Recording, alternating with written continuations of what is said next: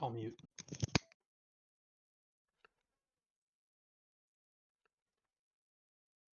Alright, testing. Alright, testing. Cool. So, Cool. Stream is up. we are going to finish day 1 yesterday, and we're gonna jump forward to round 10, because I got Frosty in voice call with me. So we're gonna do his match first, and I'm pulling up the misplay counter for this.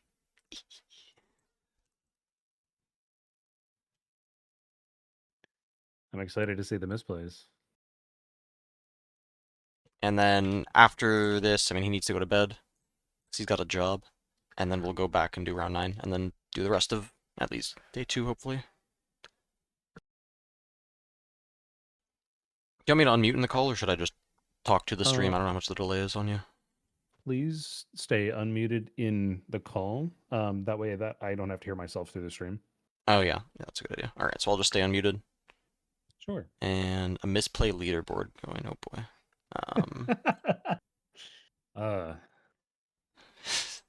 Relatively consistent win rate, whereas Kaisa, I think it's one of the decks. I don't know why these VODs have such bad performance. But... Alright, Kaisa Draven. Void Gate Game 1. Obnoxious Battlefield. Fucking hate it when my format units die to a 1-mana spell.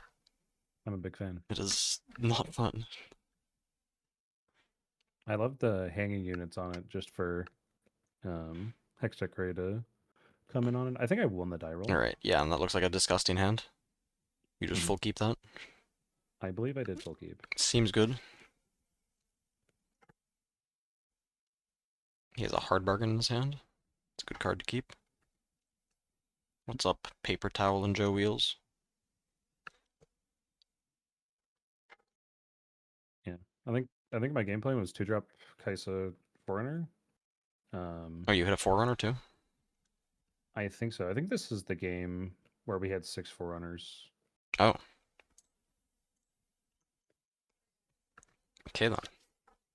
And this is the delay for the stream. The stream's been watching you delay for the stream. Oh, you lost that roll. Okay.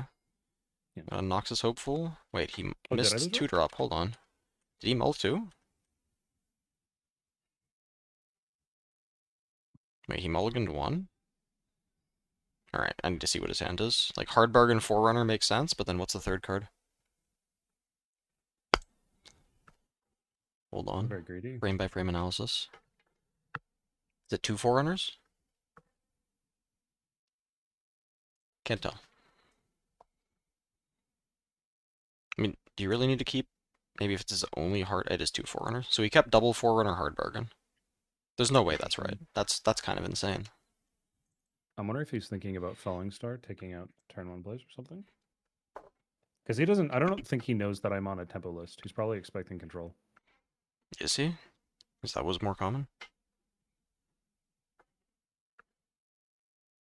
There's no way that's right. Like, do you need Hard Bargain if you're double Forerunning and you're going first?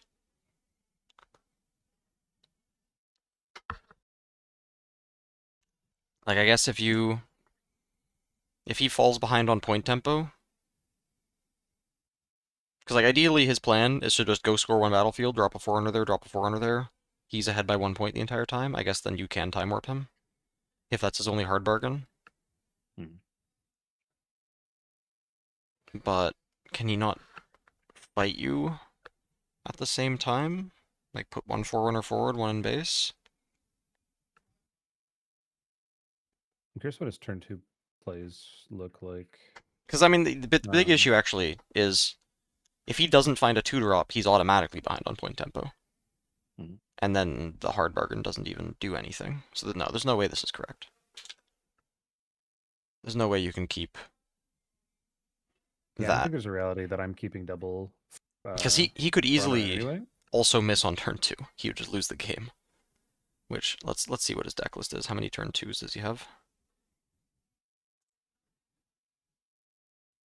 Let's say we just count stack deck as a turn 2 play. 3, 6, 9, 15, 18, half his deck. Okay, half of his deck can be played on turn 2. So, with 3 draws, he shouldn't miss on turn 2. He would need to be... I mean, it's not even crazy unlucky to miss still. where he has, what, he mulliganed 1 card, so he has 4 cards out of it, so it's 35 cards, and 21 of them. So I don't think there's a reality I ever keep 2 Foreigners in hand, but I assume that he's thinking if he's playing into a control Kaisa list, he wants Foreigner because of how good it is in the matchup. And if I'm just efficiently removing his cards anyway, he wants to like maximize the amount of those that he can play. But yeah, I don't, especially with 9 turn 1 plays that are units. Like I think I'm always tossing 2 back to find a turn 1 play in this matchup. Yeah, because if he goes, well, he has 4 removed, so it's 35. And he's taking 2 cards from it. And if he were to take 3, it goes up to a 60% chance. Yeah, maybe just he didn't Like, really I don't care think the about missing turn Forerunners 1. are as good when you miss your turn 1. I agree. They're definitely better when you can play them to a battlefield. I was feeling pretty good about him missing though, because it's definitely percentage points in my favor. Yeah, because you're effectively going first. Yeah, And in absolutely. a And Forerunner mirror, that's pretty good. it gives me an opportunity to play Yordle. Because I definitely prefer to play 2-drop hold up Hexray if my opponent plays Do a you turn have 1 is it play. a Plundering Portal in your hand? Are you supposed to play that first? Or does I that not fit with typically your play curve? that first unless my opponent misses. Then I play Yordle on curve. And then I love to play 2-drop Hopeful. But I can't really tell what my hands are here. But you could play Yordle Hopeful afterwards and get the gold earlier. Well, you can't play Yordle Hopeful turn 2. And I just like churning out Well, you're units. going second.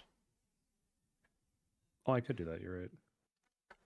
The gold is definitely relevant Um, because it puts me like if I have gold before Forerunner, yeah, then that's really super good. huge.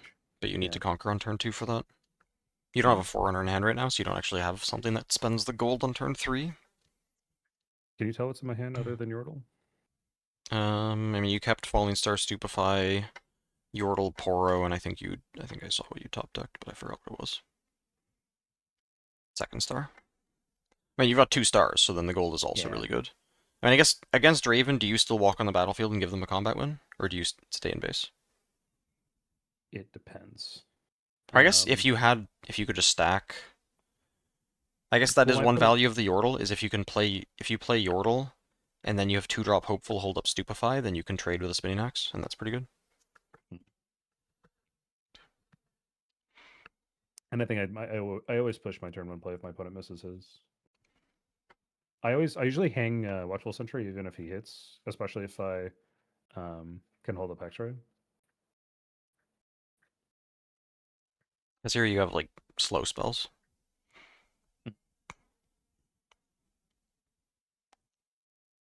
And you could, like, Yordle stack Kaisa, hold up Stupefy. Would you ever expect him to have double Spinning Axe that early? No, but he could have Spinning Axe Hard Bargain.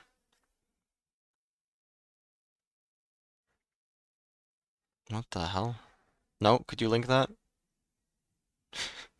I have not seen that. Where the hell are people getting clips of me taking my shirt off on stream? How old is that? Yeah, I need to see this. What the hell? The monster himself. I mean, I guess, like, the big thing is you want to... I mean, maybe you just Falling Star whatever he plays turn 2, especially if it's a Kaisa. Because that stops Forerunner from getting on a battlefield and gets you point lead secured. I'm addicted to 2 for 1ing with Falling Star, so I don't know if I do it depending on what's in my hand. But I do have 2 of them in Yeah, but you hand, have so I 2 can of kind them. of Because, throw I 'em. mean, the issue is, like, ideally, you wait until turn 3 and you do, like, a Falling Star Stupefy, get a good trade. But if he drops a Forerunner, that all fails. I'm very curious what I did on turn 2 here. Because I honestly don't remember. I like drawing cards. Drawing cards is good. Yeah, but I think, like, this Falling Star on the Hopeful is pretty good, and then maybe if you were doing... Like, I think maybe as soon as he misses, you should just say, I'm going to Falling Star whatever he plays turn 2. And then if that's the case, then you should play the Poro turn 1. And then it can make the gold, you Falling Star, you drop Yordle. And then you're set up for the Falling Star again on the next turn. And if they drop Forerunner, then you're at least 3 points to 0. and then figure out what you're doing. Card advantage pilled, true. Is that a second hopeful in his hand?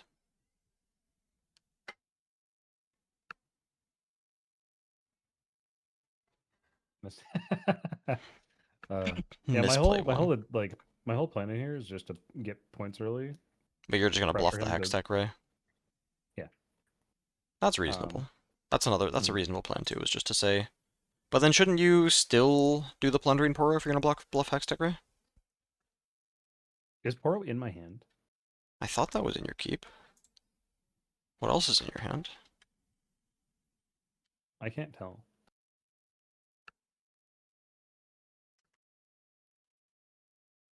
What's this card here? Is that not a poro? It's fucking dark. The lights are so Yeah. bright and we still can't see. Let's go Yeah, back to it's the because mulligan. the everything in the deck is hollow. Oh, is it a sentry? No, that has a power cost on it. Oh, is that smoke? Oh, maybe that's a smoke screen. Oh, you only had Yordle. Okay, Yeah. there are no choices here, and you can't Falling Star if you don't have another unit to play. All right, so there are no choices here. You just go for the Hextech Ray bluff. Yeah. Nice play. Um, I like it. Kara, if you watch him, he wears his emotions, so it's kind of very easy to tell if he liked whatever he drew. Oh, he was really like. Wait, let's go back and watch his draw right here. This one was less obvious, but like he had a lot of like, oh, I know exactly what's in his hand now. That's cool. The fucking Hextech Ray bluff. Disgusting. Only Void Gate. Dude, it works so often. Discards Rebuke. What is in his hand that he discards Rebuke? Double Forerunner, you got to keep both. Base. Wait, what? Yeah, I think that's a huge misplay. No, that's... Putting it on battlefield is always premium. Against the Kaisa full keep, you're putting it in base? You think this can't push a hopeful? It's insane. Yeah. Do you get to like stupefy, push it, stack Forerunner, drop and he discarded Rebuke? a Oh my god, it's a Yeah. catastrophe. Honestly.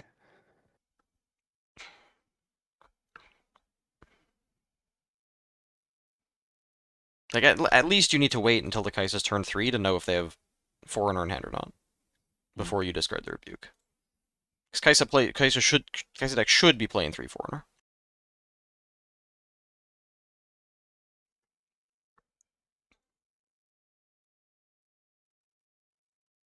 See all he has all 3 Forerunners.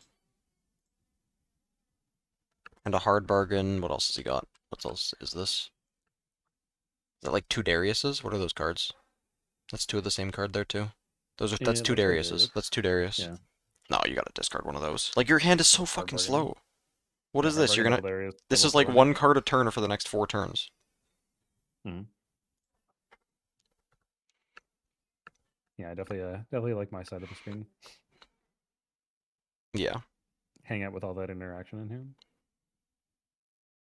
Did you draw the Forerunner yet? What is it? Card that's rightmost in your hand? Yeah. Okay, there's the Forerunner. Yep. Yeah, there's Forerunner. And then I can overtake and then draw, discard draw. And I think I just set a Forerunner on the field. And then he's... Did you make that, this, like, Void Gate Hextech Ray bluff play in day 1? Yeah. And it was, like, even like, early rounds it was working? Absolutely, yeah. Okay, nice. Thanks for the prime. Say alpha. Against my first opponent, it worked. I know that I did it a couple times because I was like, man, I'm glad I have a game plan for this matchup after playing it a couple times now.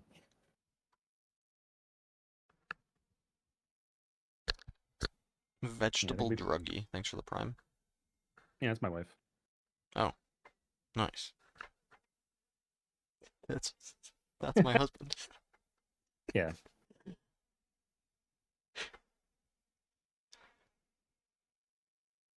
We got a lot of friends in the chat. What's up, guys? Someone needs to link that Rengar shirt takeoff clip, though.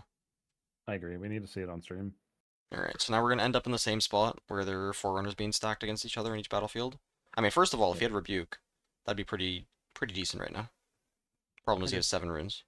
So it'd be Rebuke, kill the Kaisa, go to 2 points, you go to 4 and just stack a Forerunner again. Which is tragic. Or he rebukes and plays Darius and just YOLOs it.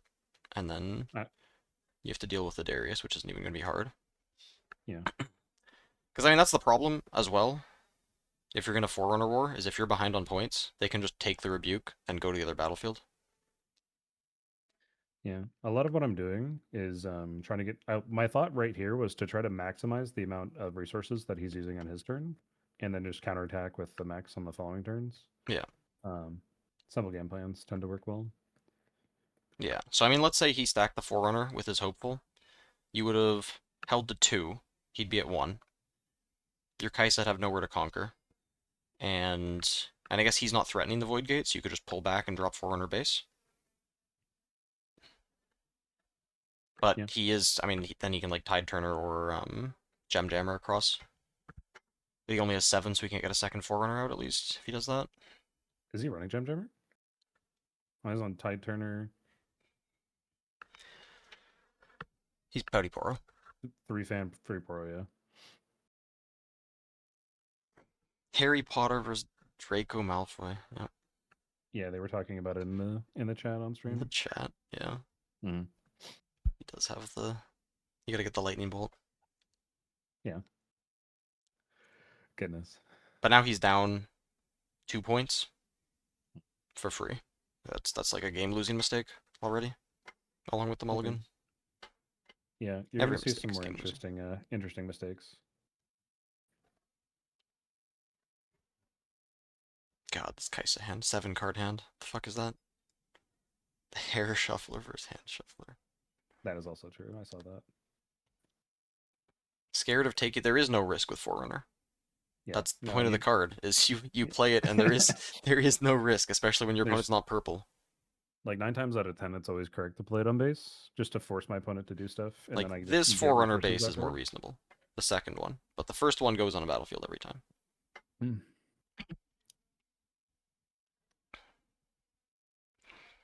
Like especially you have 2 more in your hand, you want to stall the game out, so you need to stop opponent from scoring.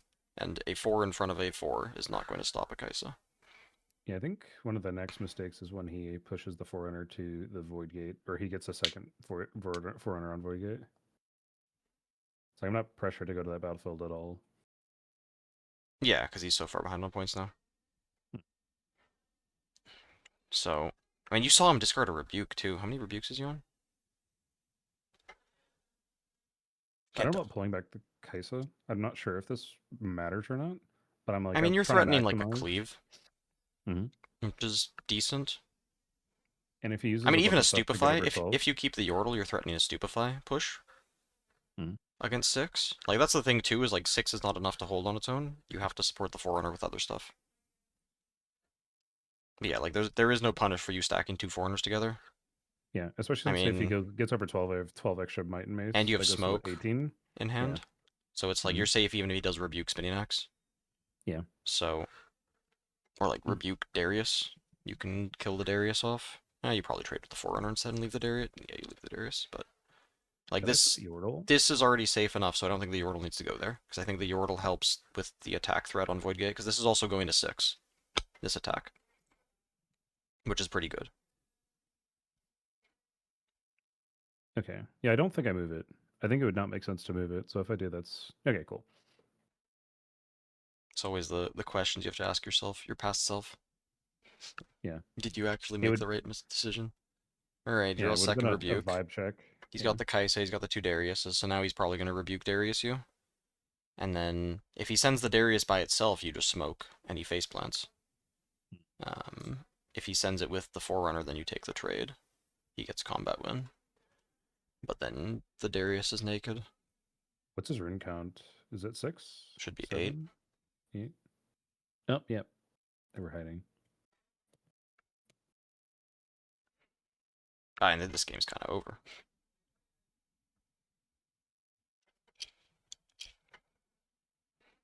It gets really funny because, in a couple turns, there's going to be 6 forerunners on the field all at the same time.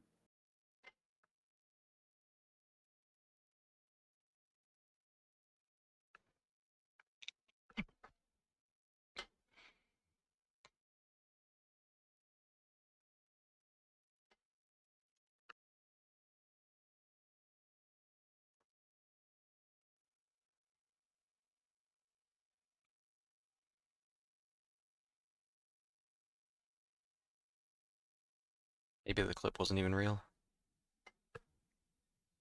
Yeah, I'm going to call it fake. Just a schizo in chat.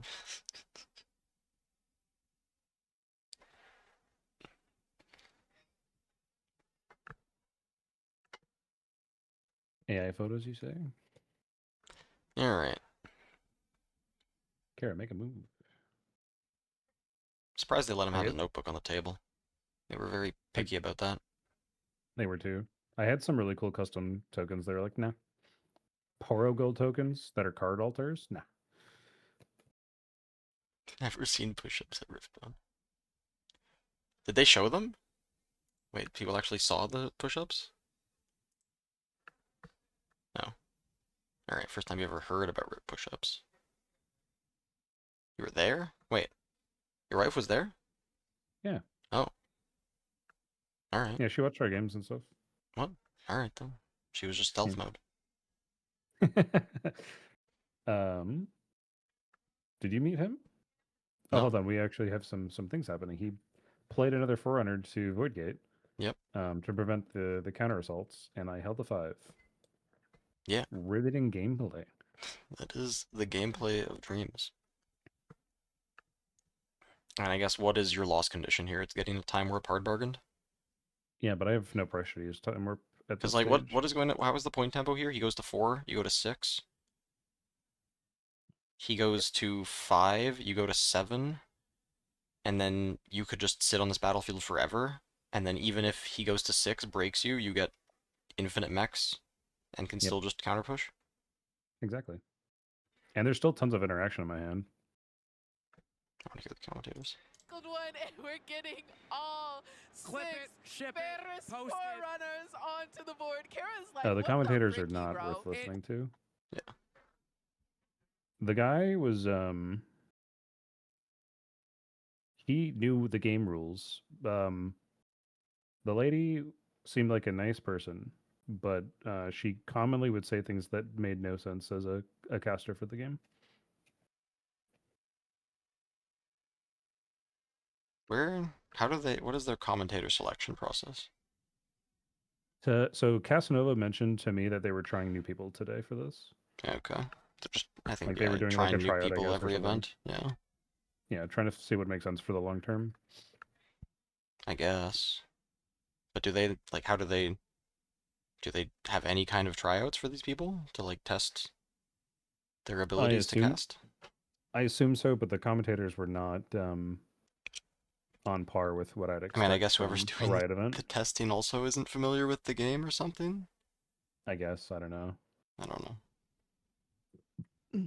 Well, this one rebuke on its own doesn't look very useful. To be fair, I mean, it's like it's a combination. Like the fact that he didn't mulligan for a 2-drop, which I guess he never would have drawn into either, so that wouldn't have paid off. But then also the Forerunner not supporting the Hopeful, because even if he didn't discard this rebuke, like that's the smaller mistake. Even if he had 2 rebukes in hand, doesn't do anything. I mean, maybe it would have been okay. He would have rebuked the first Forerunner, killed a Kaisa, and then when you go here, maybe play Darius base, and then let you go here, or take the second rebuke, and maybe be okay off of that. But he'd get falling start on the Darius. You wouldn't even replay. I think the only wait, I totally have smoke Captain in hand and I didn't Flowers, use it, yeah. which I think only makes sense if I'm like wanting to get falling star value. I think it's because I have 2 falling stars in hand. Yeah, but you like this is fine. You're cashing in a Forerunner. Yeah, And it's actually also doesn't matter better to for a me. Watcher later on. I think you have a Bellows in hand too. Mhm.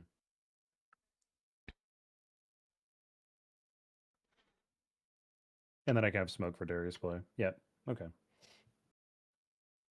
He doesn't do this, right? Oh, yeah. No, he's just rebuke, sending it.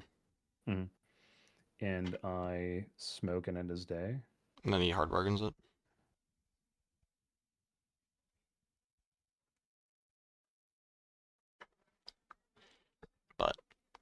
It's fine because it's a naked Do I like- Darius. It definitely dies here. Like, I know that the front Oh, do you have a... Oh, you send the Hex bolt? Deck Ray first. Yeah, I bolt a trade, yeah. And offer a trade. Is that good? So you get... He doesn't get to 5, and then you still get to 6. I get the max, so it doesn't Because matter. you I could get max have... value. You could have gone for smoke first. Like, what were you... Why didn't you smoke first? Because if you smoke first, he could axe and it trades. And if he hard bargains, then you still have the Hex Tech Ray after. And that gets the bargain out of his hand. 10 runes. I think in the moment, I was probably thinking about the fact that I'm cashing in on Forerunners and falling starring whatever he gets at the end. So he's like, he has nothing to play with. And I keep smoke for later. Like, I'm not pressured to do anything. I mean, what, and this leaves the battlefield empty for Kaisa. So you get a Kaisa Conquer, you replay Forerunner. You're at 6, you can leave everything else in base to keep pressuring his battlefield. Right. I still I have guess 18 light to put on the battlefield plus any what, other units 10 in my hand. runes, so you can Forerunner plus ideally a Hopeful and still hold up Smoke. Whereas if you play the Smoke, get hard bargained into the Ray. And I guess, like, you play Smoke and the Darius dies and you hold. And then you're... I mean, you still have the front half of the Forerunner, but it's not worth that much. Yeah. There's also like partial thought of just maximizing legend ability. Staying Yeah, on and my not rune. burning any runes. Because, yeah, if you Yeah. get to 12, then you force him to hold up 4 every turn for a hard bargain. Okay, this is reasonable.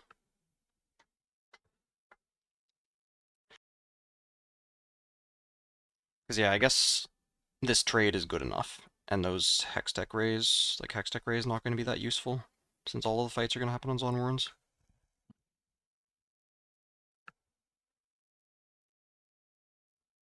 Yeah. Losing legend ability or legend ability efficiently, using efficient removal with falling star, putting out Forerunners, making them get over it so that I have counterattack or like a lot of the axioms I was using during Yeah. this match. So you do need to think about Ride the Wind here, but with the smoke in hand, that's safe. We're going to send the Falling Star first, because you have a second one for Axe. Hey, Crappy. You should probably take the Kaisa draws first. There isn't really a reason not to. I don't disagree. I think it was my plan the whole time to push with everything regardless. Wait, why are you sending Like, does every... the draw What the change hell my is this? mind Wait, why do you... when I have this many cards in it? Wait, what's the point of this? Well, with both Forerunners on Void Gate, Yeah. I think it'd be too slow for him to try to get back over. Well, if you don't leave anything in your base, then you can... You can.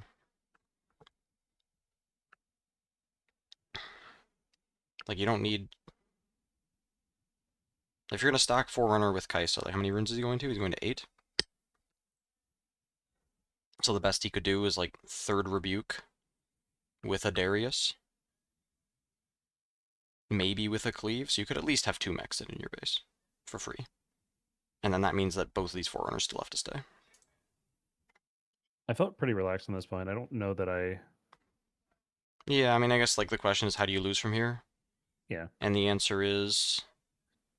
He pulls... I guess he pulls one of the Forerunners back, puts down a bunch of stuff, and then he Axe Loops you next turn. Or maybe he, like, Gem Jammers or Tide Turners, one of the Forerunners, trades it in, gets the mechs, sets up base, and then Axe Loops you on the next turn. And just says you don't have a Watcher, and maybe holds open a hard bargain for Time Warp. Like, maybe he holds open 2 and you can't Watcher or Time Warp because you get rebuked or hard bargained. And then he just maybe double spinning axes you next turn.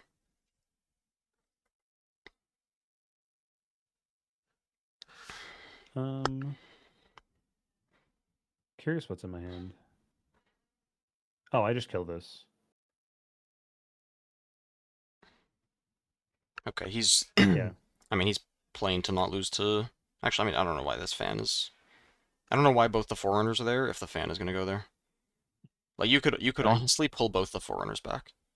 Because you're at 10 runes, So if you have anything that kills the fan plus a watcher, that still beats this board. So Yeah, it's and completely pointless to leave more units there. he's also going down to 1 rune, so warp just kind of ends the game. Yeah.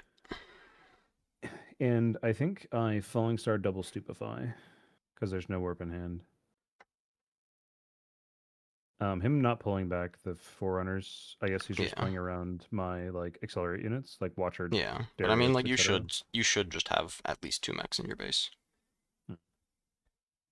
And then, I mean, do you just win if you had that? Falling Star Fan, Falling Star Forerunner, double Stupefy? Maybe, okay, let's say you go and trade the Fan. Falling Star 1 each, double Stupefy, trade. No, you still need 1 more unit. So you would have needed to... Oh, you have a smoke screen too, right? Yeah. Wait, So you think it's a mistake to not pull back the mechs if I just like Omega hold with all of the interaction in my hand? you didn't need to Omega hold this turn when he has an empty base. Like, the maximum he could put out is a Rebuke on Forerunner and a Darius Cleave. So the maximum he can do is 16. And you stacked 24. And I don't. It just felt like a guaranteed win by putting everything there. I don't see a reality gets over it, especially with the interaction in my hand. But you're, like, you didn't actually have a hand. Like, nothing in your hand actually punishes him pulling every single unit off Void Gate and developing base. I suppose that's true. So if he did that, or maybe leaves the Overzealous Fan there by itself, and then has 2 axes in your hand, I don't think you can hold against that. It makes it difficult to push in. I suppose if you drop stone to 1 rune anyway, and I just Falling Star the Fan, I just go for lethal. Assuming he pulls back the Forerunners. Sure. But he should be playing to have any chance to win. And the only way he has that is if either you don't have an accelerate unit or you don't have an accelerate unit plus a way to kill a fan. I am really wondering what he was thinking about not pulling back the Forerunners. Because this... I mean, I guess this board stops kill the fan Darius, is what this plays around. I mean, I But guess. it also can't win against Darius on Zon Warren's pass. I think this game has been past the point of no return. Hey, for a Min, little thanks bit for the already. sub.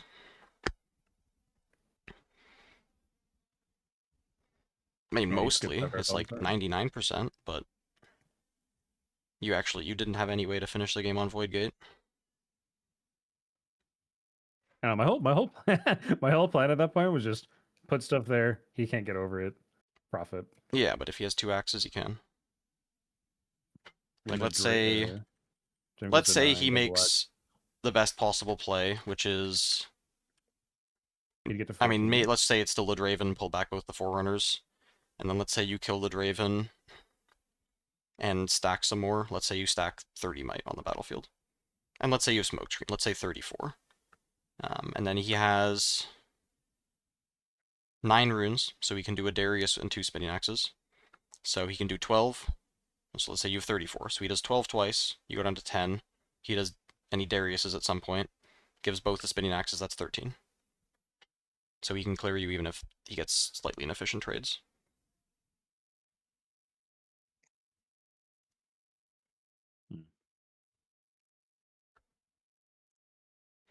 But that is kind of assuming I do nothing.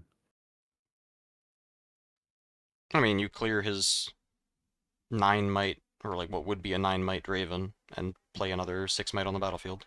That's a decent amount. So 12. And hold up a smoke screen. So that's like Falling Star, double Stupefy, 6 might, which is a hopeful plus a 2-drop, and then hold up smoke screen. So that's all 10 mana. But that was the turn before. Like, is that instead of Draven? Like, are we talking about this turn or the turn before? Yeah, like let's just say he moved both these Forerunners back to base. You make the same play, and you have a hopeful plus a 2-drop, and you hold up in the smoke. Oh, if he pulls back both Forerunners, I don't think it's necessarily the play to leave everything here, like backing everything up and then going for double conquer makes more sense. Maybe leaving the Forerunner there and forcing him to like waste stuff to kill it, and then having the same amount of might in the base to move could also make sense. Sure. But if you left 2 mechs in base, you would have just won on this turn. And then there's 0% chance to lose.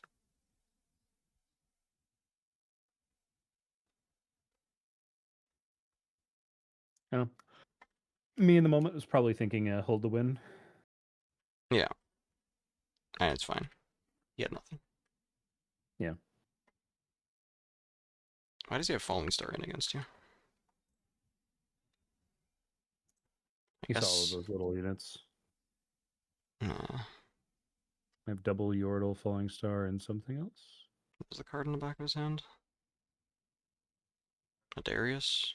Yeah. Well, I have double Yordle, double Star. That looks like a hopeful, maybe.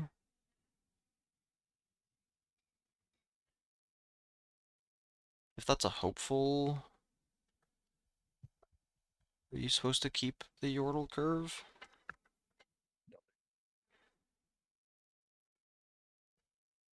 I want to dig for Forerunners, I think. There's not always an opportunity to play the early units, unless I draw a Noxus Hopeful here.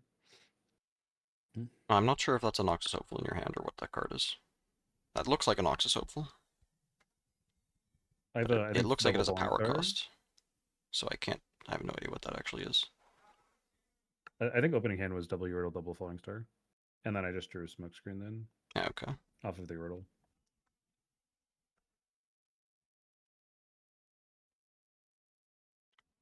I think this is a funny play. On my turn. Keeps both top, and he's going to play Kaisa base. Did I cleave in game 1? No. Okay. That may have been intentional. There was some games I had cleave that I chose not to use it, specifically to like, they weren't expecting it for game 2. Yeah. Because Kaisa doesn't run cleave anymore. That card sucks. Stupefy. Okay. Stupefy walk, and then I think he axes, and I cleave over it. Okay, no, maybe different game. Thinking of different game. No, this is Candlelit Sanctum trigger.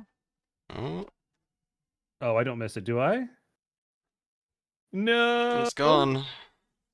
We missed the trigger. No. It's my own battlefield, guys. It's your battlefield too. He remembered it, you didn't. Yeah. I think I realized somewhere later in this match, though, that I had missed it at this point. It's fine. Coco missed his Onwards trigger grand finals. That's crazy. Which, to be fair, I could have been allowing him to miss it, but he full capped, so I probably would have made him take it, and the judge also missed it. Though I don't think judges can miss point out triggers. Oh, there's the Forerunner. It's time. Oh yeah, he's like all smiles when he draws the Forerunner. But he puts it in base, which he hasn't seen a Darius from you, so that's maybe reasonable. Yeah. Well, he also doesn't know I have Cleave in the deck. I think I still always put Well, why does Cleave matter? Later it matters? I mean, it is good to not show Cleave, but... Well, like, if you think about our match, when on the second game, when I walked in and played, like, 5 interaction... oh, yeah, you had 2 Cleaves, Stupefy Darius, and the second Hextech Ray? Yeah, it was a... I remember. Like, I was surprising my opponents a lot with those types of interactions, so I, like, tried to minimize how many I showed in the first game if possible. Unless it was, like, always uber good to just do it. I think you had... I feel like this Hopeful was just in your hand, opening hand. And you could have done like a Yordle into Yordle Hopeful and trade as 2-drop thing. Which puts you behind on points. I don't think it was. I'm pretty sure it was double Yordle, double Falling Star. Yeah, okay. If I had Yordle, Yordle Hopeful Falling Star, I might have just You probably would keep that. Okay, yeah. Because the curve, it's so good. Double draw, and you have so much might on the field. Oh god, what is happening this turn? He's getting paid for the Ferris Forerunner in base. You don't have a Darius in hand or anything? We got nothing? I guess Darius sucks in this situation. What is your hand? Is that like... I can't tell. They have all this lighting to shine directly in your eyes, and none to illuminate the cards. Yeah, and there's no card cam. This is the first event, I think, the Like, it's first all, RQ that doesn't have like a hand cam. all the lighting is facing towards the back of the cards. Like, it should really be coming from over the shoulder and just, like, pointed down to hit the cards, because that's all that fucking matters. And then it doesn't hit I agree. anybody's face at all. Mhm. But they have it set up, like, across, directly in eyes. Which makes it incredibly bad for viewership. Like every viewer wants to know what the players are thinking, and Yeah. you can't really tell anything about what they're thinking if you don't see what their options are. Okay, I saw a cleave and a hex deck, Ray. But you look kind of dead this game. Yeah. Especially if you don't spend 3 runes. If I have star in hand, why do I not star Kaisa? That's a good question. If that's true, that's Yeah, probably a nice play. you should just star the Kaisa. That thing holding is not good for your score. I think I see a ray, a smoke. I said I saw a cleave. I think Hell's there's that? a Is that an falling star on the Acathian far rain? left. No, there's That's no a rain in the falling deck. star? No, that does look like a falling star. Yeah, that should just be a Oh, falling star on the there's- Kaisa. There's a rain in the side, and I don't know if I brought it in or not. I definitely brought in the 2 singularities. Because that point matters. If he only goes to 4 this turn, and then you go to 4, then it's okay. I But think my he's brain was going to thinking that 5. going to 5 doesn't matter because even point parity. Yeah, but then he goes to 6. 6 is kind of a problem in this matchup, I agree. Never want Draven to go to 6. You have 2 smoke screens? 2 in the main, yeah. 2 in your hand? I can't tell.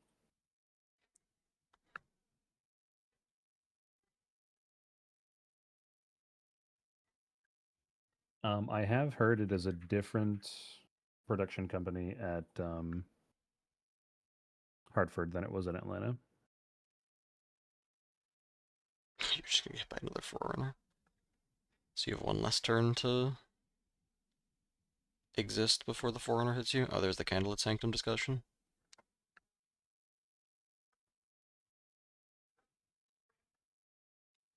I need to get back into not nice guy mode for all these pre-rifts.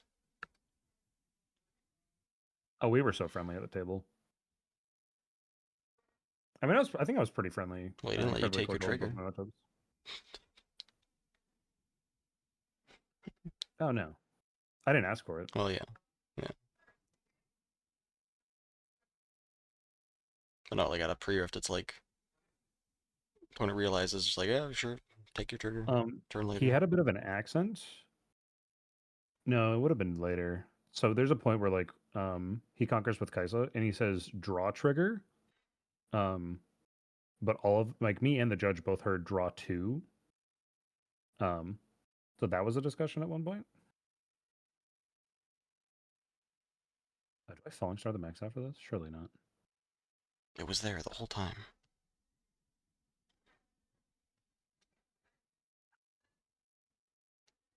I am addicted to efficient removal, but that sounds like a huge. All right, we're gonna try to get over Forerunner, right? With what? I can't tell what's in my hand. Ah! I see a ray, a star. It might be 2 smoke screens. Kind of looks like 2 smoke screens. All right. Yeah.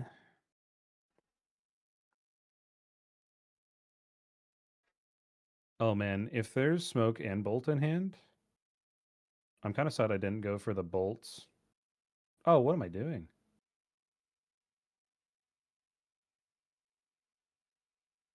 She could have drawn a card with Kaisa on Arena before all of this. I don't like this play. But Wait, again, what is this? maybe there's something in my hand that's making me do something weird. Let's get you Candlelit Sanctum before the Kaisa draw, I guess. But you're about to Yeah. lose your entire board to a bunch of mechs. We got it this time, boys. I mean, I don't really see how you were gonna win this game anyway against the 2-4-6 double Forerunner curve, but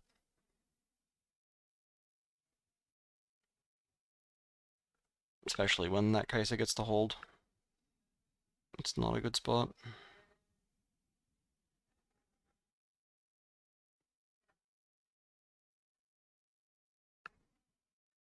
And you have Hex Tech Ray, so this technically holds against literally nothing.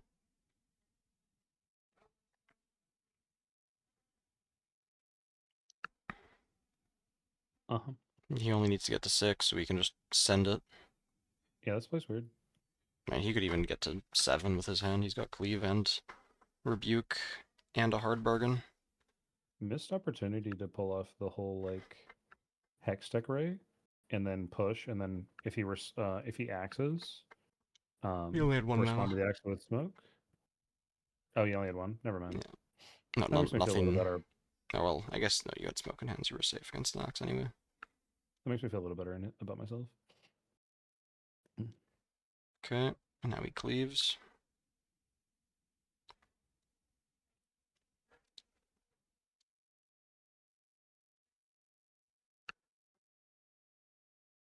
I mean, there is no wrong decision here. I'm gonna chalk that last one Third up to Forerunner. with playing too quick in Swiss. Alright, and he accelerates. Good enough. Yeah. Treasure Hoard, no Aspirant's Climb. Alright. That's good for you. Agreed. A You got lot of Draven Retreat. to run aspirants. Watchful Sentry. Watcher. And what's the last card? Is that a Cleave? What is that?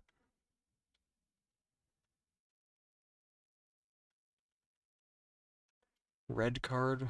Looks like it has a power cost. You mulligan the Cleave when going first. Forerunner Falling Star. Not bad.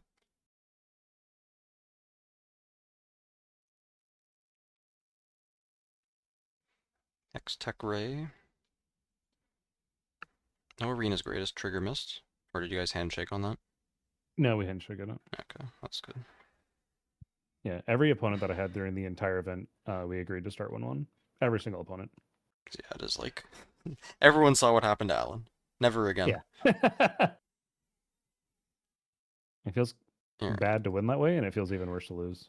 Yeah, so you just want to set up Forerunner. Yeah. Do you have 2-drop Hopeful here? What is the idea behind this? No, you're just think I giving play the Kai'Sa. sentry? Wait, why do you go into the sentry Mhm. this turn then? Get to 2, and then I But don't really care about what if you do handing it next turn? What do you mean? I want to go to 4 next turn. Can I go to 4 next turn? I How? don't even know what's on my hand. How do you go to 4 next turn? Next turn's Forerunner.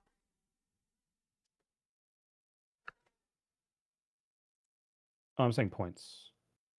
Okay, but what? Next turn is Forerunner, so we shouldn't be going to 4, you're right. Yeah. I think. I mean, I guess this the like idea- this baits his Pouty Poro forward, and then you kill it with Kai'Sa. Oh, I think this might be the moment I was talking about earlier.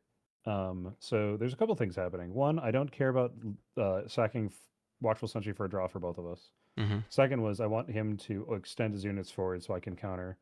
And I think this might be the play where he like Tries to responds. defend with an axe. Yeah, he defends the Poro with an axe, and I cleave over it, I think. Or something like that. I mean, I guess if you kill this Poro for free, then you did get a 1-for-1 because the sentry gave you a card and the combat gave him a card. So he's gonna stack deck Hopeful. I think a lot of the time I also do this for maybe not in this matchup, but generally I extend over and then get Falling Star. Wait, you just against showed my your hand. opponent. I tried to do that for the stream a couple times, even more in the Allen matchup. All right. Like this was literally for the stream. It's crazy how far back you need to tilt your cards to be able to see them at all. Yeah. A Singularity, Hopeful, Hextech Ray. Okay. And yeah, because the Pouty... Forerunner, Like, Falling Star. if it wasn't a Pouty Poro, you could have gone for, like, stay in base, Singularity the next turn when he has 2 units in play. But against the Pouty Poro, that's annoying. So you'd rather bait it forward. Yeah, it was bluffing Hextech Ray. Game 1. Okay, so you bait him forward, And then you have plenty of follow-up for when he tries to hold with the Poro. Showing the hand to the stream. The true good play. I tried to do that a couple times too. I wonder if it actually showed up. Yeah. Well.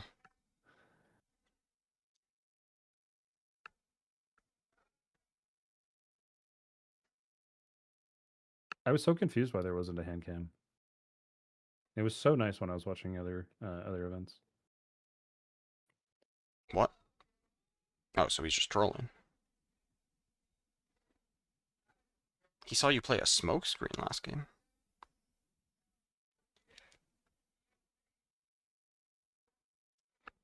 I mean, I guess, I don't know, where are his, like... Part of me wonders if this is just playing too fast for him. Like, I immediately throw that shit down to get my... So, like... Yeah, I don't know why he pacing-wise- doesn't just stack. Oh, stacking... Or not stacking is dumb. Especially if he's thinking about defending with axe.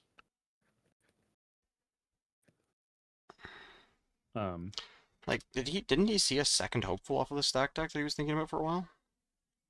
He did. Man. I don't know. Because he could have gone for, like, hopeful with Poro, hopeful base. He doesn't know you have cleave, but, like, you could have smoke screen. But even if you have cleave, you cleave over that. But then you have 5 runes left.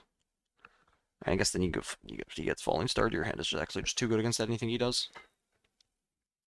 Missed me at the I know they're midnight pretty pre-rift? offhand. Yeah, I thought it was Friday midnight, not Thursday midnight. Very confusing. What's the third card? Another spinning axe? The good play was... I mean, I guess bluffing the this really is Hexagon. the price of not having 3 Gem Jammer and 3 Tide Turner. Because if he had those, he could just stack everything on the arena. It's unpushable. And then just threaten the other battlefield unless you stack a Forerunner. And if you stack a Forerunner, then he stacks a Forerunner, and at least the game slows down. I think I played 5... But like this, he's just giving away his Poro for free and giving away an axe for free, and he didn't pay for the axe. Okay, you paid for the axe. 8, 9, 10. I played 5 Dravens at the event. I don't think a single one of them had Gem Jammer in the deck. Yeah. Wait, you played Coco, didn't you? He had Gem Yeah. Jammer. Did he? Yeah. That's the matchup I actually remember the least. Yeah.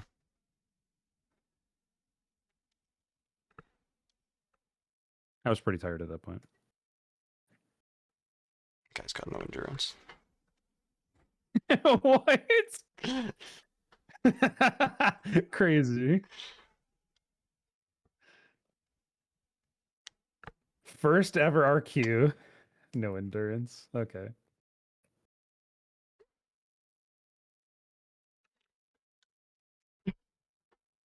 Yeah, that spinning axe play is never correct.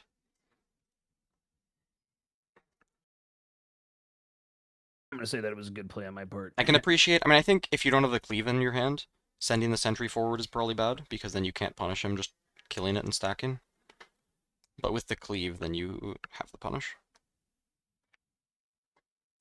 Because I think like if you, I mean, I guess what is he gonna do? He would like go and conquer first and just stack, and be ahead on point tempo. Maybe that's annoying. Maybe you have to send the sentry forward. That's one reason I really like Leave. I also was making him play a little fast just by playing fast. Yeah, you guys got so much time compared to the Colin versus Sam match. Alright, what do you pull back here? You definitely pull back the Kaisa.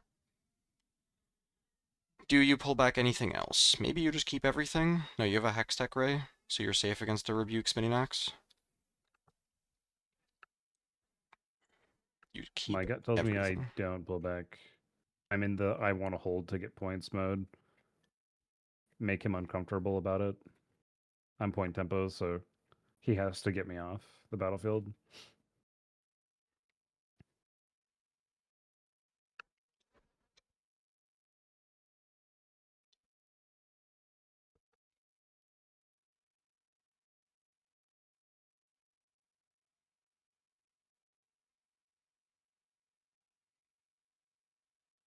I don't disagree that it makes sense to pull back the Kaisa. Like, I really don't need to have 18 might on the field. Because you have a spell up, yeah. If Yeah. you were tapped out, then keeping the Kaisa there makes sense. Because then you want to be safe against Rebuke Spinning X. Or Rebuke Cleave or something like that. Or Rebuke He Darius. ends up, I think, Rebuke Darius, and I bolt for the trade, I think. And that's Dude, great for you, yeah. big number assert dominance, absolutely. I guess, yeah, Rebuke Darius, if you had 2 hopefuls, then Hextech Ray wouldn't help you. Unless he was greedy and sent them in one at a time. Which would be really greedy. He pushed both at the same Yeah, he time. pushed both at the same time is what he has to do.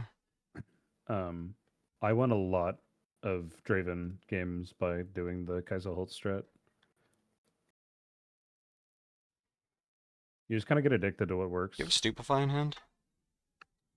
I doubt it. Because if you had Kaisa base, then you could do something where you just accept that he pushes you with a Rebuke plus something else. I think the only action speed stuff that I have is the Hex. Yeah, it's like a Yordle.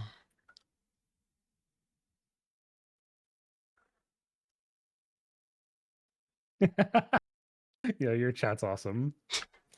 What? It's like largest lad and your wife talking. Exactly. My chat.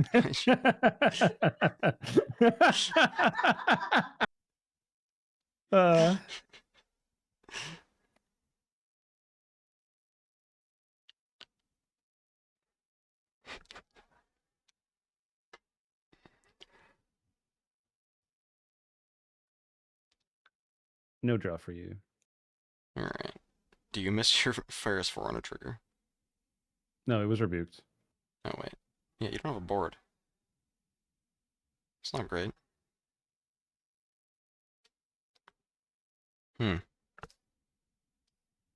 the runes.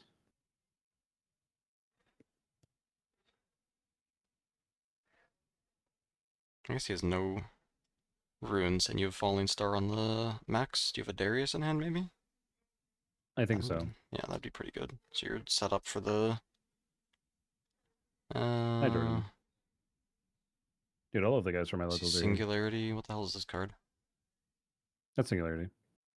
Double Yordle, double Forerunner. It's a second Yordle? They look different. Why do they... That's Beard.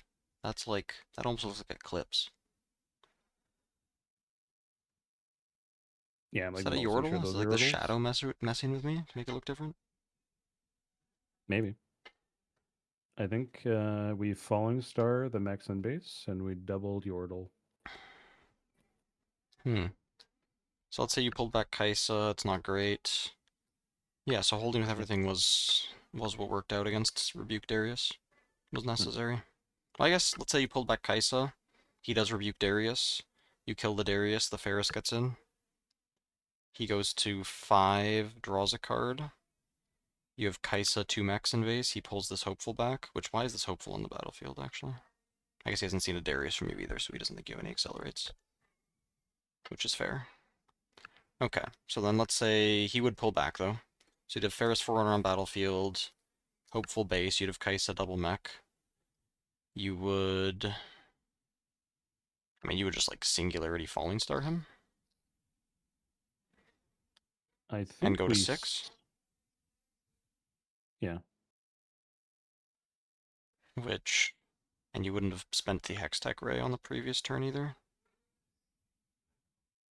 So he'd be at 5, you'd full board wipe him. 2 runes left, wouldn't do anything unless the Kaisa draw gives you something. Otherwise it would just turn into a gold. But then you'd hold up Hextech Ray, you'd be at 6, you'd be able to go... I don't know how you split the battlefield, maybe 3 and 7? Maybe 6 and 4?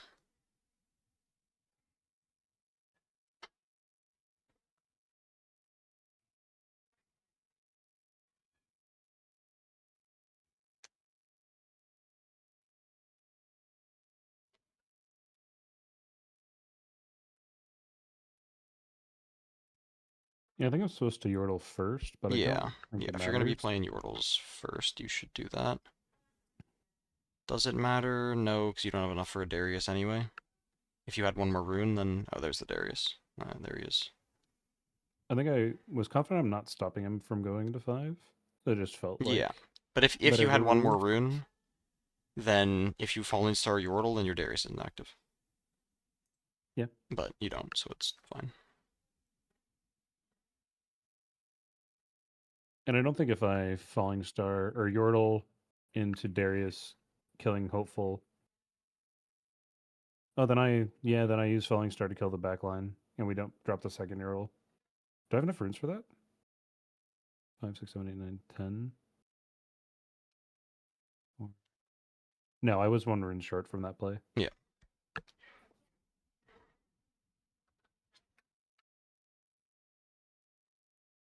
So what is this matchup? This is just like Rebuke versus Falling Star matchup? Sure. Where your Oh, Ferris like Foreigners get that. bricked in your hand off Rebuke, but his Ferris Foreigners Well, get killed like they're fair units? so it's not always good to rebuke the Forerunner, especially early. Tossing back runes like that. Um, I think it's actually disadvantageous to do it early. Later on, for sure. Yeah, I guess there was a question, could he have waited a turn? Because you were only going to go to 5 on your turn? Did he need to make this huge push, or could he have chilled and done something else for a turn? I don't know what's in his hand. I think rebuking Forerunner when it's replayable is unfortunate. I don't I mean, know it that I wasn't replay it, though. replayable. Or well, it was. You could have Falling Star Forerunner instead.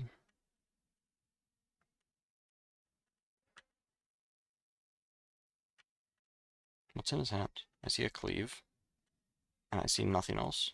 But if he had a hand where he could do, like, I mean, he doesn't have a second Forerunner. But even if he could, like, maybe even just Draven plus a 2-drop.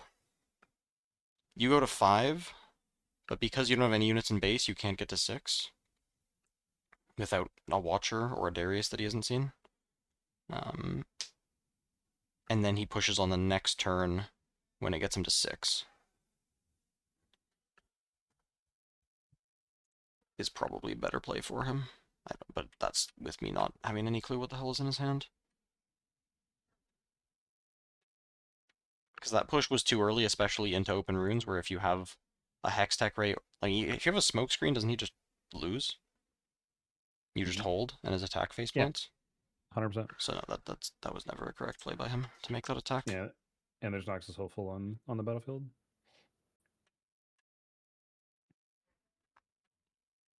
Because now you get to 6 quite easily. Yeah, I think I Singularity push both. And that's an Or 8, so you can something like that. Singularity Bella's Breath repeat. You're at 10 runes. That's, I don't know, you have Singularity Smoke. Maybe it's Singularity Bella's Breath repeat, hold up Smoke. For any...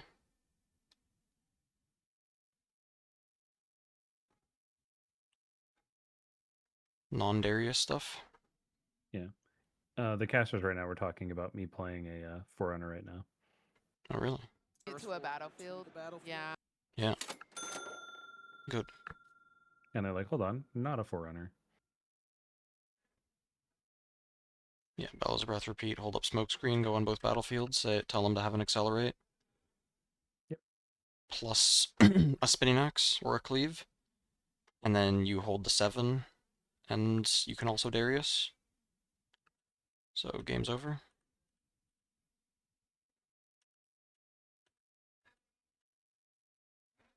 I mean, you could also, well, this is bad against Rebuke. If you hold the smoke as your Darius activator and he has a second Rebuke, then you potentially lose.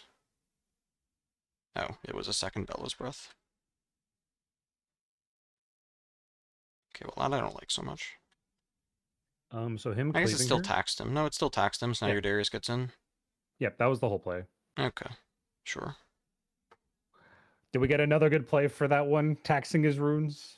Going for lethal? I mean, let's see. Let's go back. I thought it was a smokescreen that you had. So you send the bellows, and if he lets it through, then he has to develop a unit in base. So he's dead to an accelerate unit anyway. Oh, well, I guess he's not. If you don't play the Bellows and he has Rebuke, then yeah, so you have to play the Bellows, sure. Reasonable. I was also thinking of the amount of cards that I drew and how half of my deck enables Darius, so using the bells here is fine. Was that your only Darius activator? It was. I think So let's so. say that fails. Like he has a cleave or he has a hard bargain or he has something. And then it's your turn, you have 7 runes, you play a Forerunner. And you're still forcing him to have a 2-card combination where he has to have something that gets his Kaisa through here, and then he needs to have something that gets over an 8-mite battlefield afterwards. I And also you need read to him miss on on the draw? the And you need to miss on the draw? Yeah. Yeah. my read on him was no accelerate units at the time, which was correct. I don't What do remember you how I mean? did it. I was confident At he what did not point in have time? No accelerate units? right before Kaisa, Oh. and then I think he draws Kaisa and uses it.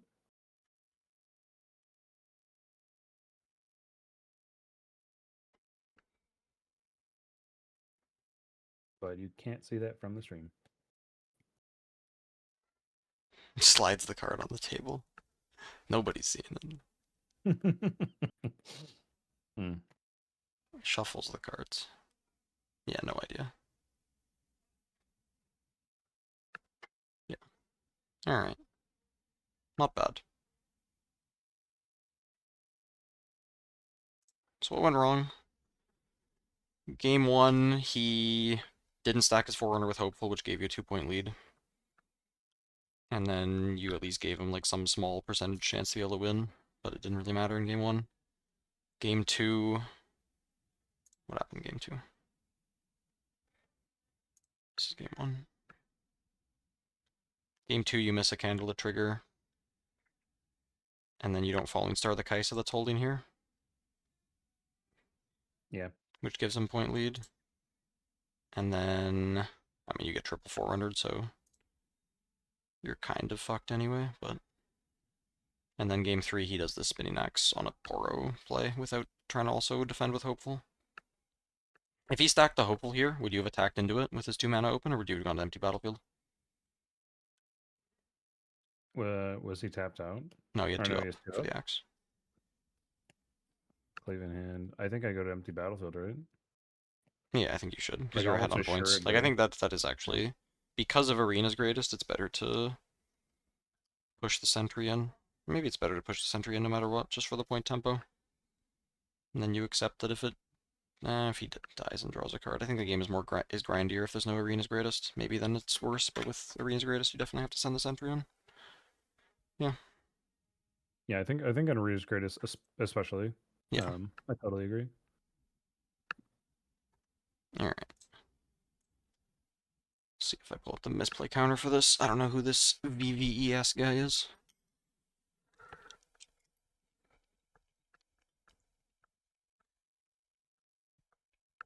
Did I tell you about Coco asking me to concede? Done? Yeah, you did. Yeah. Okay.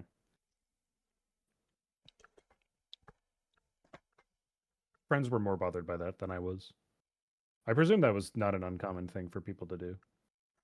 I don't know why he would do that. You're still competing for seeding. It's not like you're playing for nothing.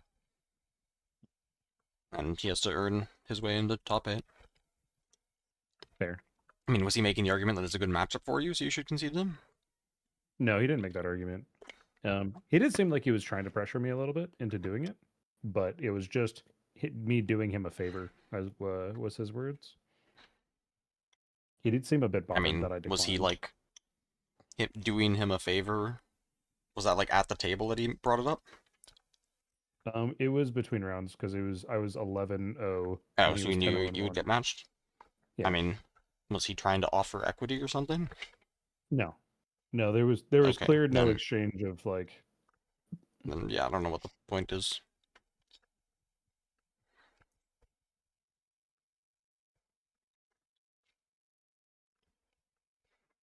Star power being leveraged. Yeah.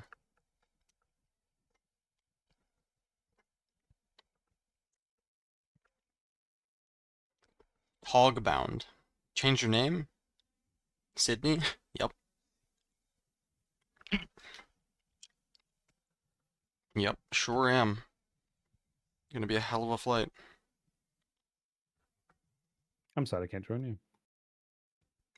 Yeah, you got a job.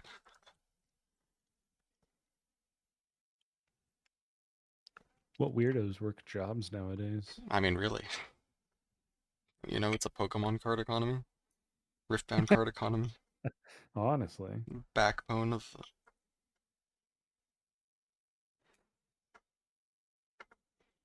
the world.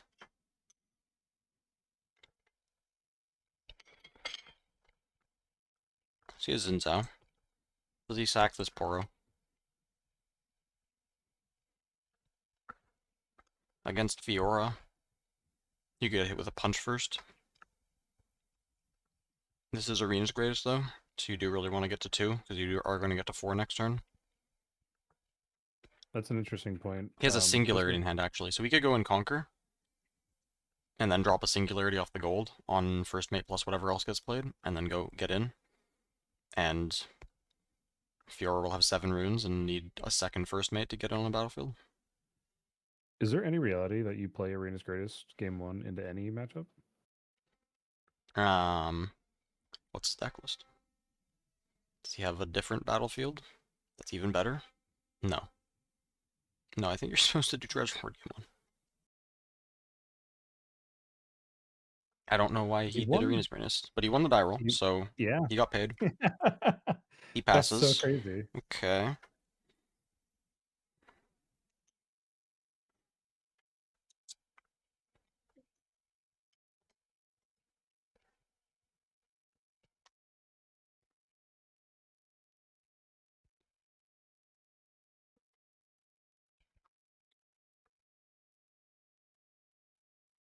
When we get to the semifinals, I heard from some other Aurelia players that it was a difficult to watch match too.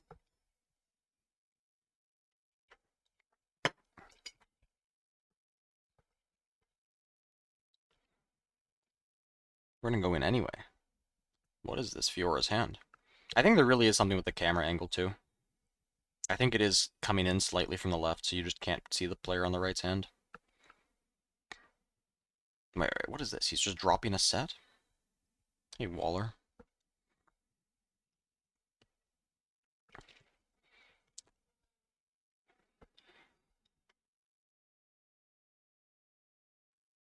I don't understand this.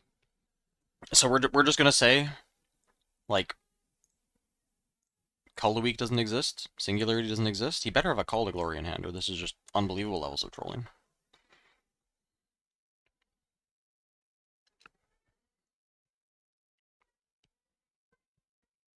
Like,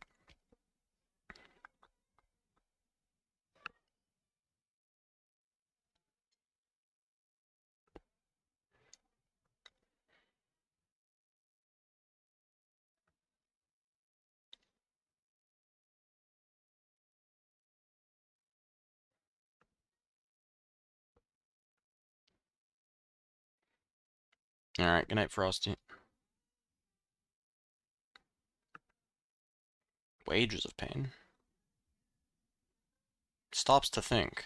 Okay, there is a Call to Glory in hand. Plays it. Okay.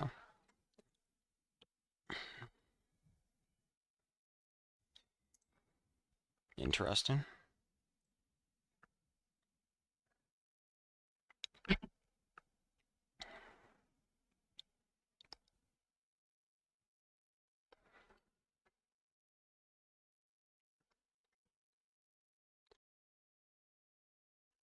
I don't need to mute in 2 places whenever I cough.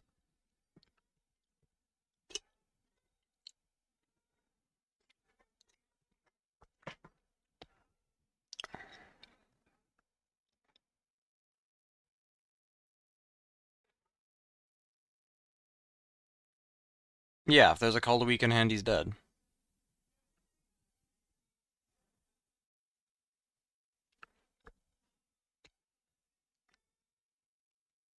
Literally loses the game instantly. But if there's no Call to Week, Then a Xin could have gotten played here and traded into this, and then points scored.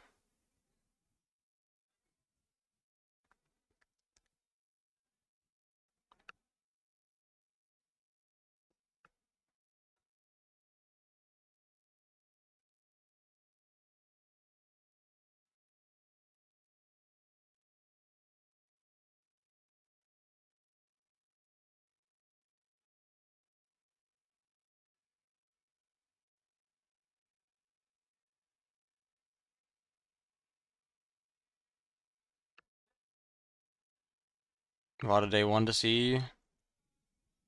Which match did you play? Were you the Aurelia that 2-0'd the opponent? Feel like I recognize your name? Yi? Were you the Yi that 2-0'd your opponent?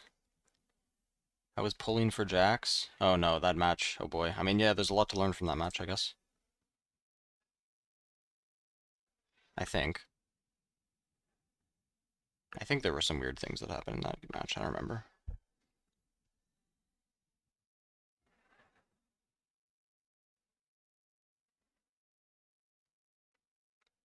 So we take the telegraphed call to glory. Do we win this matchup if we played slowly? Because now the Fiora gets to start holding up riposte to stop Imperial Decree stuff.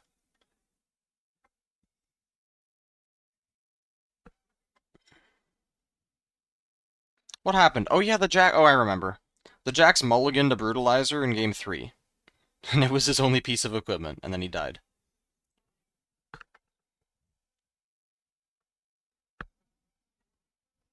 But that matchup did look pretty even overall. Just unlucky. Alright, why are we buffing the set?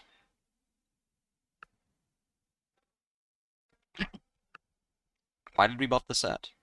Oh, we draw a card, that's why. Obviously. Okay, it didn't matter where the buff went. This is a monastery. I need to remember what battlefields are in play. Reasonable. Could have also buffed the first maintenance its buff to be the same thing. Didn't they change that? You have to have the buff in advance. You can't have a no buff set. Alright, we have put 5 on each battlefield. And we're holding open runes. Victor officially has cancer.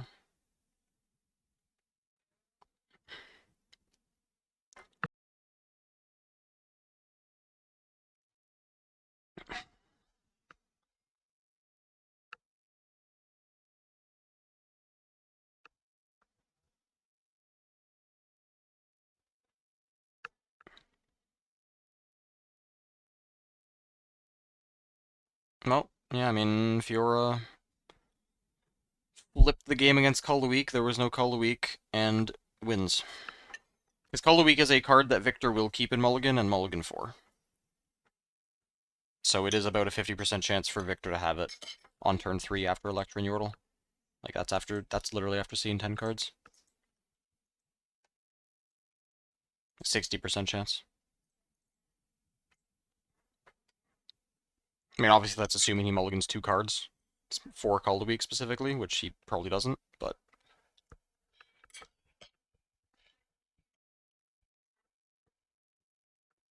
But maybe he had no play that actually beat Call of the Week. Like, if his other option was to play Fiora, or to, like, what do you even do? Actually. Sit in base. Play Fiora.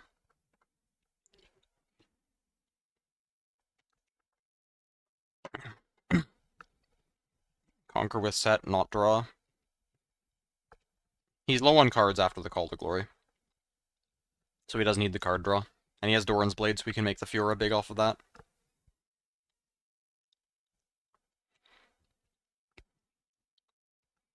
And now we're going to flip the game back into riposte. Is there a riposte? Seems like there is, with these runes being held up. No. Alright.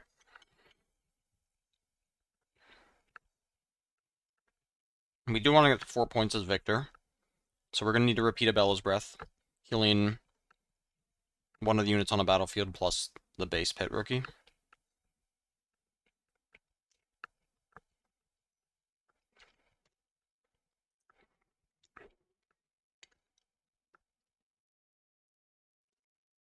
We're gonna get Unyielding Spirited game 1.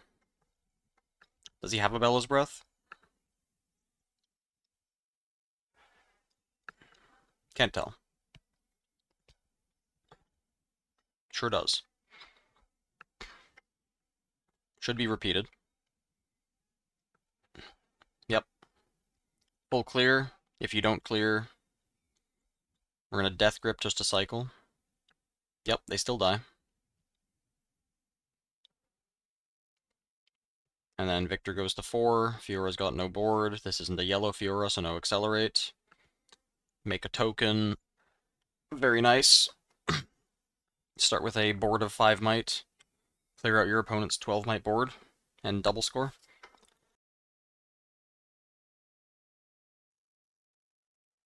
Alright.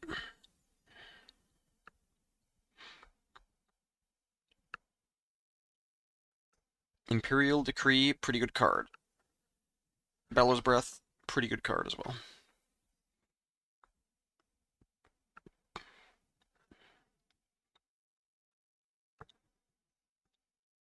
So Victor's just gonna get to 6 for free? Or did we draw first, mate?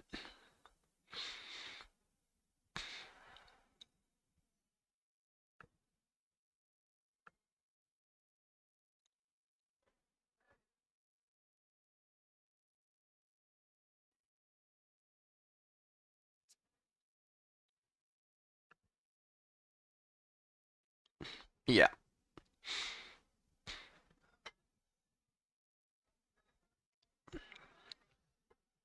I think, and especially, here's the thing. You get to see your opponent's legend before you choose Chosen Champion. That is a rule. So you can see you're against a Victor, and then choose Worthy, so that you have Accelerate. Not for game 1? Or are you locked game 1?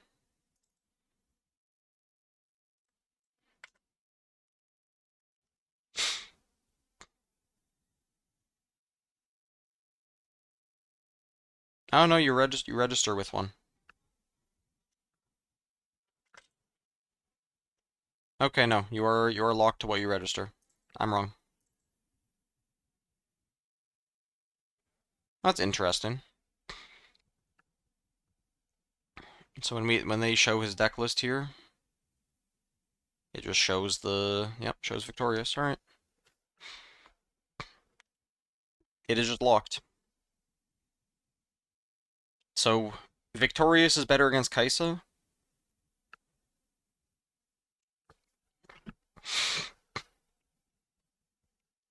Maybe better against Irelia? I don't fucking know. Yeah, on the play war camp, sure. And then you get the nice curve. But victorious game 1.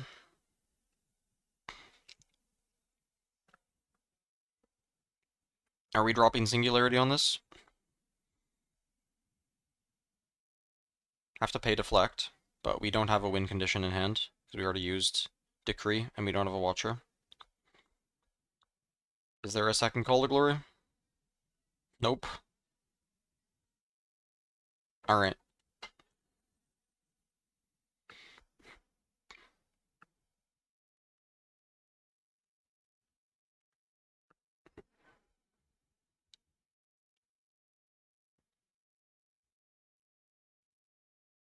Okay, draws before he channels runes. That should be a warning. On the feature match.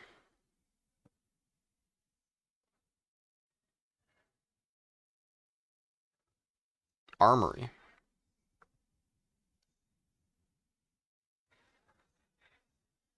He has Wages of Pain Call a Week next turn, if he only makes a token this turn. It's probably better. Maybe it's just Wages of Pain, don't Call a Week.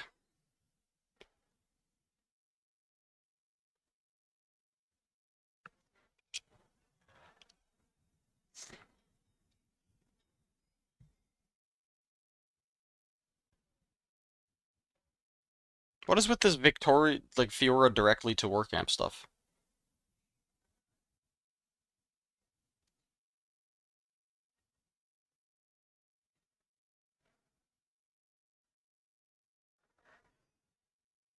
Sure. I guess this is better against Xin Zhao?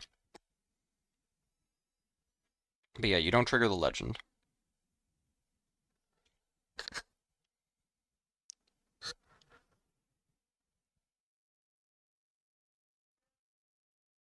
Alright. So we go Treasure Hoard, get another gold, make another token. Play for the Call of the Week next turn. Because Call of the Week now is just bad. Could go to Treasure Hoard. Make a gold token, make a token, hide Hidden Blade. It's too early to do that. It's too early. Let's play chill against the deck that has no card draw. We pass. What? We don't pass. Okay, no, we make the play that I was saying.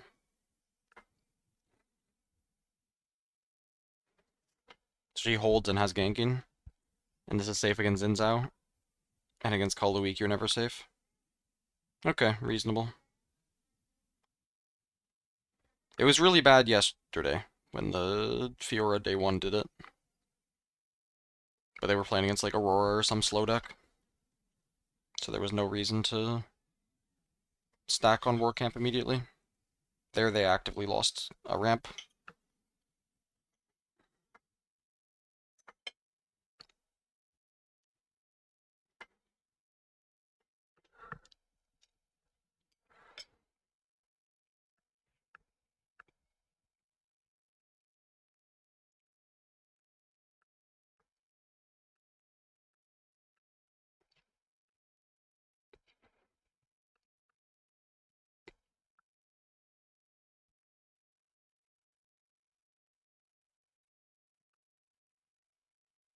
No, because she held. The Unsung Hero died, the Fiora held and got the other point. So it was better there.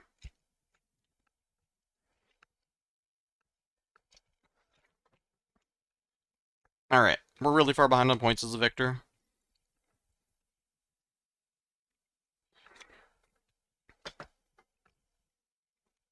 And our hand is all spells.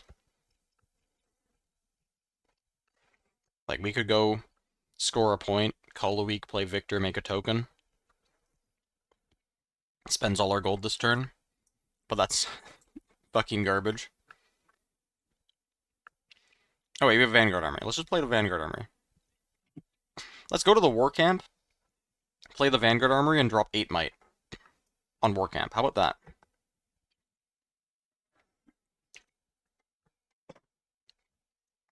Let's not play this before we start a showdown, because then we could get salvaged. Yes. That's good.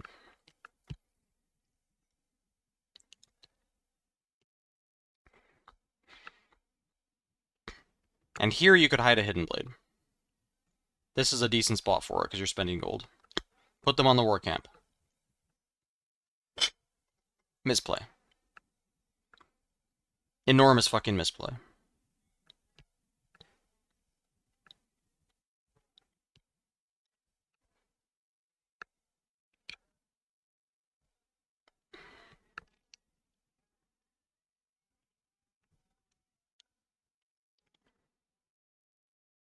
What does this put the Call of the Week in first? Try to mind control the opponent.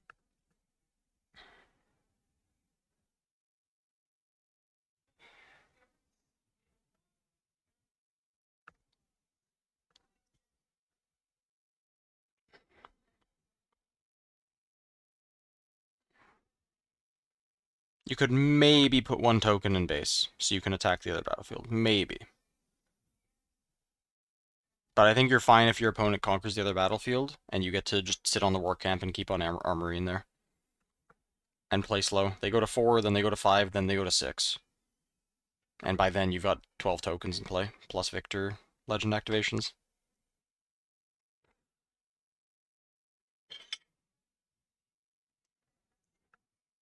There's no way this is correct, letting the opponent go to 5. Like, you have Vanguard Armory, this is basically like Aurora. Like, this is literally generating 6 might a turn. This is Aurora that is in play right now.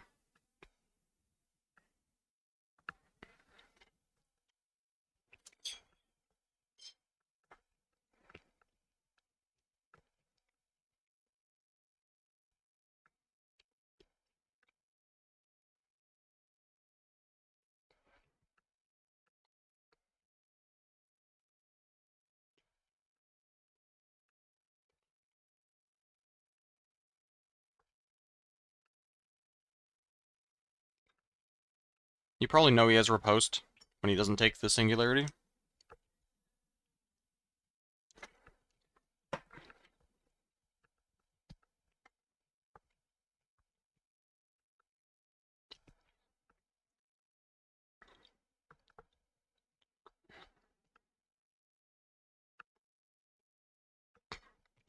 Yeah, Victor's just going to lose this game now. So he gave the opponent an entire extra turn cycle for free. For nothing. And now all 3 of his tokens trade into the Fiora because she's defending.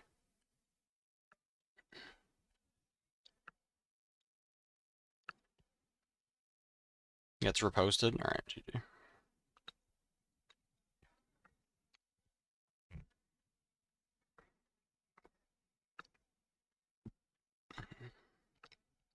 Fiora gets to 6. Might still be a hard game for the Fiora, which is hilarious. But imagine how unlosable this game is.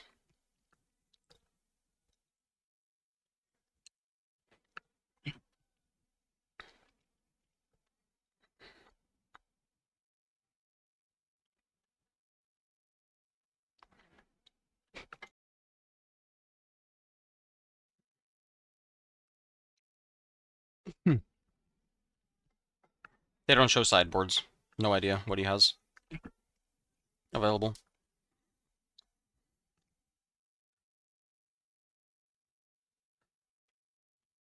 Yep, literally unlosable game for Victor, thrown in the trash.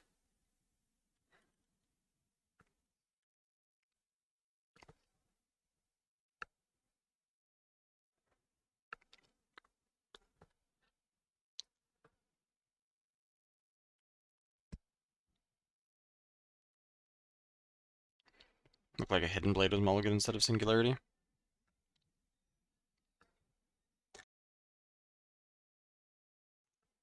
Void Gate after sideboard when they have unyielding? True. Oh, now the Victory, or the Worthy shows up. Finally.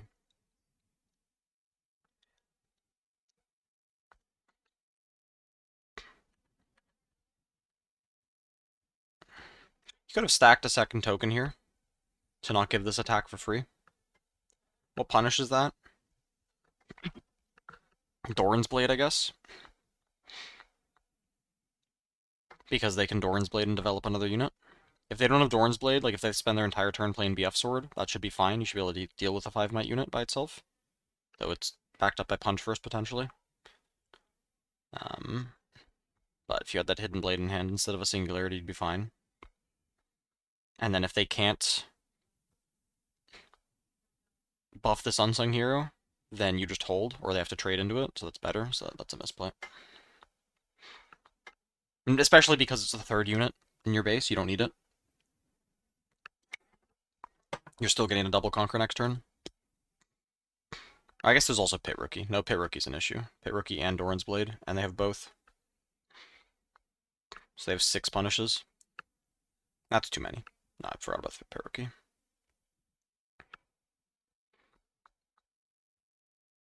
Are we dropping the Singularity?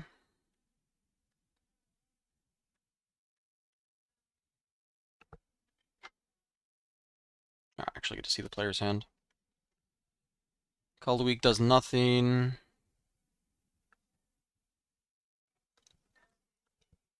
It's like a second Manufactor in hand. So if you Singularity, you go to 3.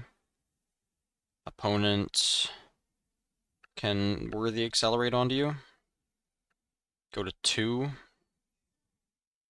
You get to 6, back off, maybe Call the Week, develop some stuff, and you're at 4. That looks fine. Getting the Singularity out, I mean, obviously if there's Unyielding, you're conceding the game, but you should have mulliganed Singularity or sideboarded it out if you are worried about Unyielding. Grabbed wrong battlefield? Possible.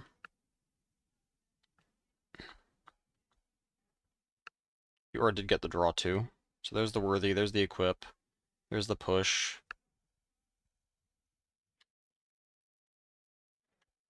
Doesn't take the draw. Telegraphs Riposte.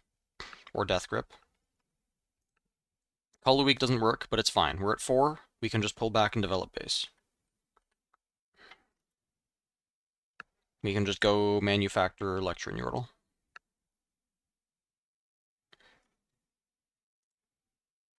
We have so much time.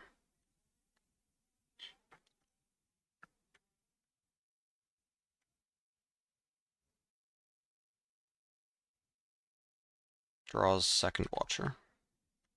Yep. Opponent can go to 4 if they want. They probably do. They have a lot of cards off the first Unsung Hero. Karma. Recycle the top card of your deck, no matter what it is, or else she did nothing. Congratulations. Hide a card, hold up Riposte. Okay, now we need to be careful because opponent will beat us to 6 if we don't do something. What do we do? That hidden card.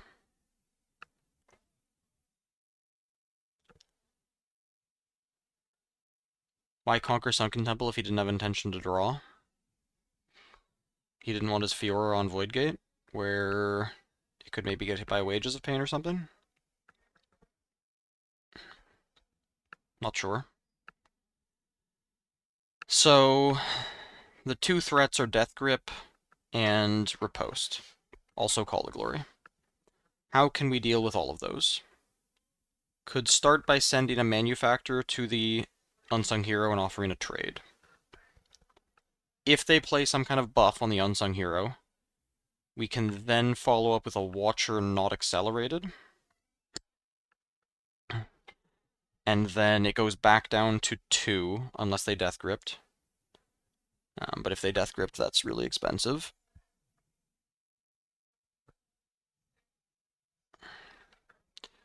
And then the Hidden Blade is a problem still. Interesting.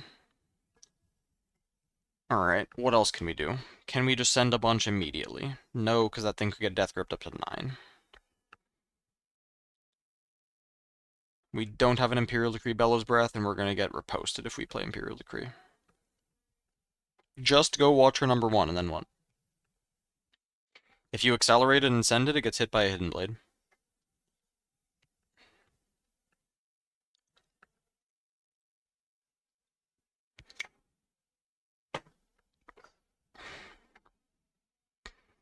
Go with 2 Might first, and then they play Call to Glory.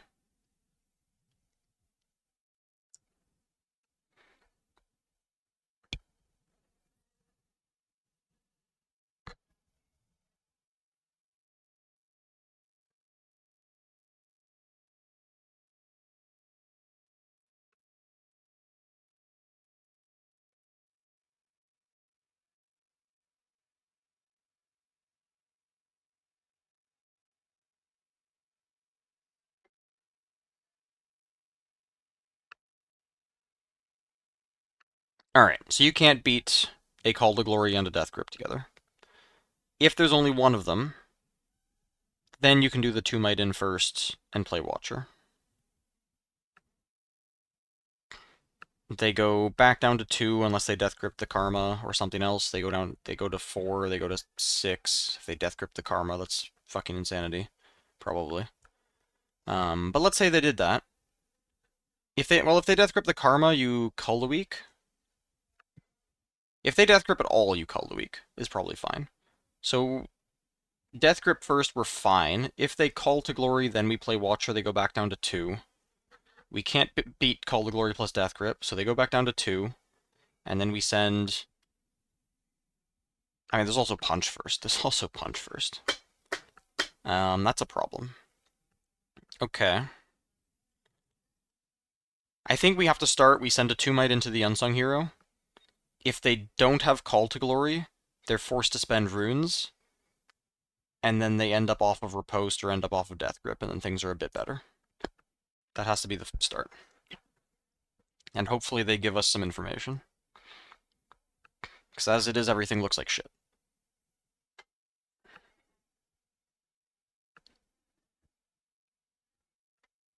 Should have been a 2-0 for the victor. Threw game 2 in the garbage.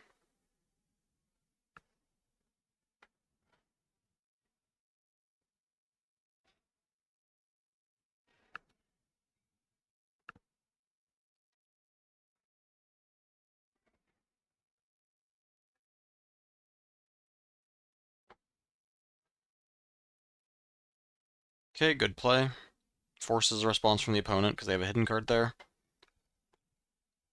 They Hidden Blade the Unsung Hero. Bomb defused. They didn't have any interaction.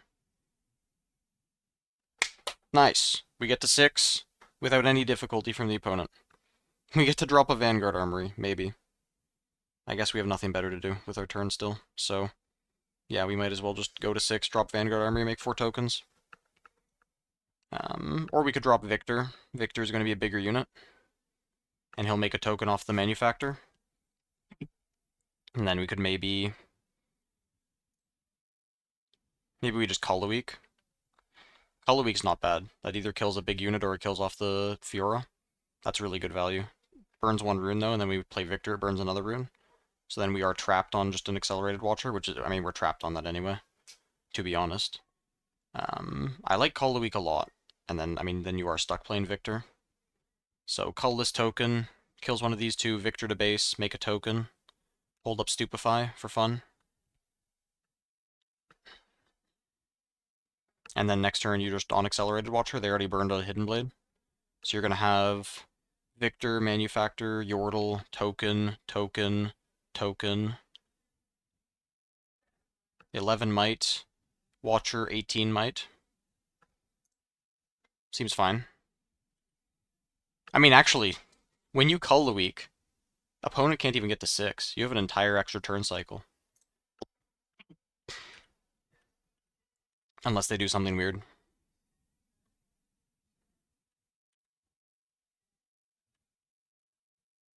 Like, they have to repost this? Crazy.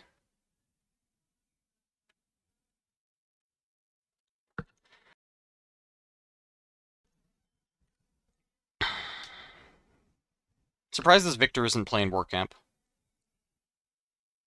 when he's running what seems to be main deck Armory.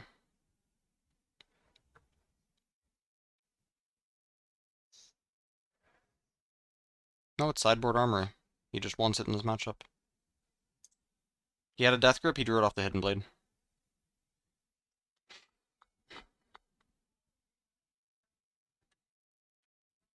So you have to take the Imperial Decree because you just used your Riposte. Unless you have a second one, but also, I mean, I guess you could take the Stupefy because that could cycle into something useful. But what would be useful to cycle into? Like, this Watcher play is committed. Can we hold against a Watcher? Shuffle the cards faster, they might change.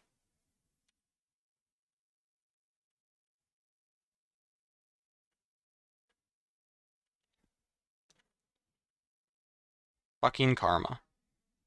Like, are we serious? Why? The vision on Karma is completely fake, because you recycle the card no matter what it is for a buff.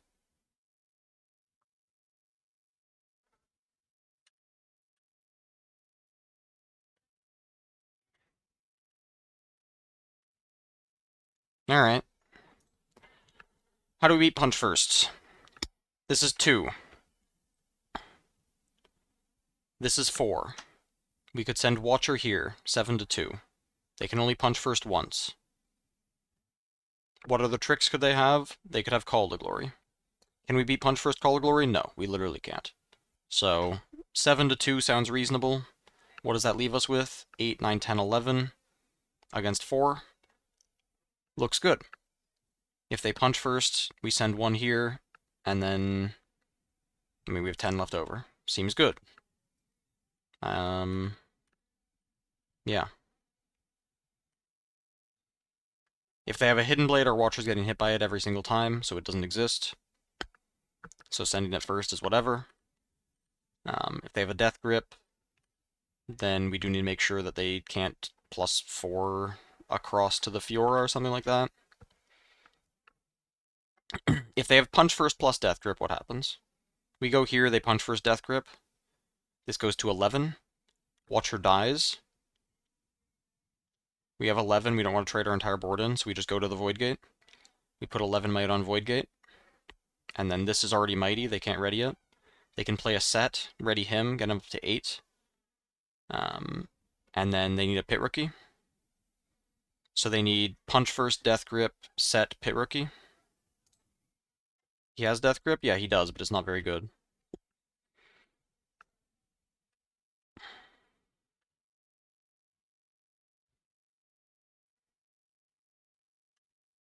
And I guess the other option is you could send... So this is a 4. So we could send 9 against the Karma. If they punch first, they can't do anything? True. No, yeah, they can't. We could also send 9 to the Karma. Because then if they punch first death grip, they also don't have the Fiora anymore. But we already beat punch first death grip by holding the battlefield for 11. I mean, I guess they could move back first mate, second punch first, and then they're still off by 1. Yeah, I don't see any way to lose when if you send Watcher by itself to the Fiora.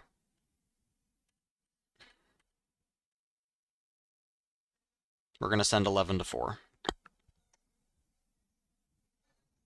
And then this is going to be 7 in here. So we're going to end up... Okay, we're going to end up with a lot of Victor tokens afterwards, so it's still unlosable.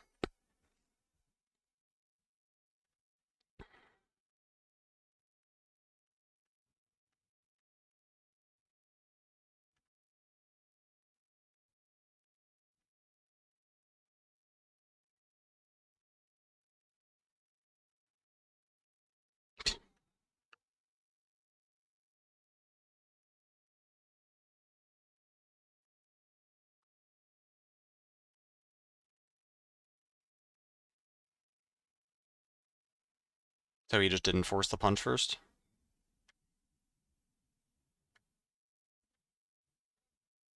Oh, he did get a Fiora ramp. Hold on, so we would have 6 runes. So you do need to make sure the... Yeah, you need to make sure the Fiora dies. Is there any way to do that, though? If you go after the Fiora first, they're going to punch first plus death grip onto her. If you go after the Karma first, they death grip onto the Fiora. So you go to the Fiora first, they punch first and death grip. You stack 11. They have 6 runes, but they use the punch first. Yeah, no, the Victor misplayed it.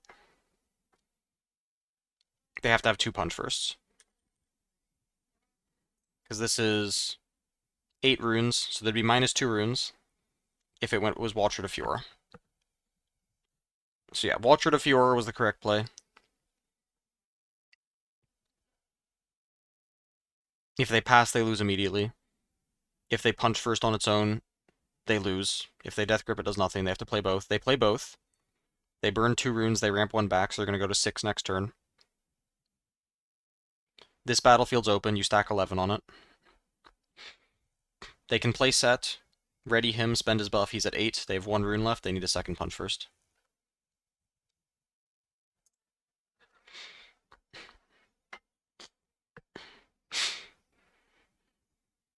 Throw everything at Fiora and hold.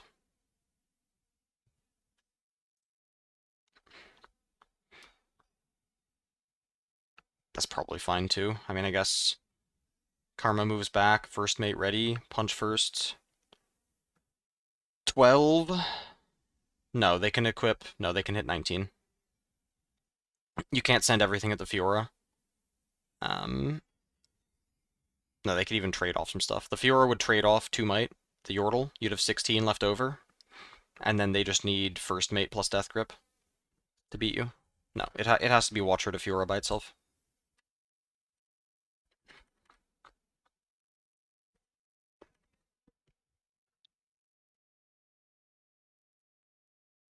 I think that should be a guaranteed win.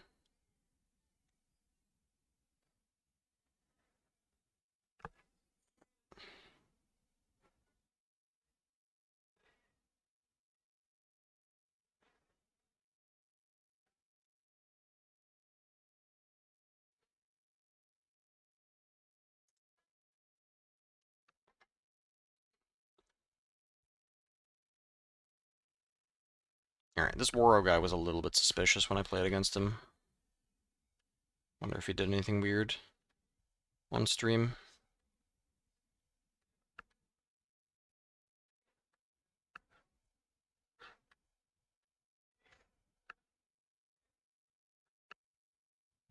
Suspicious how? He didn't know how his zone card worked. He hid an Arise, and then when he played it, he tried to play the token to his base. And I had to call a judge.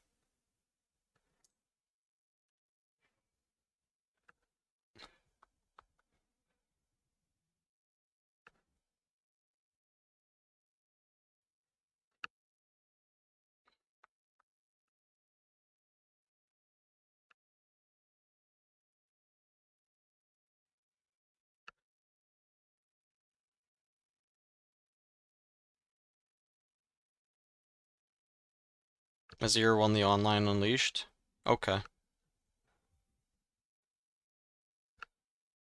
I saw there were 5 Auroras in the top 8. And then they lost to a yellow deck. Surprised it wasn't LeBlanc.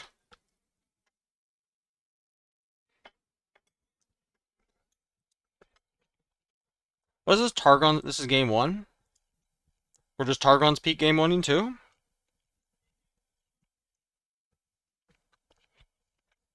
Targon's Conservatory back alley bar?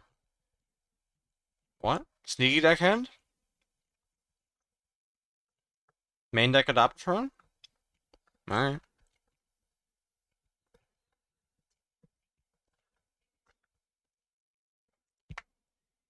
LeBlanc was top 4 and lost to Azir? Oh, alright.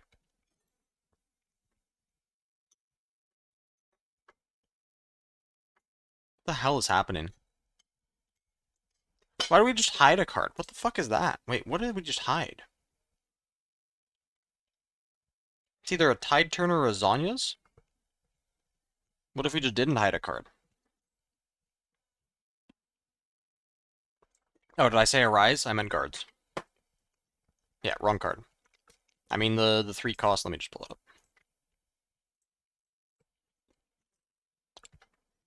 This card. When you hide it, you must play the Sand Soldier to the battlefield you hit it. You can't play it to base. Why are Burning Runes turn 2 with Aurelia? Aurelia players love Burning Runes. They just fucking love it. It's their favorite thing to do, is to just not have runes.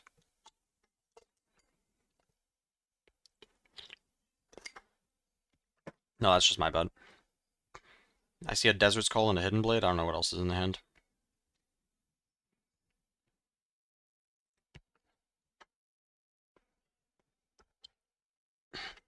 So is our Stellacorn Herder going to get switched in by the Tide Turner, die in combat?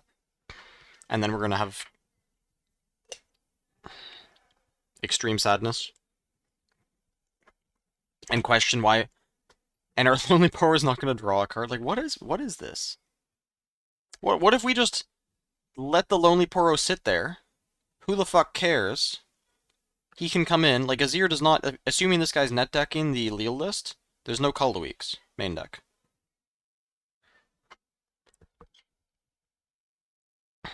There's no Call of the Weeks main deck.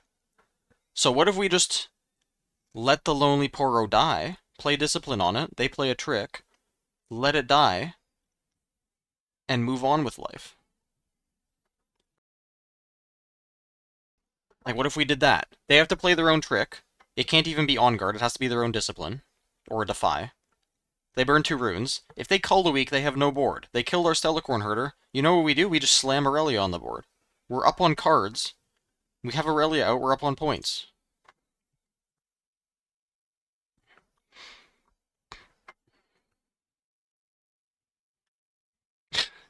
Okay. Alright. Unlosable game for Aurelia. Let's just... I mean, now the Tide Turn is going to do something. because it's going to save the Stellarcorn Herder. It was fucking Zonia's.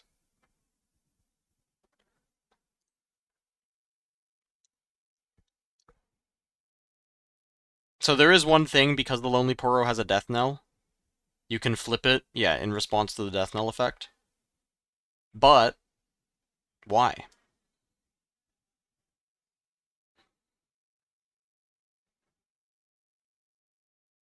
Why is it necessary to hide it?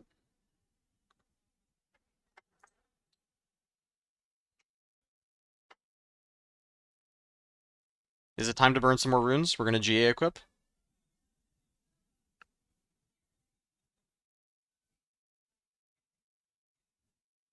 No, we're going to realize that we should have just left the Poro on the battlefield with the Zhonya's hidden, and then Tide Turner swapped it? Yeah, okay. So our Zhonya's is going to get wasted on Tide Turner.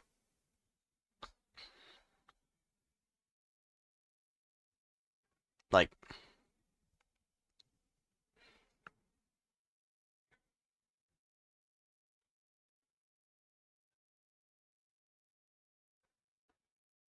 Imagine if we just left the Poro here, Tide Turner swapped, left the hidden card here. Then if they, like, there was no plan with these plays.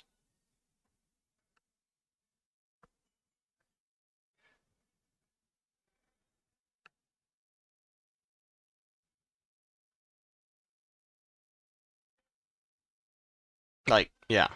I mean, you can tell why I'm able to consistently make top 8. Small amount of trash talk happening, but these are extremely questionable plays. And I mean, it's also from the Azir, too. Where he just takes the attack into the Targon's mana and face plants into a Discipline.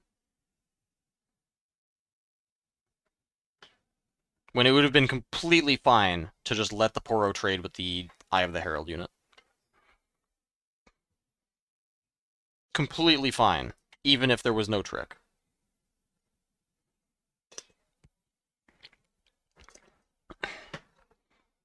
Entirely playing around Call a Week, but with a Discipline in hand.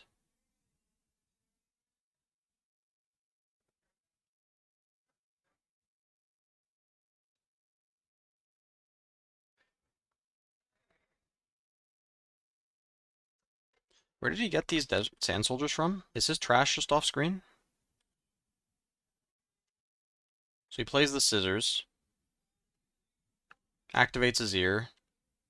Oh, he readied the Legend. No, yeah, he has Hall of Legends. I see. Yeah, and then forgot about the Zhonya's. We don't have Aurelia in play to contest this BF sword.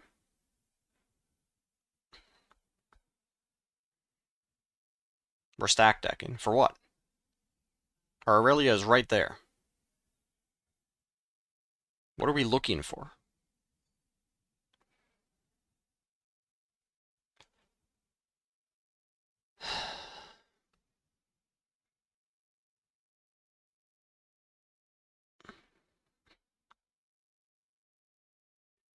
This game is still unlosable for the Aurelia because of the turn 2 attack phase plant, giving a massive point lead.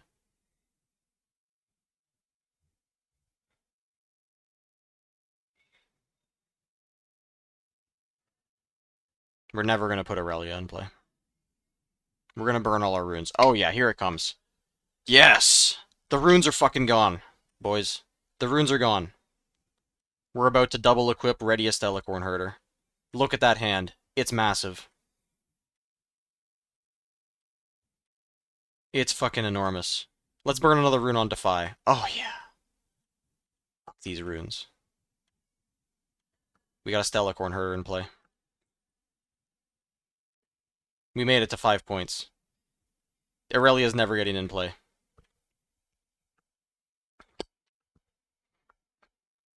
Our opponent is on the most dog shit draw imaginable I've ever seen from an Azir.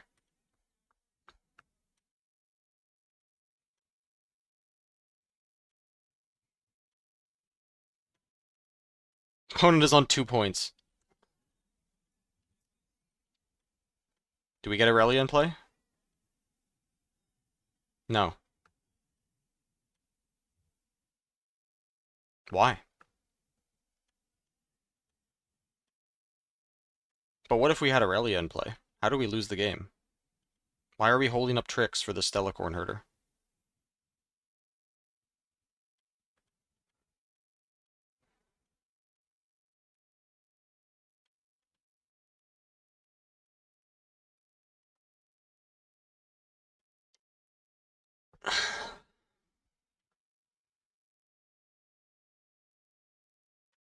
Out of green runes.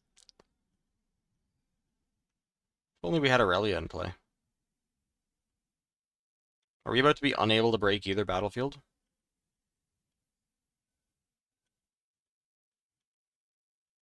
No.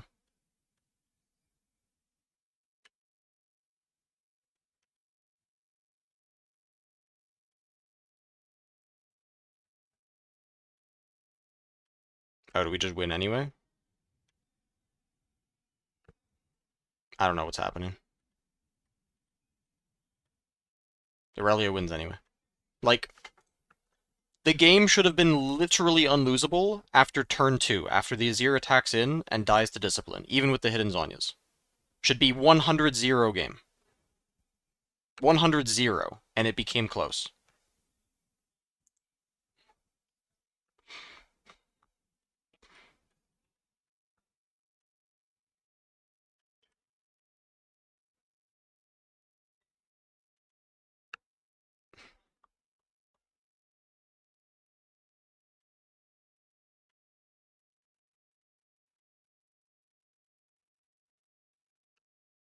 Charm the 2-drop.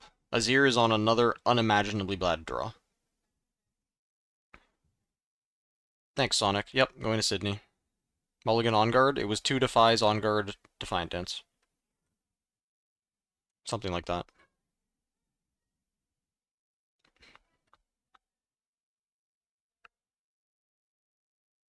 We have successfully put Aurelia in play. Why is Rebuke still here?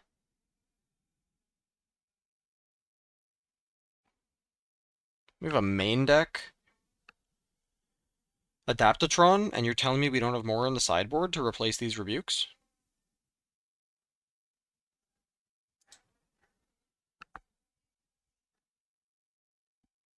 Just for the love of the game. Love of Burning Runes.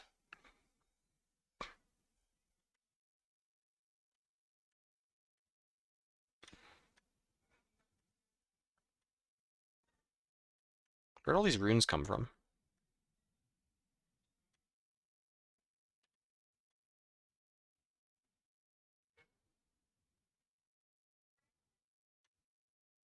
Oh, we play stack deck. So we should have 3 left over after this equip? Okay, then we're fine.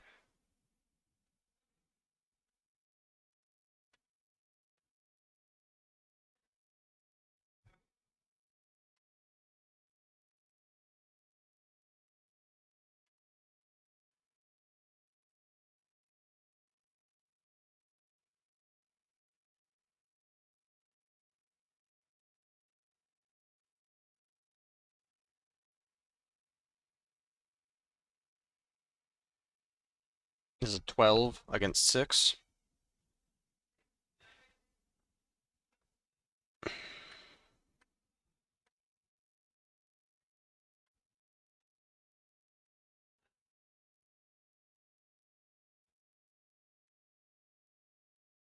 Defy, on guard, win combat, game's over. Sure.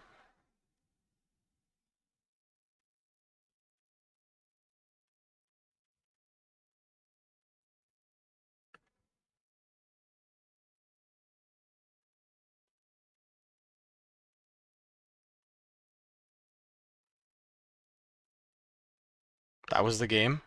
This was round 11.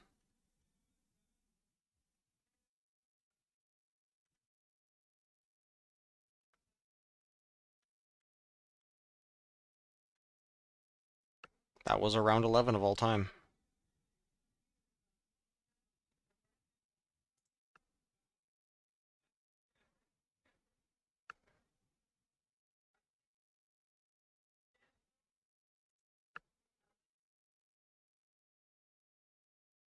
Don't worry, there's more when we get to the semifinals, from what I've heard.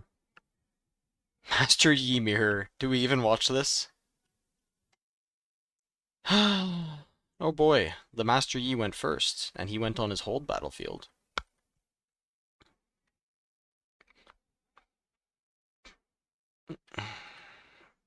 And then he passed the next several turns. What the fuck's in his hand? Hello?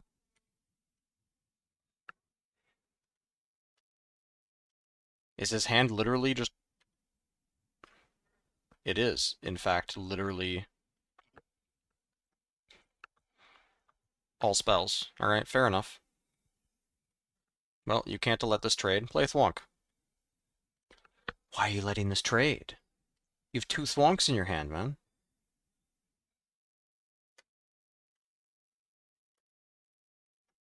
Top deck's a unit. Unfortunately, you're about to have to push through a Trinity Force defending. And all the runes up. Because we understand the Yi matchup. Oh, our opponent is willing to play Thwonk. Oh, well, good thing we managed to push through all of it. Riveting gameplay.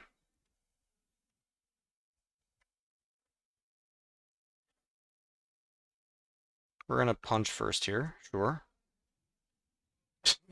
Yeah, okay. Yep. Makes a lot of sense. Alright. Misplay counter's coming up. Watch this. I don't even know. I can call myself a clown, but I don't think I can do that.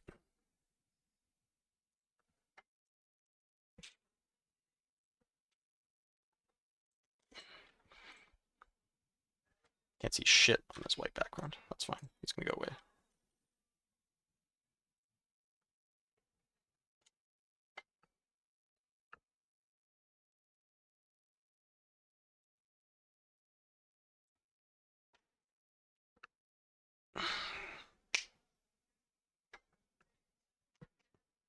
Yeah, that tweet is pretty sick.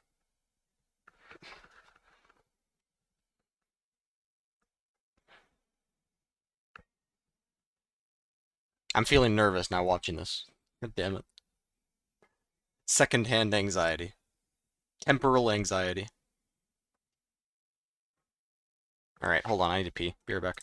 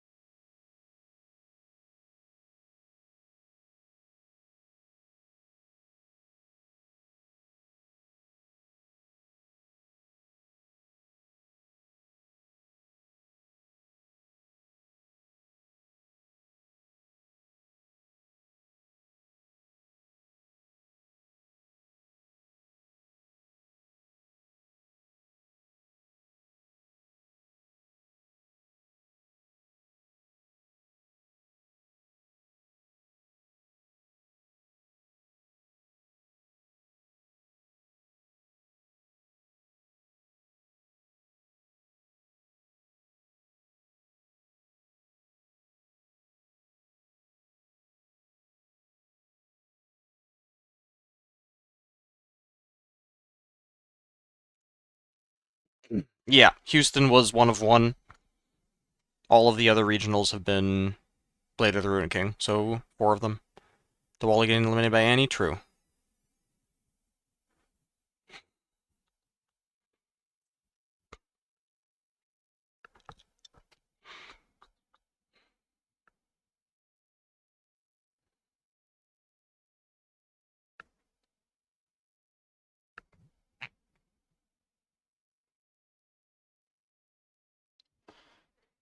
So weird.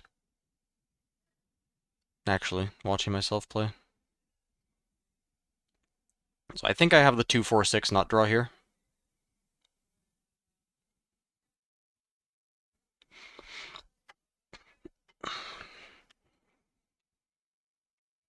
And this game isn't even close.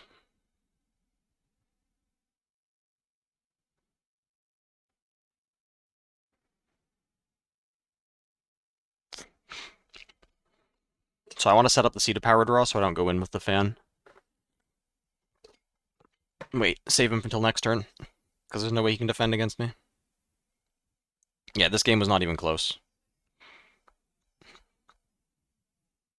My god, I have so much hair.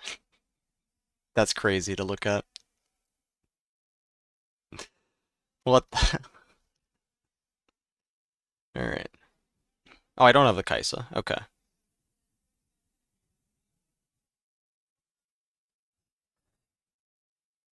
I have the Hopeful in hand. Okay, so I kind of have the 2-4-6.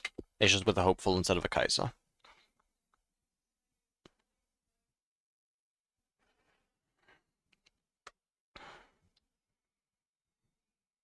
There might be a second Forerunner that I see here. Or a Flash. I take the Ride to win, so the other stuff must have been garbage. Unfortunately, couldn't see it. Annie's best Forerunner deck? Yeah. You can play Forerunner and immediately have runes open for Flash to stop the stop a rebuke.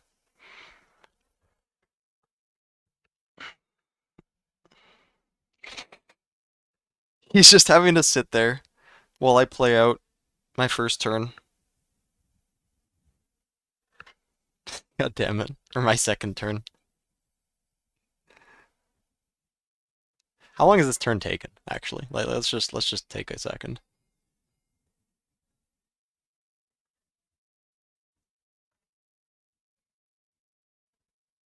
It's been like a minute and a half. That's not crazy. He playing Annie in set 3, maybe.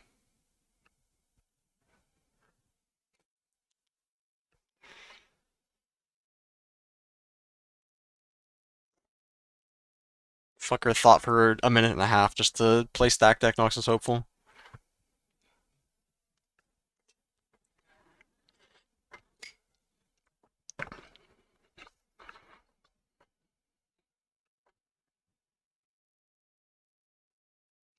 Just mismanaging limited time. It's an important decision because let's talk about what I was thinking about here. I don't know what the stack deck was. Couldn't see what the cards were other than the Ride the Wind I took. But the decision was either I walk on Zon Warrens and play the Hopeful there, and then I get a Zon Warrens trigger, I go to 1, but then he can go to Seat of Power, and I think even with the Ride the Wind, I didn't have a good enough hand to push Seat of Power if he was to go there and stack there. So the decision is either I do that, also potentially risking him being able to fight into me, though not when I have Flash Ride the Wind in hand. But I do that, he goes there, he goes to 1, I go to 2. I probably have to just drop Forerunner. And I already see Gem Jammer, so I know he's on Gem Jammer plus Tide Turner, because you always play 3 Tide Turner before any Gem Jammers. I mean, he could be 2 Gem Jammer or something like that, but... so if I go on this battlefield, what ends up happening is we trade holds, which isn't great for me when I went first. If I stay in base, he can't walk forward, and then on the next turn I can go both battlefields, get Seat of Power, 2 points to 0, drop Forerunner, and it's way better for me.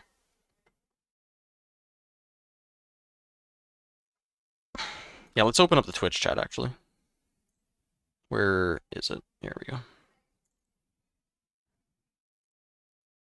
to grab doesn't mean you need to take them yet. Sometimes you want to do a little bit more setup. I think especially against a deck like Draven, where when you are wrong about the combat outcome, you get punished as Kai'Sa's Survivor. Going to be the play. No accelerate though. I was just about to say, I would not be surprised if Diwali develops and also passes, because these are two players that understand that even numbers are the important numbers when it comes to points. Getting that 1 point is kind of inconsequential compared to getting 2, and it's exacerbated by the presence of Seat of Power because you also want that. Mostly Cully, goddammit. Neither of these players wanted to give up a unit from early exchanges unnecessarily, and Prismaticism strikes first, and not just with. And this Overzealous fan, like at this entire event, Overzealous fan was a fucking monster.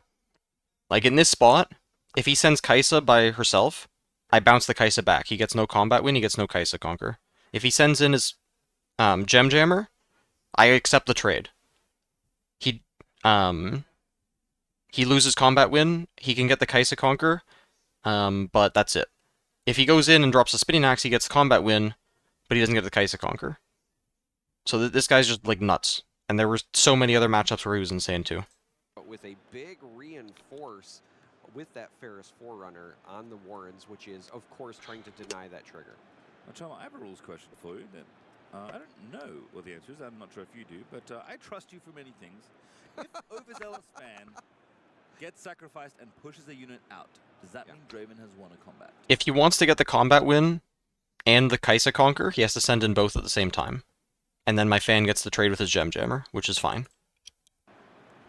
I don't believe so, because that unit isn't present. I'm pretty sure I remember what he does. He pushes into this battlefield, I think with both. I trade with a Gem Jammer, he drops his own Forerunner, and then I go like Rebuke, Ride the Wind, and the game is over. That makes sense. And the reason I like this maneuver actually is that you're reinforcing the battlefield that you want to hold down. The most Ferris Forerunner is, I would say, at its best when you reinforce it somewhere else. And obviously, again, you do not want to lose combats to Draven and give those bonus cards away. And yes, Prismaticism, thanks to Annie's Legend ability, is holding up 2 runes as well, which... Spoilers. What's in his hand? Hold on, he just leaned over. I can't see shit. Alright, nice. Continue. Well, that is also assuming that the fan doesn't just ship it back. So I think we're actually going to see Diwali go in the other direction. Maybe this is signaling something like a cleave or a rebuke, maybe. Yeah, it certainly doesn't seem fun to go. Oh, does he take this combat into me and try to rebuke? Oh no, yeah, I remember. Never mind. He had rebuke. The first Forerunner I played, both games, he had rebuke hard bargain for. That's what happens. That have some, and that gets hit with the hard bargain. Hard bargain. That's really going to slow down the pace that Prismaticism had set. Yeah, a lot of players have actually. But then his Kai'Sa trades with my hopeful. Against Draven in these domains. Played against your first Draven. What were you playing, Blader? Right? Can be tough to hit with something like a Defy, but a little bit easier to hit with something like Hard Bargain. And I believe in the main, Diwali only has. Kai'Sa does go down thanks to the hopeful having form. But here I just traded my Annie mana for his mana on his turn, so he's behind on tempo. Hook Rek'Sai. Interesting. The thing of always play around it, you have to assume, and they do find your contism is reliable for it. It makes sense. Benefit of that hard bargain exhaust, hopeful to Kai'Sa, just leaves you open to too many. Get hit by the side this time. You know what? Didn't have so much fun. Obviously can't reinforce the battlefield. You don't. If there is a one I like, significantly more effective when it's used from a reinforcement standpoint.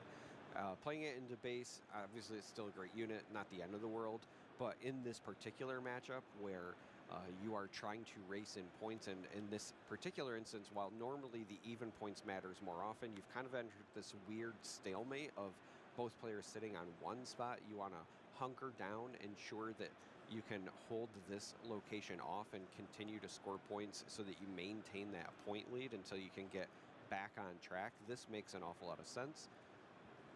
Certainly does. And 3-2 now is the point score here. Prismaticism getting the whole point thanks to the Overzealous fan being ignored in the earlier exchange. So, as you said, the points race is currently favoring Annie, which does make sense for the player that went first, but still plenty of play left in these games. There are ride the winds in these decks. It'll be a flat distribution with the best of. I mean, the one legend that'll be 20% plus is Aurora. It's gonna be a lot of that. Lots of ways to kind of get back on the board and try and get a conquer. The tricky thing is that Ferris Forerunner tends to make that quite troublesome. And 2 runes is good, but for this any deck in particular, 3 is even better when you're thinking about tricks that Prismaticism could have. No, Draven's not going to be 2. Keep an eye on as the game drags out, because Breacher, as far as activations on your chosen champion, is going to be far more impactful on the Diwali side. That Draven, giving it accelerate once it enters play in that like 8 might range, is big enough to go over top of even the Forerunners. We're not quite there yet, but you know what else is pretty good? Darius. Darius pretty good. Overzealous fan breaking this attack. He can't swing with both. If this was another 2-drop, he'd just swing with both every time. More might. Draven I think purple is better for Aurora. And then crash in with big numbers to try and win those combats, keep the card draw flowing, and retake control of the game. And he kind of getting under a lot of that. Again, always readying 2 runes, always having a trick available. We've seen Flash. We know about Ryuk. We've talked about Hard Bargain, but the one I was alluding to earlier with 3 runes is, of course, Rengar. One of the very exciting additions to this list. A very unique combat trick is Ride the Wind over to the other side. Not going to draw a card from the Cedar Power, but is going to get to discard and draw things to Zorn Warrants, and maybe more critically, gets an extra. Is going to get to discard and draw things to Zorn Warrants, and maybe more critically. Is that a second Tide Turner in my hand? Out of the deal as well. And base we go. And I was about to say, I think I just force him on defense here. Was the choice here is because it moves Yeah. readied, you can safely go back to base. I'm so far ahead on points, I just force him on defense. If you're watching at home and you're trying to figure out how you navigate around. I think, I mean, again, I can't see my hand, man. I can't say anything. I think the reason I played this Ride the Wind is I didn't have the Rek'Sai plus Hopeful in my hand yet, and I needed to discard something. I didn't want to play Tide Turner to score this point, because then I'd be on battlefields defending. And I'm so far ahead on points, I can just force him on defense, and he doesn't want to be on defense with a Darius. Is doing. Diwali played that Darius the previous turn, and then the Forerunner can hold on a battlefield next turn. Because there's still one more turn before I'm at 6. He feels comfortable and confident to go in and win these combats. And if that is their game plan, score the points you can, and then safely bring your units back, and now put Diwali in the position that you were just in. So now if Diwali wants to keep pace on points, has to put some of these units on the battlefield, but then will be facing the wrath of a Prismaticism counterattack the following turn. You know what the fun part is? It might even be bigger than it looks, because I talked about Rengar, which is usually something you play when battlefields are getting assaulted, but you get an action window. In a lot of different cases, you could just chuck Rengar in your base if you need a little bit more might on a following turn. Absolutely. If I had Rek'Sai Hopeful in my hand already, I probably shouldn't have played the Ride the Wind. I should have saved that. But I don't think I did. Alrighty. This is going to be a very critical exchange here. See pretty good cards in Dwali's hand, I will say. Falling Star Ferris Forerunner are the first 2 cards at the top of that hand. We've already talked at length about how good Forerunner is. So Gem Jam is going to get the party started, and Prismaticism just says, you got it. 3 points now for the Draven player, still trailing by 2, but not in range just yet for either player. Not at that critical 6 that we've seen in so many different games, and this is not a climb game, so we are playing to regulation as Rek'Sai Breacher.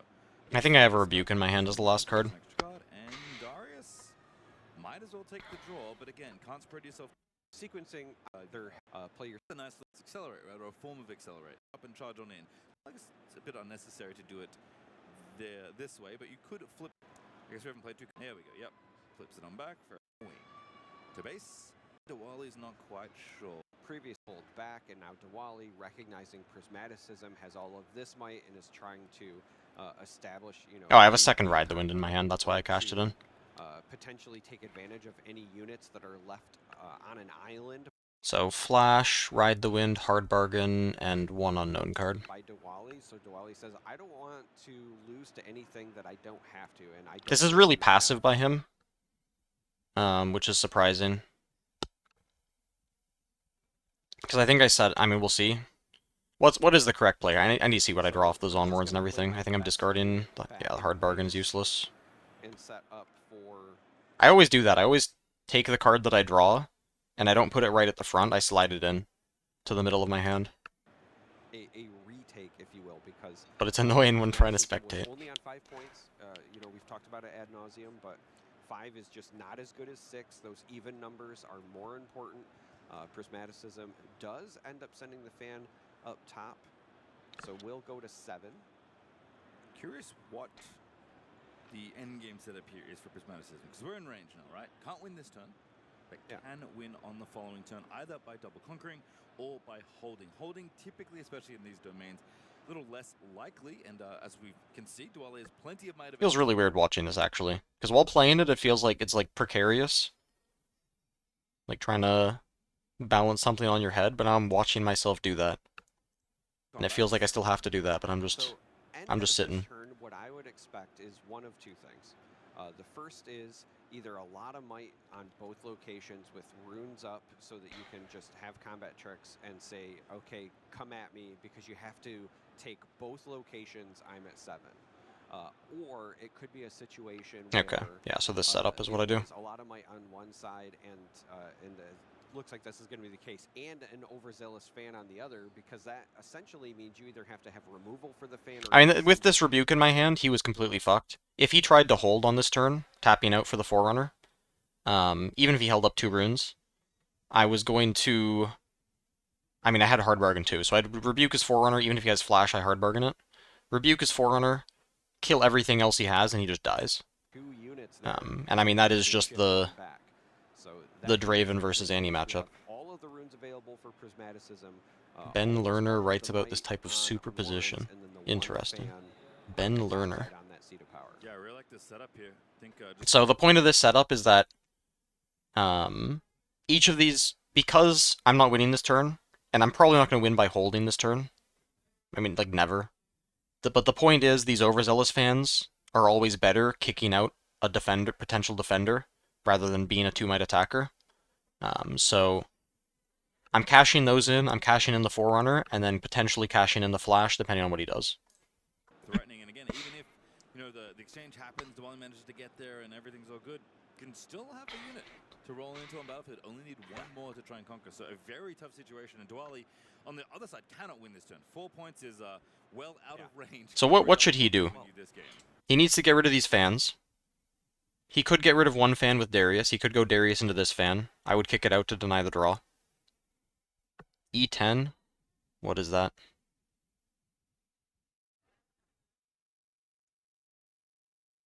Looking up at the plane, see themselves in the plane, looking themselves.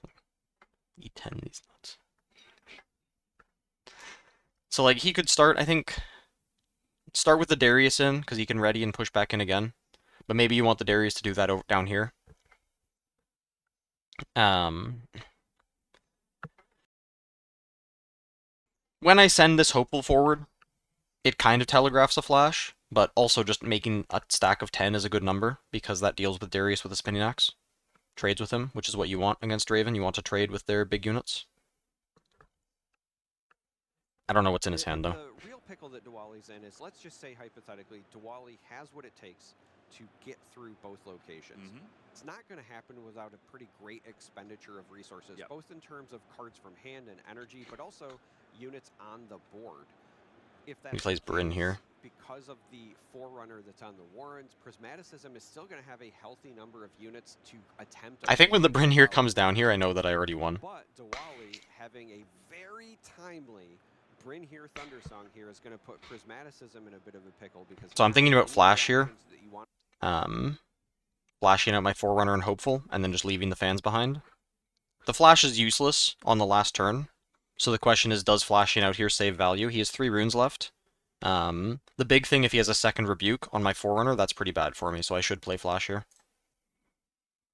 Play have to be done in this window. Yeah, and it can only be reactions. So flashing back from Noxus Hopeful and Ferris Forerunner. The fan is going to stay there. I like this. It kind of puts him in the same situation. And yeah, these fans are just going to kick out whatever comes towards them. Good in this metagame. Has 2 copies in his main deck. So liking this effect. And then I'm just going to Rebuke any Rebuke everything on battlefields. And I also have... and the Forerunner front half has some value, because I have Rek'Sai in play. I can trade it in, and then accelerate the mechs. And again, as you mentioned, now exact before I take, but you're going to have to, in doing, and this is a fan, so that it's not going to push something back. Yeah, first fan, push back the Tide Turner. So he could have saved the Tide Turner if he did Darius in to the first fan, got bounced back, Falling Starred the other 2, readied. He could have gotten all of his units on the battlefield. That is a small misplay. He would have... I mean, he'd have 2 more might on battlefields. Now now at 6. Or not. Oh, Rebuke is going to be that's game. gonna Yep. be it. Doesn't even bother doing anything else. Already knows that the game is over. The second Legend is better in these very dominant domains. Yeah, I was about to say it was going to be a check for whether or not Prismaticism felt comfortable in available reaction speed. Sure, again, but this time on Priz's side and Targon's Peak for Diwali's Draven, which means the final game is going to be Climb versus Arena's Greatest if we get there. With Priz going, it's going to be Climb versus Arena's Greatest. What is that, a switcheroo? And something else, maybe a Ride the Wind. Did I win die roll? Yeah, I went first. Because winning the first game, it gives you But, the luxury of as you will see, I also win going second. in the final game. Spoilers again. Yeah, and again, I feel like the Arena's Greatest inclusions are really just trying to deny the Aspirant's Climb slowing things down. So recognizing you've won game 1, Diwali's going to likely be on the play, so you roll out your other battlefield, and then on the following one, if there is a game 3, you've got the Greatest that will counter the Climb. And this is a Do I great coach? Yes. turn 1 play. Do I have my Metafy linked in Twitch description? It should be. Prismaticism, stacked deck into a Hopeful, and then because you're Annie, you get to have 2 runes ready to go. That's about as good as you can start when you are going second. I don't have a bot in the channel though. Darius getting stuff. You gotta just like go into my Twitch profile description, something. Seal Captain on the play, which is, Links, very something like that. This is pretty close to one of the faster ones. I could link it if you can't find it, but it should be there. Or let me know if it's not there. Answered on the other side. Gem Jammer and Noxus Hopeful hanging out on the Targon's Peak together. And if you're watching at home, just a little bit of shortcutting there. Diwali paid full for the Hopeful, readied because of Peak. This is where I just say, fuck you. Targon's Peak is fake for Draven.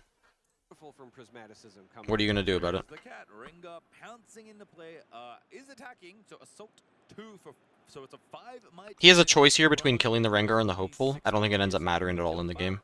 And is there a question of like which one is better? If the Hopeful stays alive, it stacks much better with Ferris Forerunner because the 10 is a good breakpoint. But the Rengar with Flash involved and stuff like that is a better unit for attacking. And 5 might is also a breakpoint against a lot of 4 mights. And it's also a breakpoint with Longsword, getting to 7 over 6. Depends what's in his hand. Like, if he has Darius plus Cleave or Darius Spinning Axe, he probably wants to get rid of the Hopeful. But if he has, like... Well, I guess it depends on what his next turn is going to look like, too. But then there's no way he can't attack into this battlefield next turn, because I'm going to have Targons for 4 runes. So this is impossible. He can't accelerate a Kaisa into this. That's just a joke. And if he can't attack into this, I am going to be walking back to base, in which case the Rengar will be a better unit when I walk back to base, because I'm going to conquer. It's 1-1. He's going to develop base. I'm going to hold to 2. I might even have another unit to play. I might go to 3, play a Forerunner, pull back whatever unit is here to base. And then he could try to push the Forerunner, and then I'll have the unit in base to counter-push him, potentially. And in that case, the Rengar is a better unit, and is higher threat. But it is similar. Like, Rengar is 5 on attack, 3 on defense, Hopeful's 4 and 4. So it's... Static Might is also pretty annoying. Yeah, the interesting choice here is whether or not you think you're going to have like a falling star that could clean up the Rengar later. There's that breakpoint difference of 3 versus 4 for those effects. Rengar offensively, as you pointed out, represents more might, so Diwali decided to go with that, but it was not necessarily, I think, an easy decision. I think your hand state is going to dictate a lot of that choice. Also, it takes the peak and gets double any legend activation, basically. Update Metafy achievements page. True, I need to do that. And it is a setup turn once again. Darius, go. Diwali going to have to play patient, and as we saw, when Annie gets ahead on tempo, feels like a deck that can keep it quite consistently. And it's even better for the Annie player when these early takes still result in the hold point after. So as the merchant moves in on the other side, we're going to get a lot of filtering triggered for Prismaticism, but also go up to 3. It's so consistent, points, actually. I and this slide is it into gonna the second allow position every time. to go back, and then a Forerunner. We've seen them all day long. I'm getting deja vu. This is exactly the setup that Priz had basically in game 1, and he's going second in this one. But seems to be the plan is, you know what, play my early units, try and get some things happening, take control of a battlefield, and then move one of my small units on. All right, here it comes. The second rebuke hard bargain. Darius, a pretty formidable unit in combat, but Forerunner is just so But that's okay, I'm annoying. already ahead on points. It is beating you in combat, or if you're taking it out, or trading with it. Which, I mean, if he played more patiently, like if he just played Hopeful Pass, and then it was my turn and I just have Hopeful, what do I do?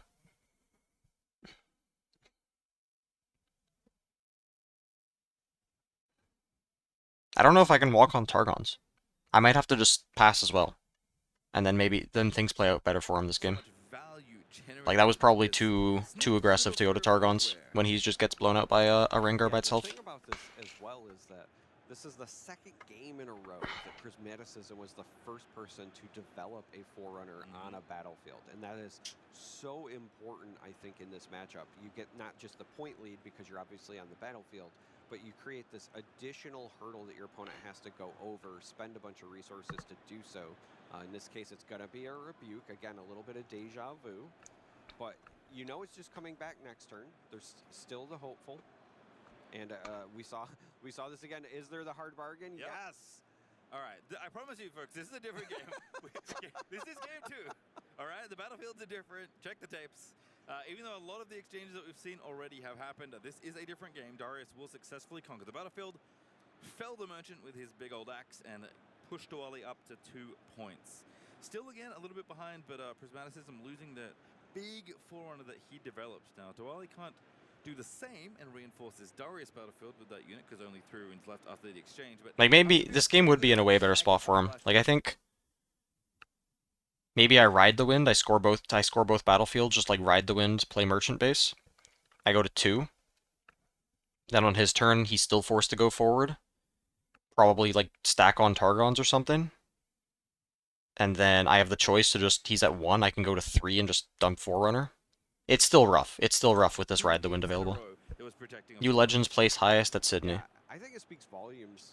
Diana? These are 2 Zalon's gonna play it. very decorated players that have navigated almost the exact same game back to back.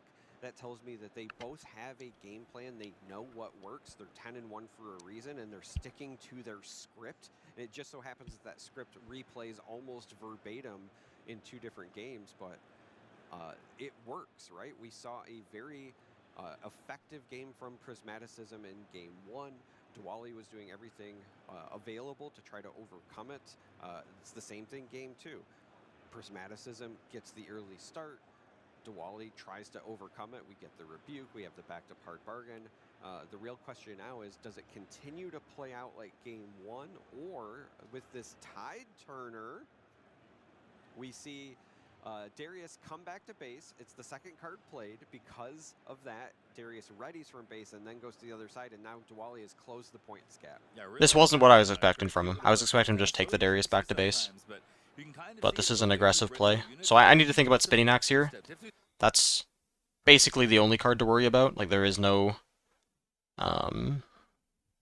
nothing else he's going to play defensively here. I might have a Cleave in my hand at this point, so I can just swing into the Tide Turner and say, thumbs up, if you play Spinning Axe. In effect here, re-readied the Darius for the base and then got Darius to move on over. So our Hopeful's going to move on in. 3 runes open and available, but Prismaticism going to start at the easier of the 2 battlefields to take. Look to try and win this fight with 4 might to 2 and go up to 4 points. The points are even, but again, back on tempo for Priz here, able to take the next 2 points potentially before Diwali can do so. So what does Draven have to stop this assault? And even if he does have something, does he want to commit it now? Because resources are running a little bit low here, and there's still quite a bit of game left to play. And this is the funny thing too, is we're grinding each other out on cards. But I actually have some card advantage with the Annie at some point, if necessary. And I mean, he's gotten 1 combat win this game, but it cost him a rebuke. Yeah, he did go for the Spinning Axe.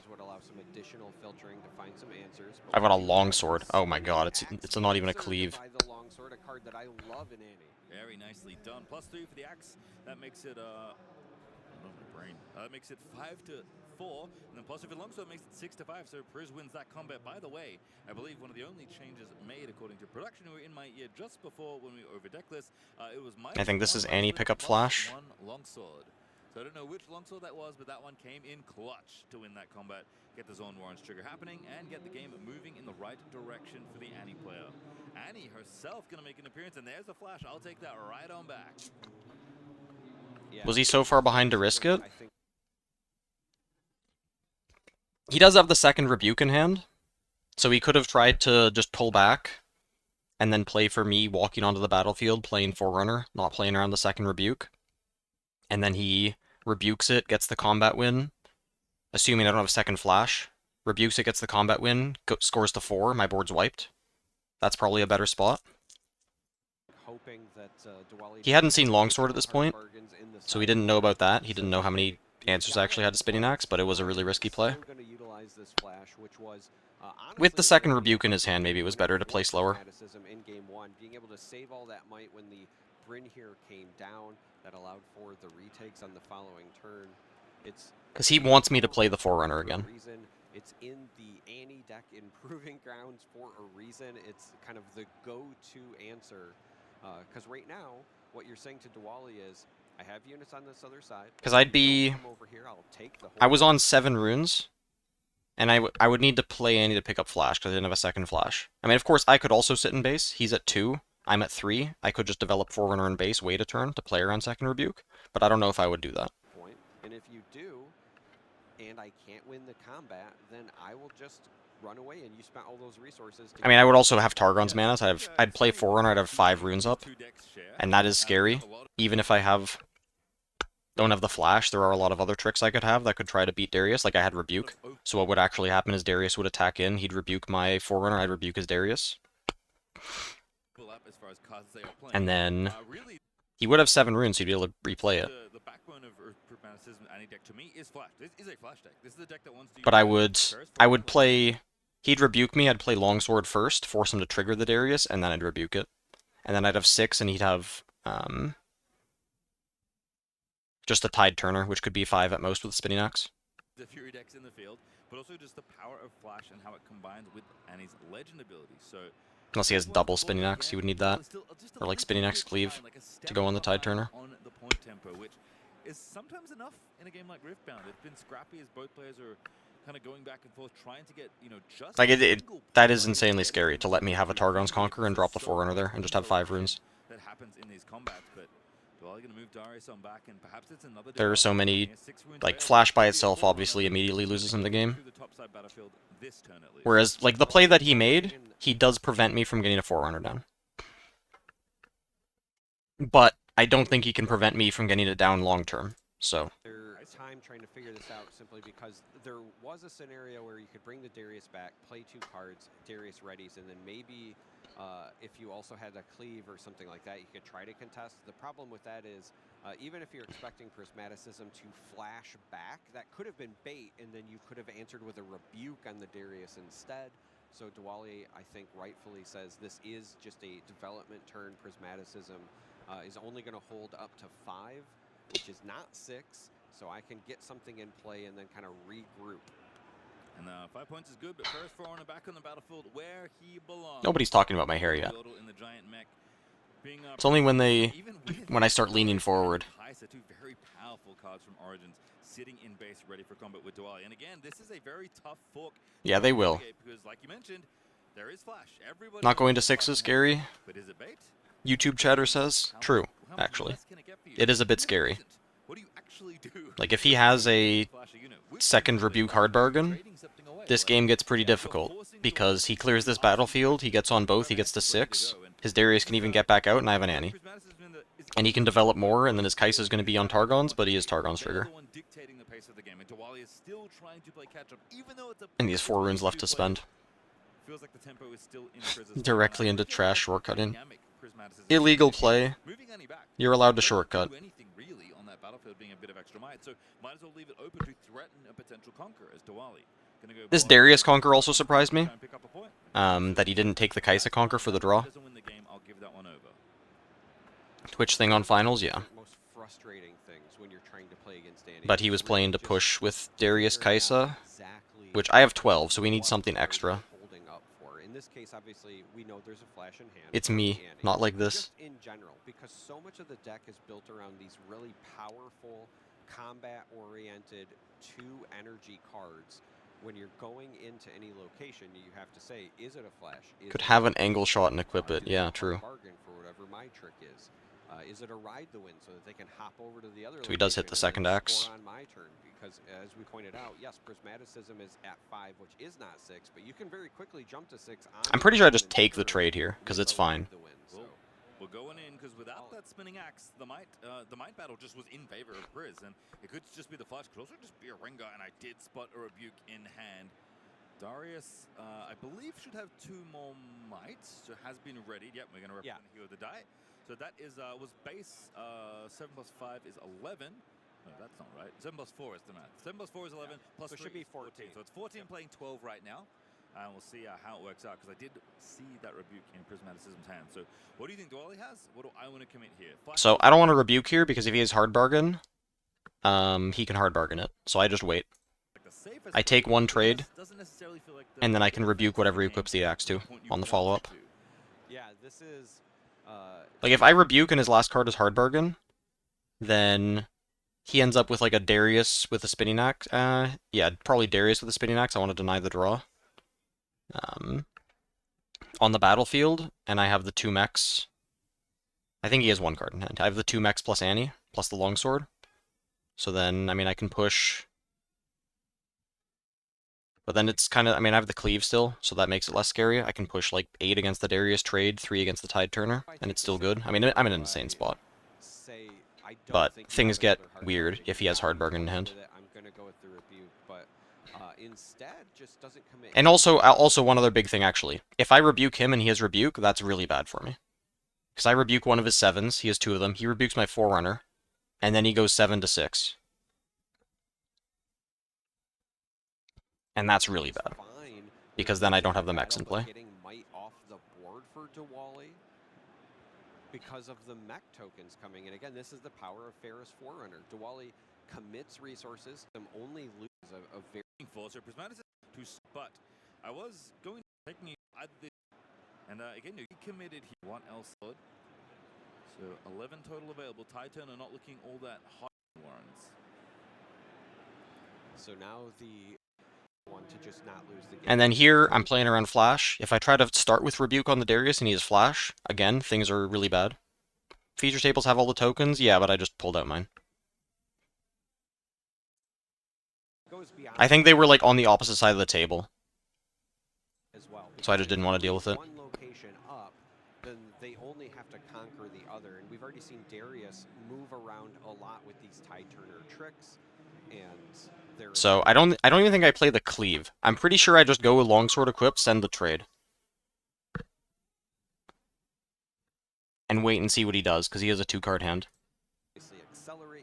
And that trade is completely fine, because he loses everything he has. You're really only safe if you go for, in my opinion, some sort of double conquer or double answer. So even if Prismaticum goes in, yeah, I was going to say, we might see something like an offensive rebuke here, even though that doesn't feel great because the Darius goes to hand and then can ready when it comes back down.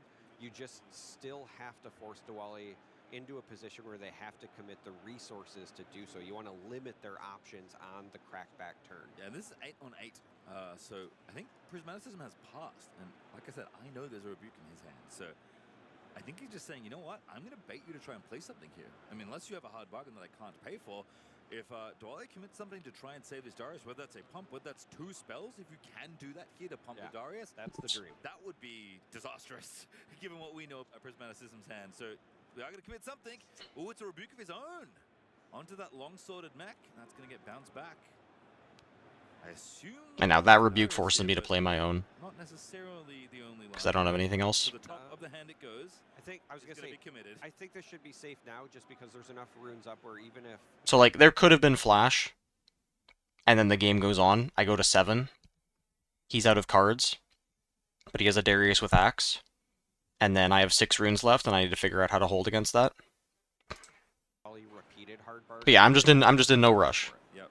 I like this play. So Turning Axe is going to go away. Darius goes back to hand. It's a very expensive unit to replay, and Prismaticism threatening to win once more. Discards a flash. There is another story to be told here. A new card.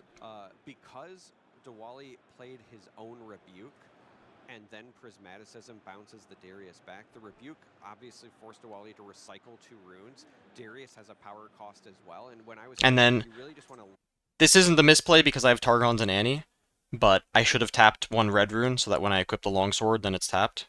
But it's fine because I've got all of these triggers. Diwali needs to be able to double conquer because Prismaticism holding both spots and it's looking to hold to win. And I don't think on 6 runes the options are going to be available. So I think that Prismaticism saw the recycle. Yes. Yeah, I think this game too could have been closer. I think he played too impatiently, going on to the Targons on turn 2. That got punished by Rengar and put him behind for the rest of the game.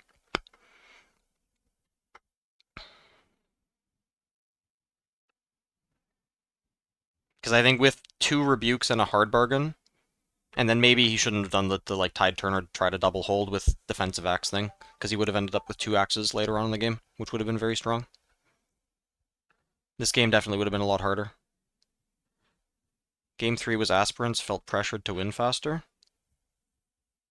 No, it would have been, I mean, I would have been going first. I have Arena's greatest, he has aspirants. It'd be like a blank game.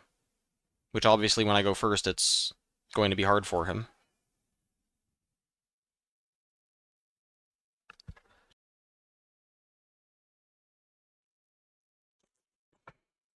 Oh, that hand is awfully clunky. Falling Star cannot. But yeah, game 1 he was in trouble. That was a mind splitter, yeah. Yeah, I had nothing other than that cleave. But obviously, like, the situation is, if this trade goes through, I play Noxus Hopeful here, I'm holding up Flash, and then he has 6 runes. Or, well, he'd have 8 runes if he doesn't play the Rebuke. Trade goes through, and then he needs to somehow accelerate another unit out into me. And I don't Rebuke either, so then if he just let's say he just accelerates a Darius out, I guess he plays a unit at the same time, then I probably have to flash out, but then I can counter hit into his Darius with cleave. I think I can even, and then I have my Rebuke up too. No, I could just Rebuke his Darius, like, so then I have flashback. If he tries to hold the other battlefield, I have flashback, swing in with cleave. So that should be a checkmate position. Flash cleave, and that is enough as Prismaticism masterfully guides through not a mirror match, but at least a matching domain matchup, and looks awfully prepared for the most represented deck here in Atlanta. Yeah, shabby ass jacket, my god. Kind of a Close to playing another legend before Leal. Yeah, I was close to playing Aurelia, but the mirror match was just unplayable. But there was a deck list I built, and also like the Victor matchup was hard. But I built an aggressive list with Heart of Dark Ice, and I think it was 8 2-drops, like Traveling Merchant, Tide Turner, Lonely Poro, and Wielder of Waters. And that made the Victor matchup a lot better, but I cut the Guardian Angels out, which made the Kaisa matchup harder. But then a friend of mine worked on the list a bit more, found a way to fit a couple of GAs back into the deck to help out the Kaisa matchup, and then someone else that was playing that list got top 64. From Prismaticism, because this is playing against I the love deck Traveling that's the Merchant. most represented, Heard's good. playing against the deck that many feel is You still see all those playing 2-drops I'm for discarding? form of I'd run out of cards instantly if I wasn't playing against cycling a those. former regional qualifier winner, and Prismaticism, of course, made it look easy in many ways. Knew exactly what to do, and Diwali no slouch. So this is somebody who has a Emo plan, set has 3. been executing it, and like I said before.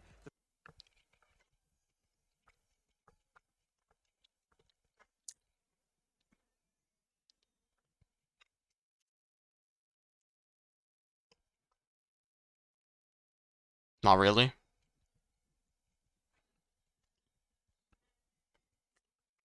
I mean, I guess you can try to play some kind of a...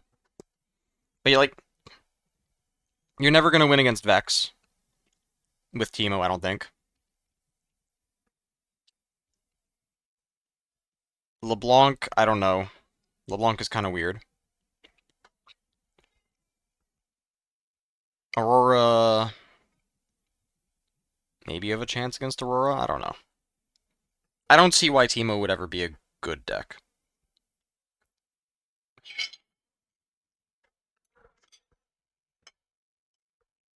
The fact that game 1 and game 2 were almost identical starts says that these players know exactly what it takes to win, and they're just going to follow their script until something breaks. I mean, Priz also arguably the player that has played the most Draven. Like, has a best of Draven card. Did top 8 on RQ in Bologna on, actually in Vegas as well on Draven. So knows that very well. Still a deck he could have piloted here in the same domains, a style he clearly likes. Even though it's not the Miracle version, would have been more than comfortable on a more mid-range deck. Decides that actually, you know what? I like these domains, but I don't like this Legend as much. I'd rather play Annie. I think that's what will make me more successful in this field. And given the how much Draven is in the meta, given his results in not just this week but last week, hard to argue with Prismaticism right now, who is your player to watch moving into the top 8. And at this point, very likely to make it there again. Yeah, I'm just happy. Well, I didn't see any misplays for myself, but I also couldn't see my hand, so... You got Prismaticism on the broadcast because made me look smart. Thank you, Prismaticism. Thank you, because I've been singing the praises all weekend long, and now you got to see exactly why. Yep, whenever Retro Breach is never coming back. If anyone wants to know, it's just never making it back in. There's none left. I mean, again, X2, again, I'm not good at standings math, so do not look to me for any of that. That is something I will leave to the professionals. We should... Goth, mommy. I want to actually check. Did Diwali get 9th? Because he was really close. Still making it.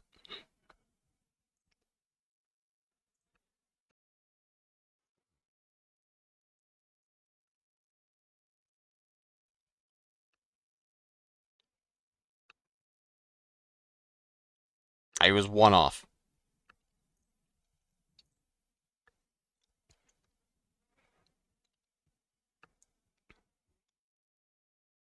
Yeah.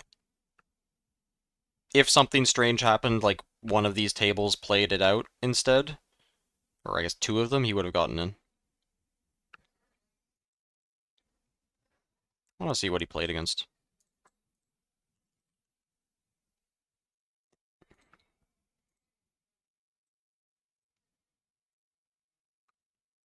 Oh, he played against Billionaire. That helps out his tiebreakers. He plays against TTA in the mirror match. Oh, he played against Funk Monks. Oh, yeah, I remember. Yeah, that's my friend. He was complaining because he got, like, perfect curved into 2 Forerunners 2 games in a row. And that tilted him. Played against Ozmister, who is someone that I played against later on. That guy had really good tiebreakers. Shin, I feel like I recognize that name.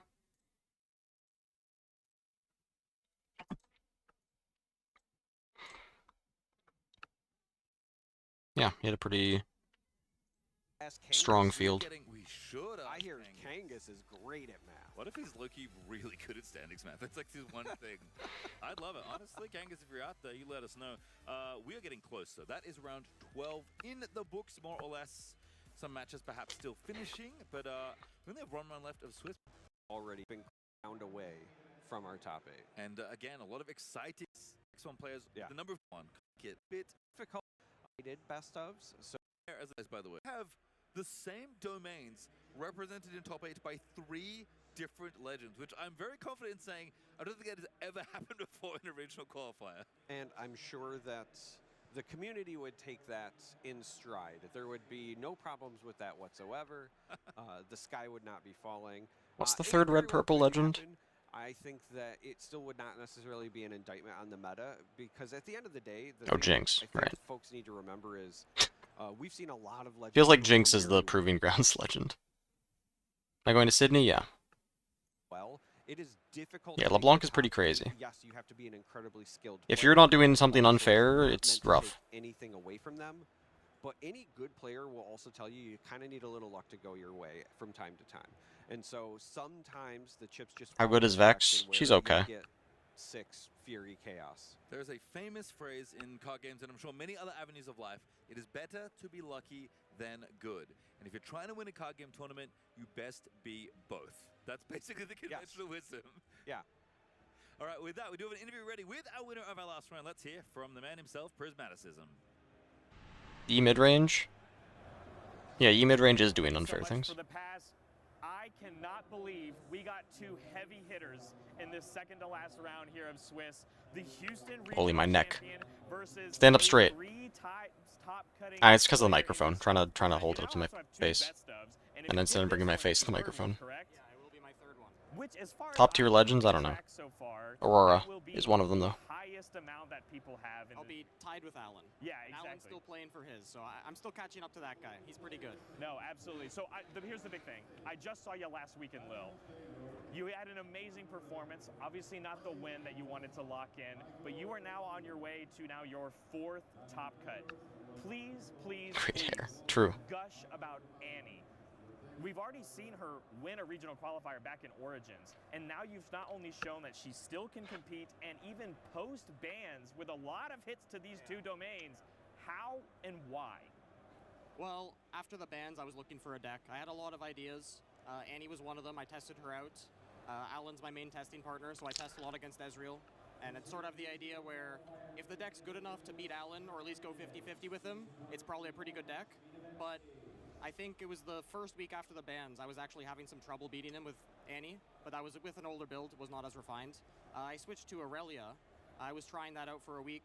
I found that the mirror match was just not very skill intensive. I really just wanted to avoid that as much as possible. And it felt like it was still pretty, and it would still have an advantage in other matchups, but still pretty draw dependent deck overall. Pretty reliant on the Celicorn herders. So on the Sunday weekend before Lille, I switched back to Annie. There was an event in Toronto that I played at, and then went through that, did really well there. Was like, okay, I'm locking in this deck. It has a lot of unfair turns. It's the best Forerunner deck in the game, where I get to play the Forerunner, immediately protect it with Flash. That's a lot of value there. We saw it literally in that match. Yeah, really well, it got hard bargains twice. Yeah. But that's the thing is, even if that happens, you're so far ahead on tempo from the early game that you have the time to just We ever switch? He never switches. I try out a lot of stuff. play it again. And your opponent, they're not going to have the second rebuke, second hard bargain. Well, they could, but very, very unlikely.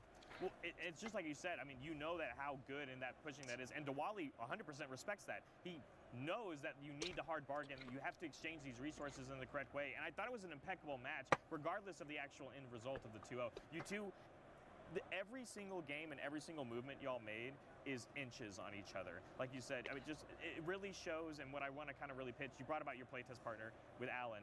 Yeah. How many hours have you spent playing Riftbound right now, and how much time it has taken to be as prolific as you are? I mean, I have no idea. Like back in set 1, early set 2, me and Alan were doing like 10-hour days together. After the bans, we were not doing quite as much testing, but still doing a decent amount, like 3 or 4 hours a day, figuring stuff out, and then also playing at locals as well to get a little bit more variety of the practice. But total number of hours, I mean, easily 4 digits. And if you count like the time thinking about the game and outside of just playing, at maybe 5, I don't know. Wow. All right, my last question, but it's not going to be just for you. I actually have a special guest here that I want to ask this question to. You first, Prismat. How does it feel to now have swapped legends and having success with them as our Annie winner in Diwali, Draven best of, now having changed places? How do you feel about having now this kind of dual rivalry identity? I mean, it's pretty cool. Diwali's amazing player. I still got to get the win to match up with him. But yeah, red-purple is really good. That's true. Thoughts, Diwali? Yeah, so in Origins, everyone's like, Kai'Sa's best deck. We brought Annie and crushed. And then this time, everyone's like, oh, Draven's busted, Aurelia's busted. Who brings Annie and crushes? I'm sitting there wishing it was me. Like, but you know what? It's I had a good time. It's fun. Reban streams? Yeah, there were a lot of those. You're a powerful opponent. Like, it's. I sit down. Should have mentioned we're both from Toronto. You know, and it was a rough match for me, and I think your deck is busted, and I hope you win the tournament. So, yeah. Two incredible players, an incredible match for both of you. I look forward to seeing more of your faces, not just later today, but the rest of Guy's so the tall. regional qualifiers. Goddamn. For the great insight, we're gonna send it I gotta back. stand up straight, though. I'm close. Thank you very much, Brad. Always love God, to I look hear so from our winner, shaggy. But even nice to hear from our loser as well. All right. While he's stepping up. Last round. Little chit-chat about, Top 8 his will have to be best saved. Though that's gonna be a and doozy. not just stepping up, but also gushing about the opponent. Again, that's what I love about the community. We're seeing a lot of One of 2 undefeated players to play with a draw, there's no losses. Yeah. It keeps getting me. But our first place player. Oh, hey, we got an Allen match. Defeat this Draven on stream. So we'll see Against Mr. Draven, who lost. In their column after this round. It is 9-1-1 versus 10-1. The record. What did he lose to again? Hold on. There were a lot of... Oh, he played against Frosty. Right, he played against Frosty. He lost to Frosty. I think he did make some sloppy plays. Game 1 was a big one.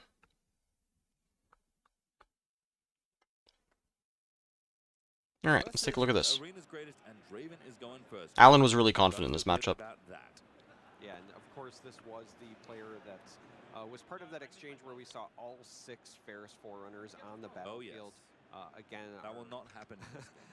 Our Kaisa player did take that Got home. Fizz, Arcane Shift, we do have maybe.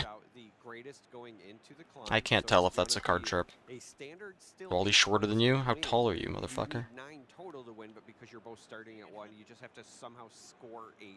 So kind of negating the benefit of the climb with the arena's greatest. Yep, don't get tricked, chat. There are 1s on screen from the arena's greatest, but we're still looking for 9, even though it's CTG, Citadel Gaming. That's his org sponsoring him. Paying for his travel and everything. Allen vs. Jinx Winninen was a riot. I mean, to be fair, even if they were Draven, they were just as fucked. I mean, maybe they would have Spinning Axe to try to do something, but those were some disgusting draws that Allen had. Regulation game. Pouty Poro going to rock on in and take a point off of the arena's greatest, and Pouty Poro the second is going to join Noxus Hopeful the first as they look to maybe assault the Aspirants climb in the following turns. And this is the thing we know about Allen's deck. It is Pouty Poros are a problem. Very tricksy, very powerful when you can amass resources and keep the card flow going, which is something as Skirmish in Hamilton. Good at doing. Yeah, and right now, Okay, yeah, that did look like a card sharp. see some development of some might. So here's the thing with gold from card sharp. Everyone declines it because they're fucking scared. They're pussies. If you're gonna spend that gold on your next turn, take it every time. Almost every time. Obviously, if you got 10 runes already, then don't bother. Also, if the Ezreal already has 10 runes, take it.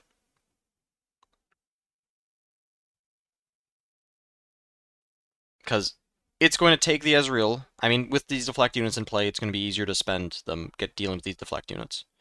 But in general, it's going to take a couple turns for this 2 gold to get spent by Ezreal. Whereas if you spend that gold on your next turn, you literally just got to mobilize for free.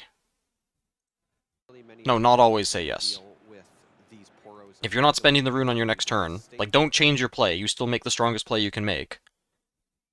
But if he's just going to play a Forerunner this turn, he should take the gold. If he's just going to play a Draven this turn, or Darius this turn, he should just take the gold.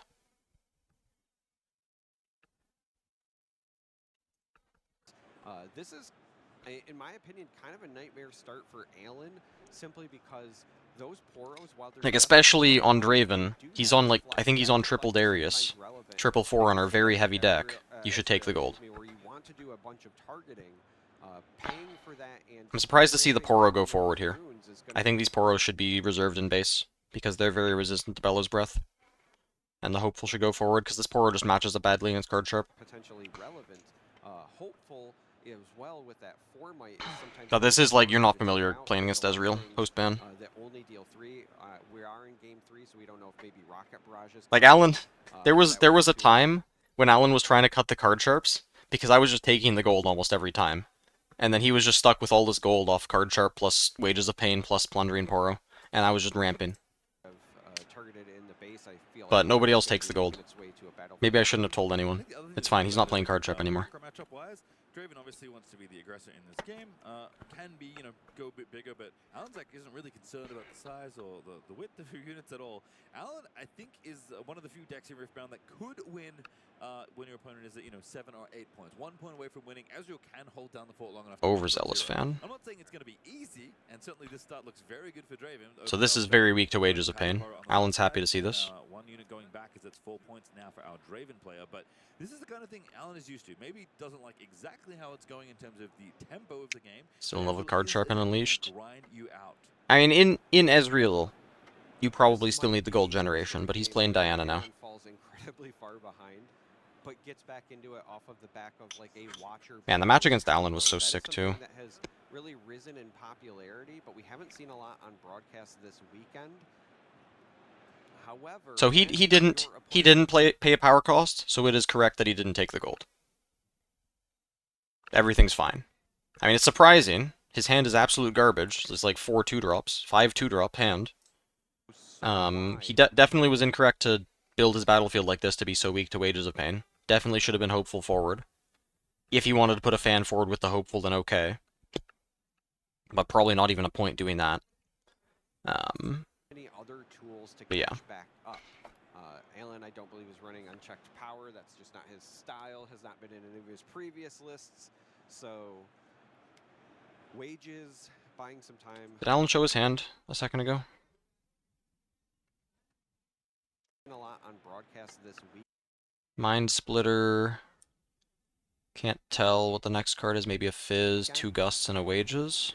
However, when your opponent goes so wide, there's Might not many be... other no, it's 3 tools to mana. catch back up. Alan, I don't believe, is running unchecked power. That's just not his style. Has not been in any of says his pass. previous lists. So, Wages. So unfortunately, actually no, he's going to be able to set up his Ezreal draw here. Yeah, that was the one awkward thing with the previous turn on his turn, is he played the Wages, couldn't play a second target, didn't get the Ezreal draw. And then he could have played his Ezreal, held up 1 rune, but then he doesn't get the Ezreal draw, Ezreal Legend draw. Whereas what he's going for, he's going to go for a Gust on this Overzealous fan and probably a Wages of Pain trade on this Hopeful. Maybe something like that. I don't know what the last card is. That's that 3 mana card with a power cost. Is okay. I don't think it's an Arcane Shift. Unless Alan can come up with a good answer for all of this might, though. But he's going to I keep don't the know opponent's him board back into limited. this. Thanks for the Prime sub, Gotcha King. Kind of a matter of when. So holding up some runes. But, Your deck really power hungry? Yeah, I mean, if you're playing Hook, take it every time. That's occupying the aspirant's climb. And again, to remind you all, we've talked a lot about winning in 2s. And 6 is usually the point we want to look for because that is where you... It's like, as you can see, Alan did not spend this gold yet. He might spend it here on a Gust. But this is first turn with the gold, he did not spend it. If we imagine a second gold here, I mean, we could just look at the Wages of Pain gold. How long is this Wages of Pain gold going to take to get spent? And it wouldn't be this Wages of Pain gold, it would be the third piece of gold, is the gold from the card trick. How long would that take to get spent? Yep, thanks, Chalmer. We didn't catch that on the broadcast. We could all imagine in your mind's eye what just happened. Oh, it's a Bellows Breath. Okay. Okay, so he's going to go for probably Bellows Breath and take the trade, and then Gust the fan, something like that. And then he has double Gust, so he's safe against an Axe equip over top. And if an Axe gets equipped onto the Hopeful, then he wages it after the Bellows, and still gets the trade and taxes opponent. And opponent's probably on, like, Axe, Hard Bargain, something like that, because they had all these units, they had no bigger unit, so their hand is all spells and tricks. Yeah, again, the deflect is very meaningful and annoying. I think that's why this is the go-to additional 2-drop. Right? Why are we playing this Tide Turner right now? That utility. You've got the Holy, he's scared. Out of his mind. Earlier we were talking Shaking about in his boots. 2-drops that you're okay with also drawing in the late game. And Poro, because of that deflect, can sometimes come up big. And especially as a Draven player, if you're expecting mirrors and you get to a situation where your opponent is playing... I hope we develop this Draven this turn. And now they're also paying Okay. it can be a very big deal. I don't understand this play.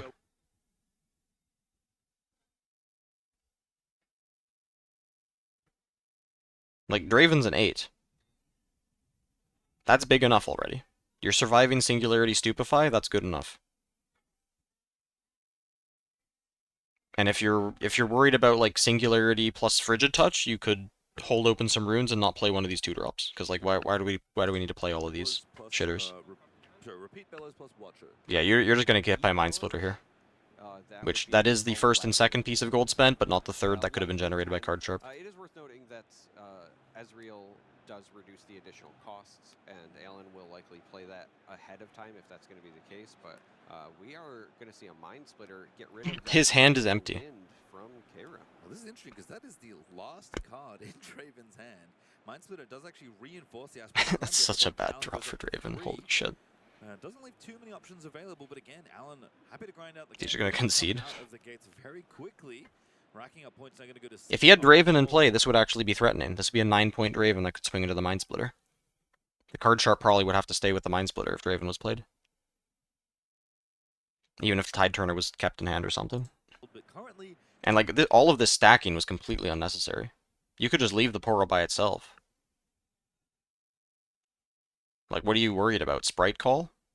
Sivir Accelerate? Thousand-Tailed Watcher? If you're worried about Thousand-Tailed Watcher, you should play the Draven.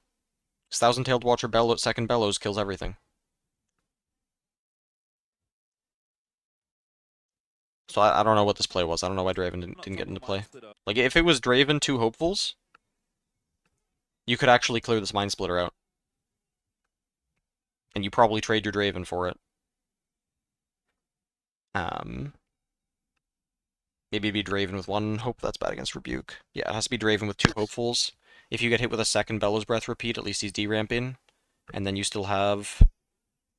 No, then you're still completely fine. Yeah, they can't even be a Bellows Breath repeat. Yeah, they would just be, like... Yeah. If he just left the Poro by itself here, puts Draven in base, maybe keeps Tide Turner in hand to represent 2 runes, then he has a swing for 17 against this Mind Splitter. Alan would have to Stupefy, get rid of 2 Hopefuls, Draven would conquer, be at 10. He could Tide Turner it back to base, potentially, and then it's our tough spot immediately. Because Alan has these useless gusts in hand as well. Building up to a turn where he can turn the corner, but Kai'Sa, such a good top deck, accelerating in, gonna get a card draw, gonna get 2 if he win the combat and Stupefy. Oh god, he just gets Stupefy gusted. Okay.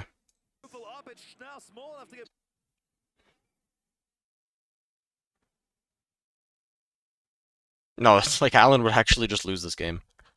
He would actually just lose this game if Draven was played on last turn. Without top decks. I mean, he would also put the card sharp, so this would be 10. So then you might have to like accelerate Kai'Sa, send in Kai'Sa 2 Hopefuls in the Draven. Or you just send like Draven 2 Hopefuls and a 2-drop. So then if you get rebuked, you at least still trade everything off.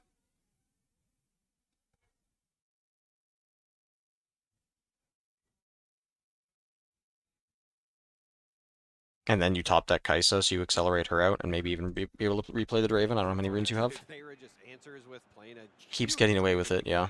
That one does not lose to Watcher's repeated bellows. It's a little too big. Maybe we'll see my game against him. Maybe I also look like a clown. But Rebuke's in Alan's deck, Smokescreen I can see in hand. Scared of everything. So many cards, and Draven is out. This is a very classic kind of aggro versus control matchup. Not necessarily what these decks always want to do, but I think in this particular matchup, that is how it is going to present itself. So Ezreal out of the Chosen Champ soon. And he keeps all the units here instead of pulling them back. These could have all just been back at base. They're all going to die now. Disadvantage.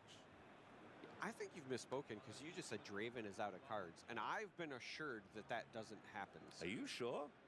But it does happen when you just continue to vomit out these cheap units. Again, you had all these 2-drops. You had the Hopefuls, which are essentially 2-drops. We are going to see the Bellows. We were talking about that coming down. The damage being done, and then the card sharp going in is just going to... Is Alan going to miss his Ezreal draw? A miniature Watcher Bellows combo. Now it's just the Draven, who I will remind you is 9 might right now, and gets even a little bit of a bonus might thanks to Aspirant's Climb being the battlefield in this game, because you get more points than you typically would in a normal game of Riftbound, but that is big enough to topple the Mind Splitter, but Alan just has so many cards in hand. I mean, I did say this is a game where Alan could potentially win from 0, and it's not 0 right now, but it's starting to feel like Alan has completely turned the corner. He has cleared the board, all but 1 unit, and the Alan misplay. Draven's deck. Beautiful opportunity to go up in some picks. Not want to leave window. Huge onto arena delete, but card trap going to come. No one, and I find myself again in my hand. What do you have? Because you did not play the one you drew. To Alan or Respro. And to back it up. I can tell you that the fan is not going to do very much, because there are so many ways for Alan's deck to kill Overzeal's fan. Yeah, I was going to say, I respect the fan. Going to be mass destroyed and so clean to clean things up. I think. Alright, he gets this draw. I mean, the game's been over for a while now. And Game would have been completely. You have no cards developed either. He drew every single 2-drop in his deck. Holy shit. That's really bad, but he still should have been fine. Because Draven is such a good finisher. How did we start playing together? Through Kuvi and Randy. They knew me and knew Alan. And we made a Discord. Practice Discord. Oh shit, they do a Casanova here? The most Hell yeah. Alan thing that you could possibly do. Welcome over here. I am joined by the wonderful Casanova, who I've had the pleasure to even sit backstage with, of course, in the Houston Regional Qualifier. Casanova, let me just ask, as we're here in Atlanta, how are you doing? I'm great. I think every single time I get to come to one of these, it is a treat, a pleasure, meeting all the people who are excited about Riftbound, people who like to come up to me and talk about content or talk about Riftbound or talk about casting or anything. It is an absolute blast, and I just love playing the game. I got to pick up a new deck just before Lil, had a day 2 there, and I've just still been playing it. Look, results weren't what I wanted this time, but I've still had a blast playing, so yeah, it's great. It was a good enough legend that people like Sam D. Sherman also picked up the Lucian, right? I was surprised by some crushers bringing the event here. The guy who like top 2'd an event in New Zealand on Lucian showed up to this event playing Lucian again, yeah. Well, speaking of people that top cut, that's kind of what I want to pick your brain about. You make the content, you watch every event, including the Chinese streams. Let's talk about the standings that we have right now. So these are from our post-round 11 standings, and why you're here and why I wanted to ask you is you're an expert on a lot of these names. There are so many people here that are not only, actual regional qualifier champions with Alan ZQ, Diwali right here, but other people in the scene that we know are already having success. We have Prismaticism here in the 5th seed, Frosty being the only real undefeated after that round, spoiler alert, having beaten Prismaticism in that round, and then people even like Boulevard who have come from all over the place. Yeah, I mean, Boulevard is a literal world champion. Boulevard, very good friend of mine. He used to cast Legends of Runeterra with myself and Charmer and Pastry Time, who have been on the desk all weekend. So we absolutely love this guy, and he's got a very spicy Draven list that's got Arena's Greatest and Aspirate's Climb, and it's some very cool stuff. Very proud of him. I think he's doing a great job. But on top of that, I mean, Prismaticism, right? You mentioned the past success. 3 top 8s. Yeah. No one has been able to do remotely what he can do, but he wants that win.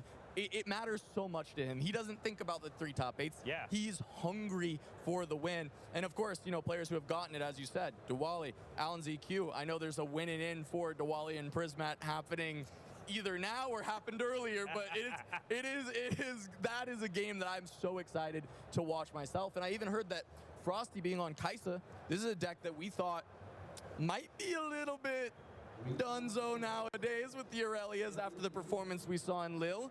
Frosty showing us that's not true. No, I mean, 3rd most represented deck in the tournament, but like you said, we haven't seen Kaisa top cut a single Spirit Forge regional qualifier, and today might finally be the day right before we end it going into Unleashed. But again, more names. Colin Kaiser here, known set player, took a break from it, and now is back on it as we got to highlight him at the end of day 1. Crazy that he's that is really sick that Colin top 8 of the set. Deck kind of got a lot from the bans. It struggled with Reaver's Row, it struggled with Fighter Flight, and now having those out of there, it's really, really good. Which, to be fair, it was before the bans, it was unplayable. Guys did. I actually want to. He's not on the screen, but I want to shout out Billionaire brought his favorite deck, Volibear, and he'd been worried about bringing it for so long. He's like, I'm going to do it, and I think Billionaire best of Volibear too. Best of, which is really, really awesome. And I also, I mean, we're talking about these like weird decks. I got to talk about this one. I don't know who this player is, but they are 10-1 on Jinx, so I want to know who this player is. We had them actually as a backup match, and spoiler alert, obviously you guys didn't get to see that match. It was amazing. I got to see it at some point. He's playing out of his mind, and not only that, you talked about things that got hit by the ban list. A lot of people thought a character like Jinx was dead in the water. Oh yeah, I mean, I did. And then here we go, sitting right next to exactly that same situation with Colin Kaiser. Of course, we only have 8 slots going into top 8. So my final question for you, Casanova, is this. Out of all these names right here, if you had to pick 8 people on this list alone, so obviously I got to pick 8 out of 16. You got to pick 8 of them. And I can't pick both Priz and Diwali because I know for a fact they both won't make it. Because they're playing each other. Because they're playing.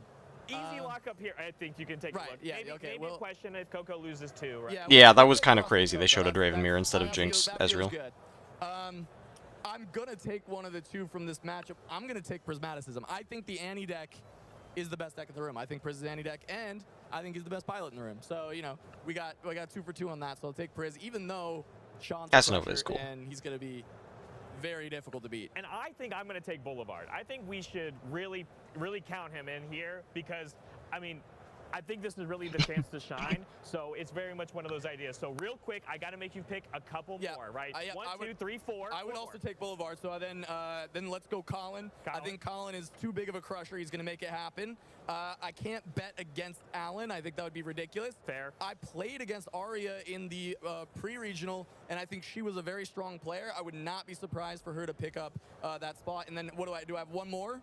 Yeah. I don't know how to count, but I think one more is probably fine. Let's throw the Jinx in there. I don't believe with my head, but I believe with my heart. So we'll see if the Jinx can make it. You heard it here. Official prediction of your top 8 from Casanova. Thanks so much for joining me. Missing by win rates or whatever. It was a clean top 8 cut for Atlanta. There were no 10 and 2s that made it in. It was all 11-1-1s. Yeah, there were no 11-2s that made it in. It was all 11-1-1s or better.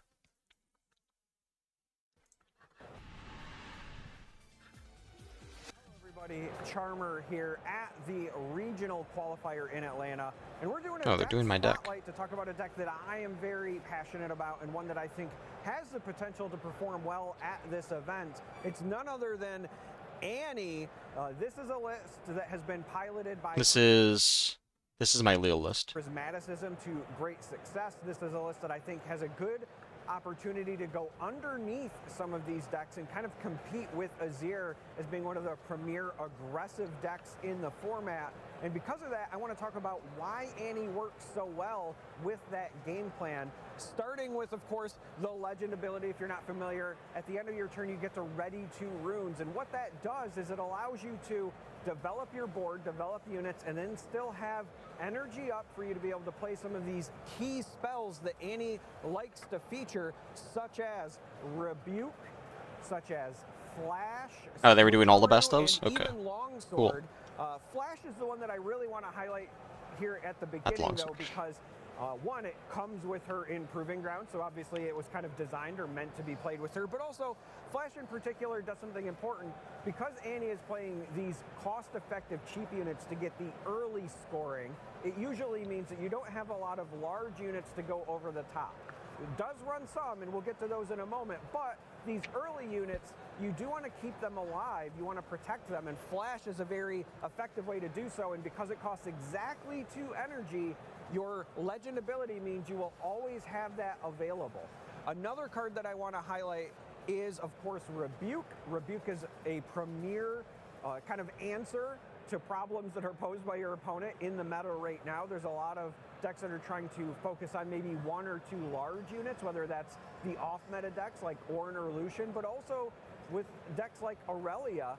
And you're going to need to have an answer for those really large Aurelias, and particularly an answer that goes around cards like Guardian's Angel or even potentially the Zanya's Hourglass. So if you're going to be playing this Rebuke, you have to expect your opponent to have counter spells, specifically not so fast. So how do you answer it? Watch more matches than a deck tech. I think they just have in-between round downtime. Though, yeah, they probably could be... They could have the recorded matches on backup stream.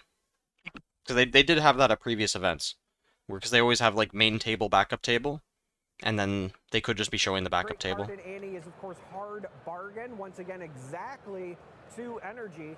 So it pairs Bargain on the situations, because when it dies, that Death Knell ability means you get 2 more mechs. So you get 6 might followed by Alright, 6 Brave might. and Mirror time. Main deck acceptable losses? Is that correct? Can someone confirm that this is correct?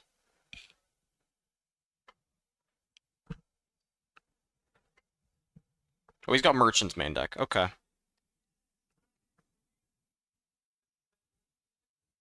He's on 6 2-drops. What the hell is going on in here?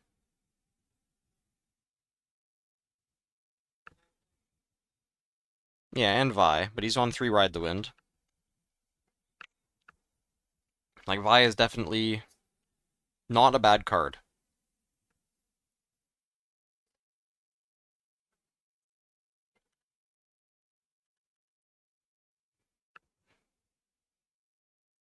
What's the other one look like? Other one has 8 2-drops a rel. Blood Rush Cleave Split. It's not crazy. More like bedtime. Fair enough. I don't know, 9 2-drops with a Gem Jammer. 1 Ride the Wind. Maybe I shouldn't be so scared of playing Vi. I mean, I guess she's gonna not be as good in set 3. There's way too much stun to stop her. But in set 2, it's possible that I could have still played for Vi. Ride the Wind, though. Like, I'm only on 2 Ride. You have to be 3 Ride the Wind if you're gonna play Vi. That's the limitation.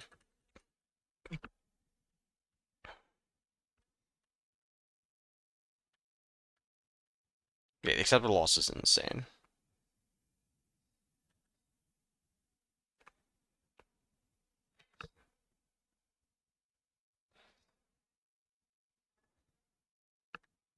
Oh yeah, I played against Ozmister, I think.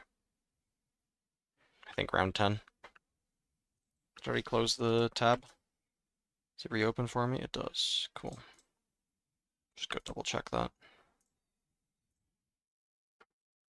Yeah. Yeah, round 10, table 1. Alright, let's take a look. I 2-0'd him, I don't remember what happened in the game. Might have been some Rengar blowouts. Might have just been, like, rebukes happening to him and not to me, I don't know.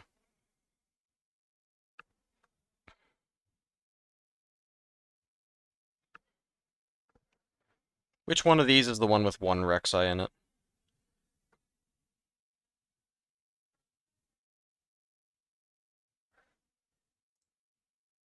This has 2, okay. Ozmister has 1 Rek'Sai. Stack decks into it, reasonable. Well, actually, is it reasonable? Why did he stack deck?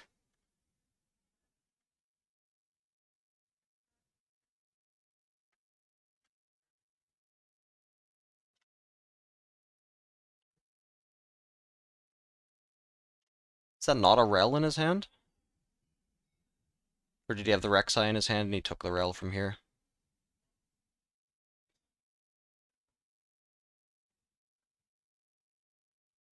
Okay, looks like he took the Rel. So he's setting up the Rel Spinning Axe. But he had the Rek'Sai already, so it was just, yeah, the Rek'Sai was the back card in his hand. Okay.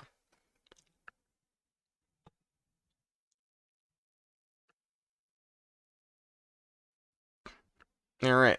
Time to Bing Chilling, because it's the Draven Mirror, and whoever walks on the battlefield first is going to get slammed, especially if they went second.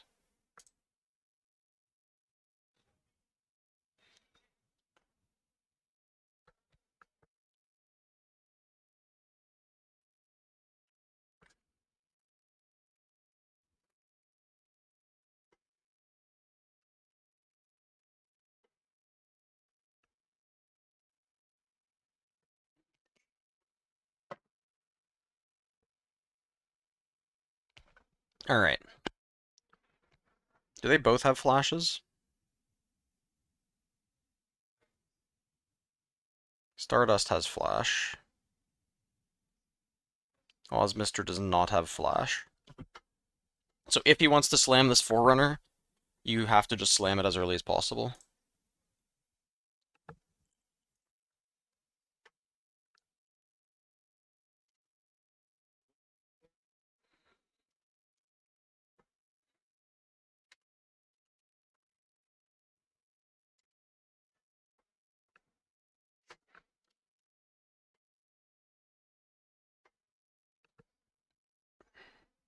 Alright, so the question is, if we slam Forerunner forward, obviously Rebuke is a problem because we don't have a 4-might unit to put next to it. Does that mean we wait a turn? Maybe. Do we have 3 Ride the Wind in our deck? Is Ozmister the one that has the Vi? He is not. So he is lower on Ride the Winds compared to Stardust. But we're on Aspirant's Climb, which, this is game 1. Why did game 1 Aspirant's Climb show up? Is that a thing for the mirror? That might be a thing for the mirror? What are Stardust battlefields? I guess.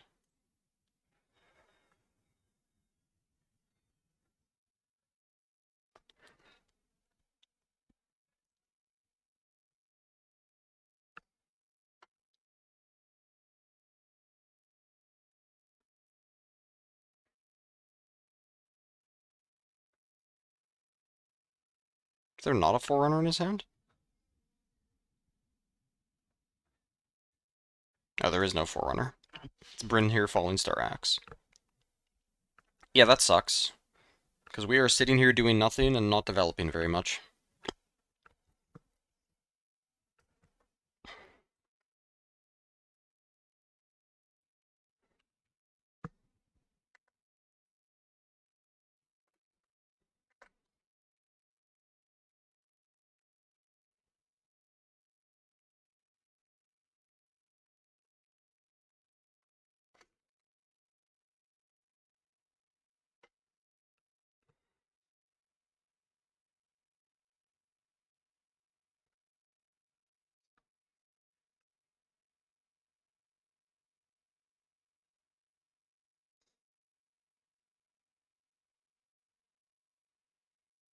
So when you see this come out, you know they don't have a Forerunner, you know they're pretty low on value. There's no Draven, or there's no Darius. So as the Draven going second, you know that you can play slowly if you have any high value units in hand, if you have a high value hand. Because your opponent is already running out of stuff to do proactively, so they're going to have to walk on battlefields.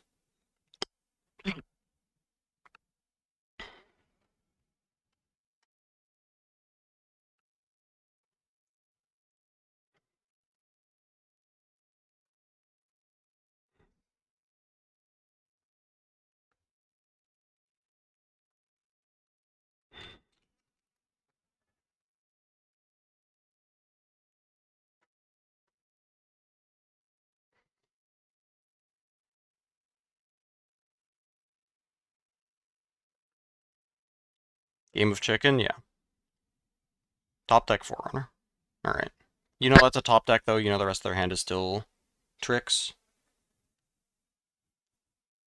Let's keep on developing.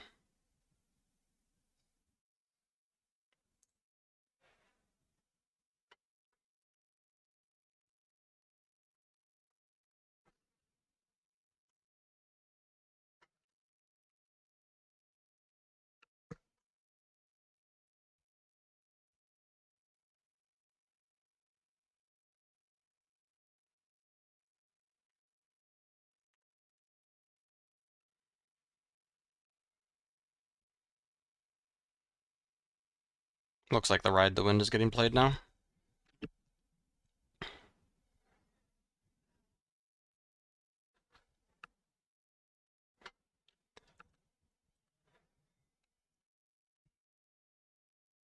There are 2 runes up. If you're going to Ride the Wind, it might as well be on the Forerunner, because opponent can play their own Ride the Wind. I mean, if you have a Spinning Axe, you don't care, you're safe. Okay, as a Cleave. We have achieved 2 points. Why did we discard Cleave instead of Tide Turner? We must have drawn it off the discard. I'm just going to assume that.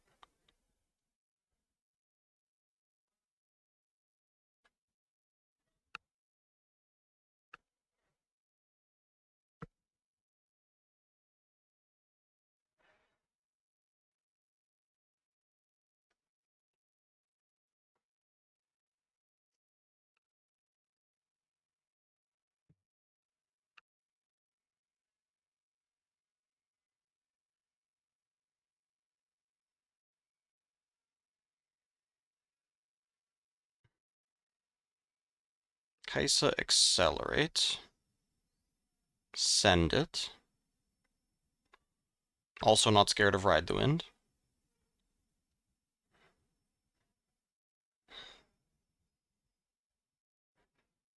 Imagine just sitting there and doing nothing, and just trying to draw the most value.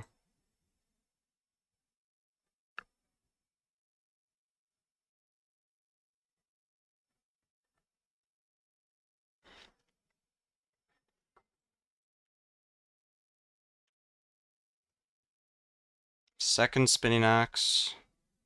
Keeps the Falling Star. That's surprising, because the Falling Star probably has to get comboed with Bryn here to do anything, or else you're just giving the opponent a Spinning Axe target. I mean, maybe if they tap out for a push, like, we have to support this Kaisa now. So, let's go, send it all. Ding, ding, ding, ding. Fucking 18. Might on the battlefield go. Oh, we're just sending the Falling Star. Okay. Opponent's also kind of low on value because they had to play Ride the Wind, Tide Turner, Hopeful. So these easily could be an axe in here. Yep. That's a problem. VODs sub only? No, I don't do that. I hate sub only VODs. And they go on YouTube. In addition to, you know, being on Twitch for the 2 weeks or whatever before they get deleted.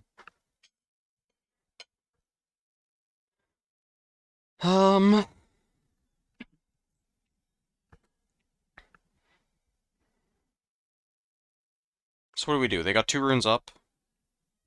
Rebuke is scary. Because ideally, if they're tapped out, we can just do Rek'Sai in for 7. Kill some of these units. Equip on the Forerunner, swing in. Happy. We can't do that. Opponent has runes. What can we do instead? If we have Rebuke, we rebuke the Forerunner and just go in. Happy.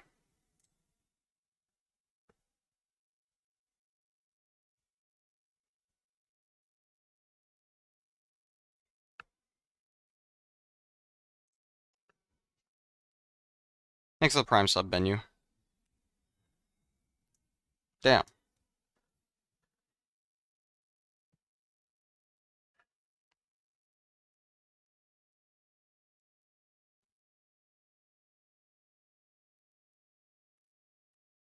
We do have the Rebuke.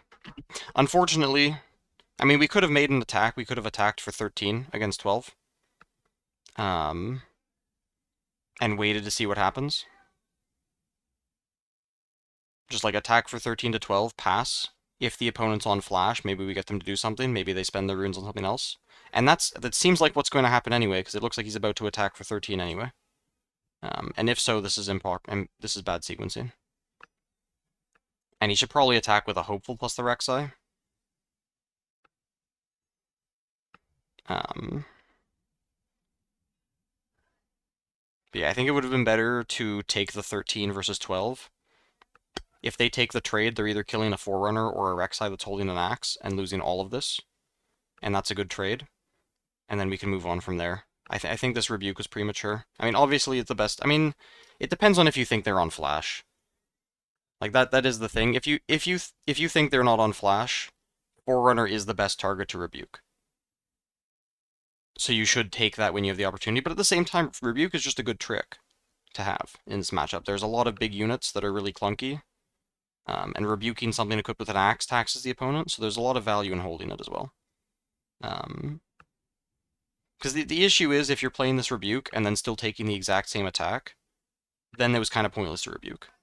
If he's going to take the attack, just Rek'Sai against these, he has a second axe in hand, then that's okay, he saves his front half of Forerunner. But he might just get YOLO'd on by the spinning axe, as there's 2 in hand.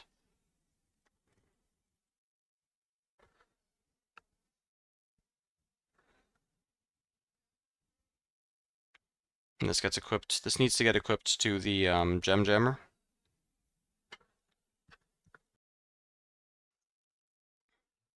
Well, does it? No, we can just take the trade. And like, this is the thing too. I mean, I guess if we swung in... If we swung in with these 2, and then they equip the axe, and then we rebuke, we're in a way better spot. Yeah, so that's suboptimal.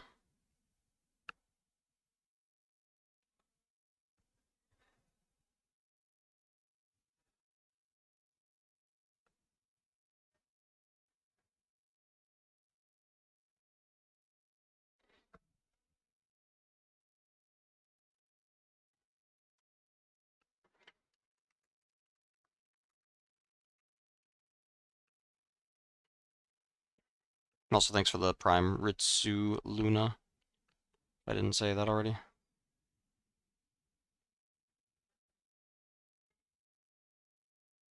So he needs his Onwarren's discard. If he drew a spinning axe, he could play it in response. He drew a flash. That's sick.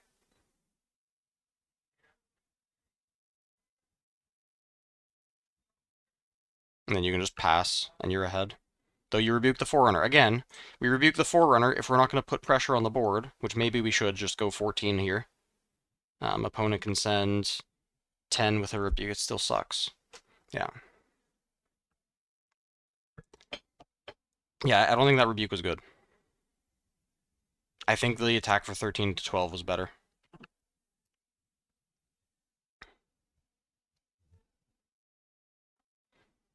So I think this rebuke is just going to be insanely high value long term. And this game is long term with Aspirant's Climb. There just is no score pressure here.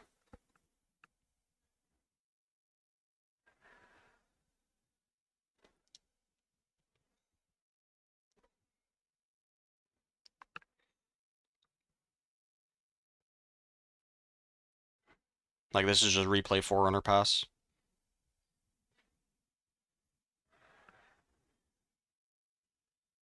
I mean, maybe we can start farming some cards with Zon Warrens. We hand dump, go Zon Warren stack. But the Spinning Axe is stuck on Rek'Sai, which I guess that's a good thing. You want the Rek'Sai to stay in base anyway. Smallest unit.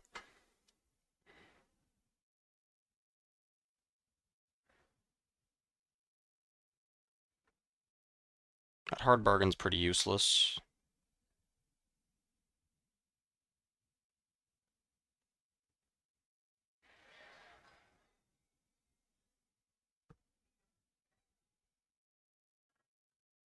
But you should take something that allows you to hand dump and start using this on Warrens.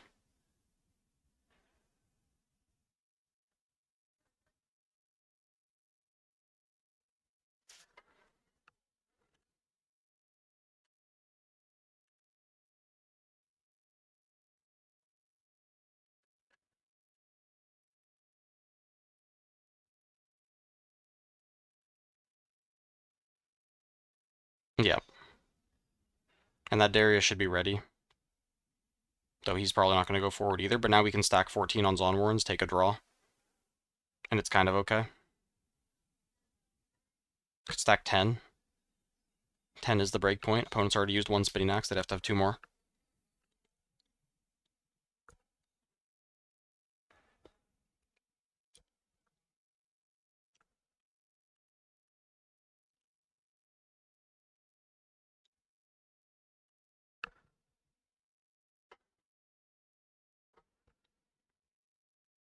What? They get a judge call and they cut to this game?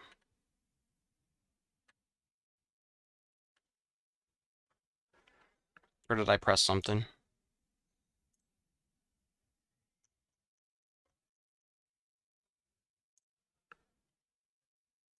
What is going on?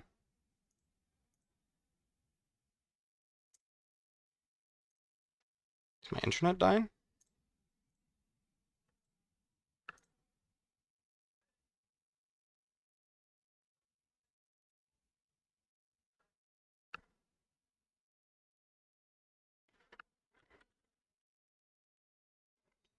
They go judge call and then they switch to Allen. Man, good thing they listened. Get to watch Allen slam a Jinx into the ground. So this Jinx deck was, it's basically a Draven deck, but it is playing Vi Ride the Wind.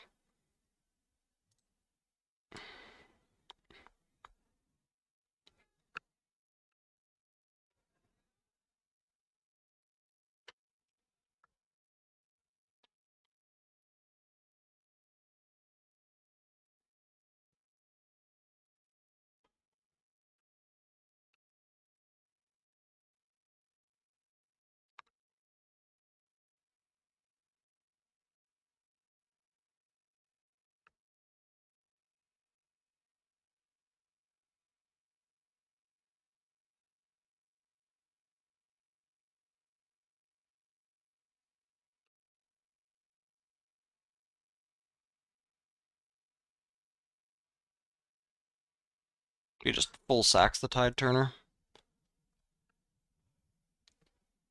Which it does force the card sharp forward, but that card sharp is going to be defended by 5 mana.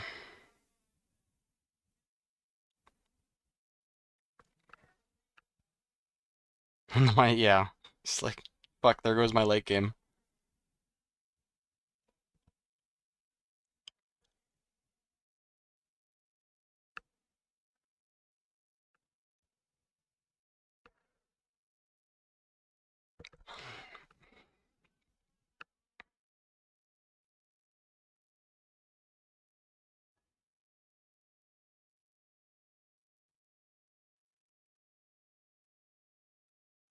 Alright. 4 runes will defend this card sharp. But yeah, no spoilers, but Alan's draw is completely fucking disgusting in this game.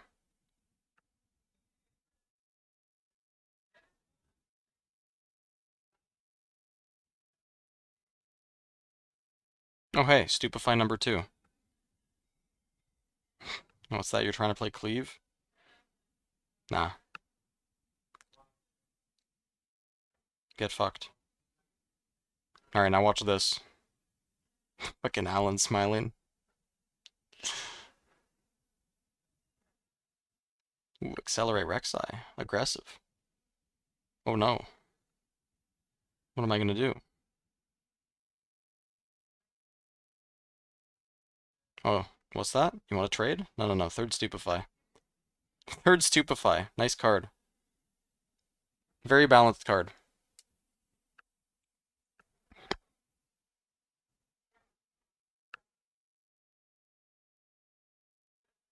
Game's over.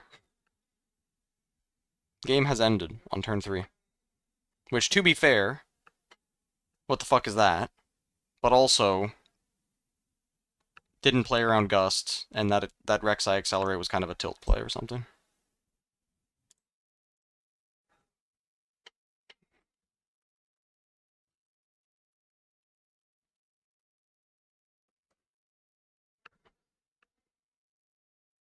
Why risk it? His hand might just be trash. I couldn't see what his hand was.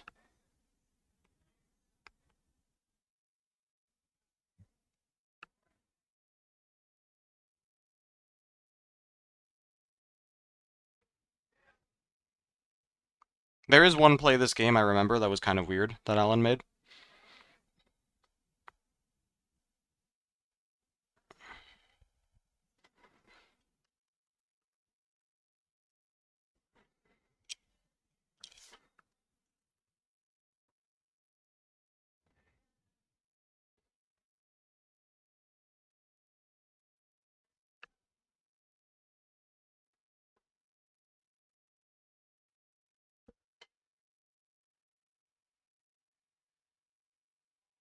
Mind Splitter and Thousand-Tailed Watcher, he could have 3 of each. So what is in the hand? Rebuke, Ride the Wind, Boots.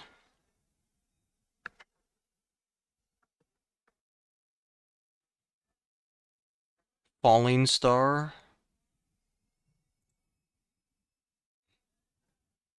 And something else? Oh, is that a Vi? Second from the left? Oh, it's a Vi just right there. Oh, is that just 2 Vis? So yeah, here there is a Vi. Number of cards in trash is 2 from the Minefield. Tide Turner. Rek'Sai. Cleave. 5 cards in trash. Play Ride the Wind, that goes up to 6. So you can swing in for 9. We have 7 runes total, so we can't threaten Hard Bargain repeat.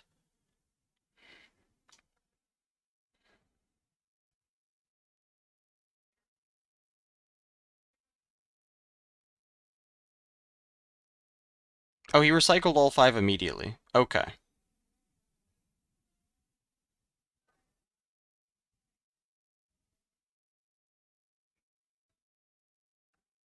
Okay, for some reason I thought he recycled 1 card to play around Gust, and then was going to Conquer, and then recycle the rest before swinging.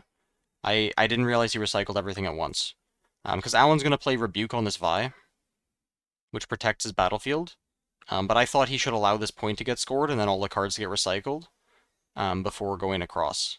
I guess I was thinking, like, maybe you let him recycle the Ride the Wind and let him score a point, but that's not worth it. You should play the Rebuke when he recycled all his cards. So this is fine.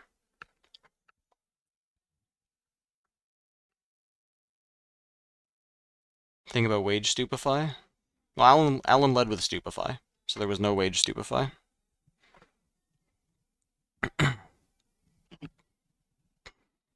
But yeah, he could have started with, like, Boots of Swiftness equip. That would have been significantly safer. Especially with what the rest of his hand was, where he was, like, on nothing. Yeah, that would have been a better play. Like, Alan is actually, like, it's kind of funny. Like, this is what I did to people set 1 with Teemo, is, like, people just didn't know what to play against, how to play against the deck, and then it made the games way easier. And that's kind of what he's getting with Ezreal here.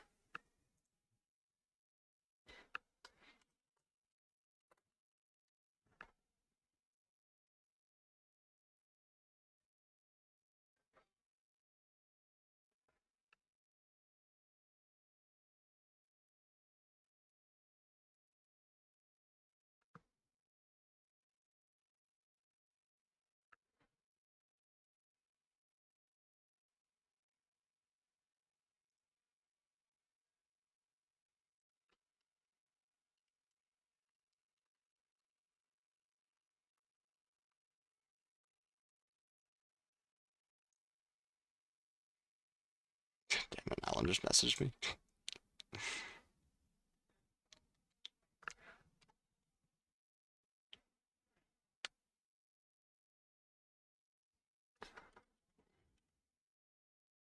Surprising he even spent the Gust here.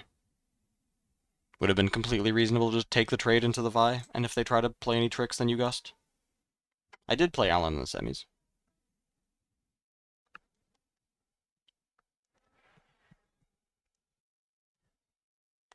Well, at least see the last game. Maybe I was also scared of ghosts the whole time. Playing for maximum tilt now. True. Because that Gust would be useful to just save his own unit too. Like, I think trading a card shark with a Vi would just be fine. And I think he has a Fizz in hand already to rebuke the Forerunner if it got stacked. He just smokescreen gusts this, though. Hahaha. You want to trade? No. Flash? Okay. If he had second gust for this, he would be able to gust through the flash. But he's at 7 points. Like, this is just like Thousand-Tailed Watcher wins. Missed Minefield trigger. Yeah. Second rebuke. Pack it up.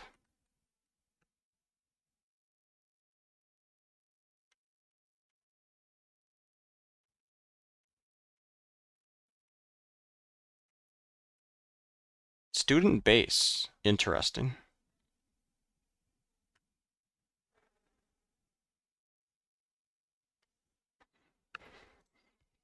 So we had Stupefy Gust on the Kaisa. To make this card sharp safe, and then, yeah, he just felt safe with that already.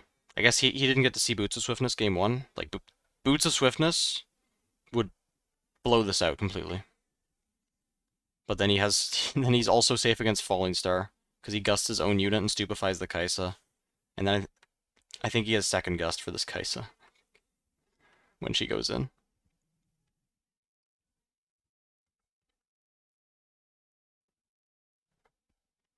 Gets the Ezreal trigger, bounces the Kaisa. And I think Brienne's, I asked him after this actually, why he played the stack decks first before going into the Kaisa, and I think he said he was specifically looking for Hard Bargain to play around second gust.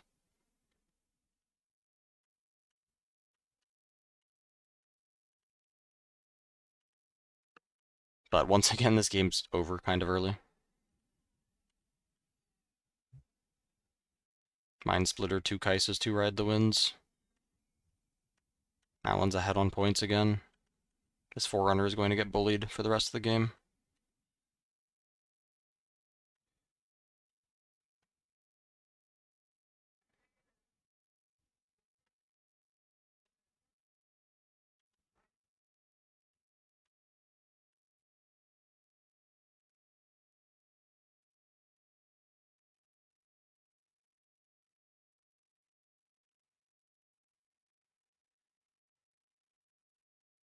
Full stack, once again beat your opponent to the break point.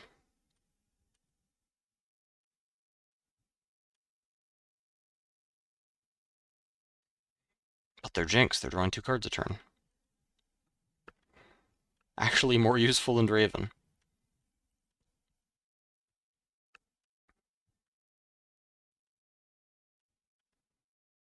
Alright, what's Alan's hand? How does he break this?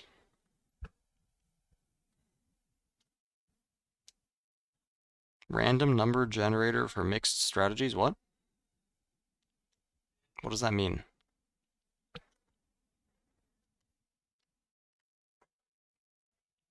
Gust, Student, Arcane Shift... Smokescreen? Yeah, smokescreen and a unit. Alright, how do we win from here? Opponent is at 8 and holding on both battlefields. Hmm...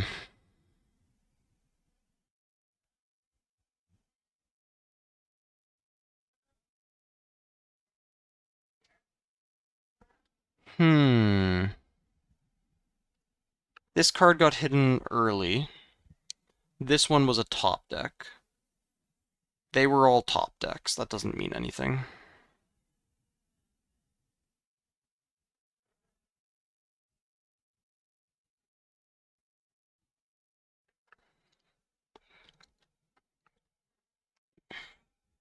Bluffing? Yeah, like Tide Turner is a card. Like, one of these could be a Tide Turner, but Switcheroo is possible, Teemo is possible. Random. I don't know how you're going to use a random number generator in person. I mean, you could roll a die before making a play. I guess you could do that. Sure. But yeah, how do we break this? It's more likely... I mean, there is no likelihood. Like, this card was hidden to empty hand for Jinx Trigger, and to avoid getting Mind Splittered again. So both of these are just top decks, there's no information on them. They weren't... If they were hidden on the same turn, then you could say this one's more likely to be Switcheroo because it's with the smaller unit. Like, you could start with, like, Card Sharp in here to get rid of the fan. You could even start with a Student in here, though these students are 4 my units. But yeah, you could do, like, Card Sharp in here. This is an 8. And then you send in... maybe Mind Splitter Student, maybe Mind Splitter Ezreal. And then if this is a Switcheroo, it does nothing. If it's a Teemo, then we need to spend a spell to get through it. And then we've got Mind Splitter 2 students to go in here for 11 to 10. Force the hidden card flip. They switch Jinx with the Mind Splitter. They go to 13 against our 8.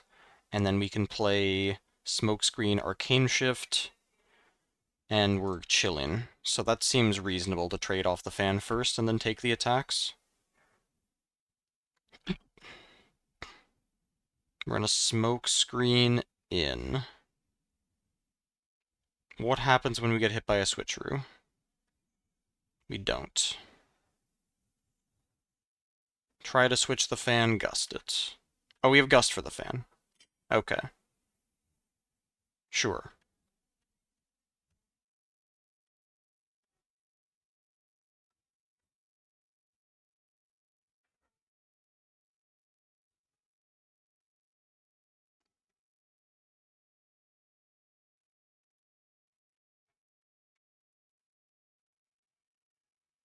And it was what? Just a second Tide Turner?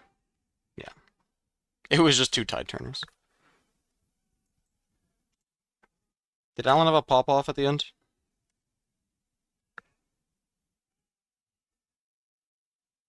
Yeah, he did. Little one. He does an interview. A lot of thoughts on that one, and we can hear about him as he's approaching top 8. I am pleased to be joined by the prestigious Alan ZQ because you have just locked in your 4th top cut at a regional qualifier. You've already won one of them, Alan. This is going to be your 4th best of, 3rd time on Ezreal, once with Kai'Sa. Alan, how are you feeling right now? Oh, an absolutely relief. There was an imposter syndrome coming at me. I'm like, am I not gonna make it, really? And like in the lead, like there was a bit downfall of the deck was not greedy enough, but this time it just served me right. I was pretty much throughout the whole tournament a Metal Slayer. I had a lot of legends that are more chasing for the best of, not necessarily.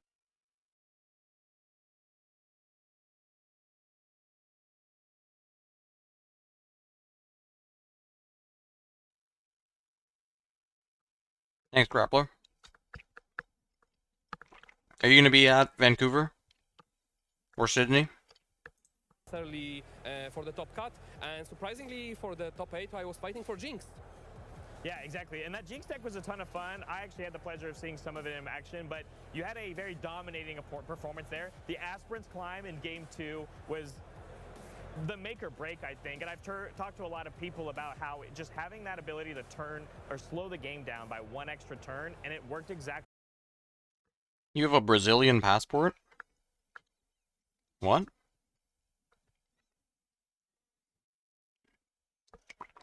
Do you live in Brazil? 13 years. Oh. Alright then.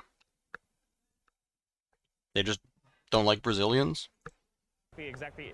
The way that it planned out, I think, in your head, is that the kind of game plan always going second? You kind of want to have that extra little time to get on the board?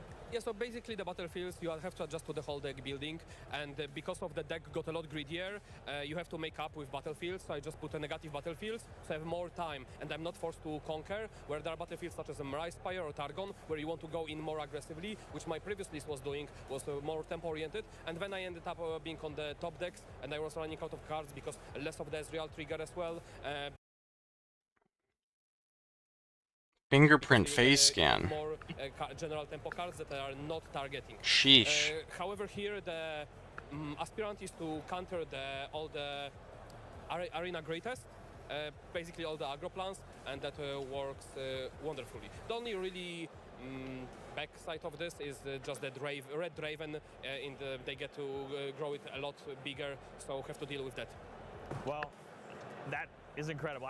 It's so insightful hearing such powerful. Takes it that long. Because I think Battlefield. Your passport just doesn't get you in. Game plan, like you said, if your main deck and your sideboard is already there to help what's going on in the game plan going into the tournament, the battlefields and the adjustment game to game is really where you can shine and show that skill. But speaking of skill, you've got other people in this bracket in top 8 you've got to play against. There's a Set, a Kaisa, an Irelia, an Annie, 2 Dravens so far locked.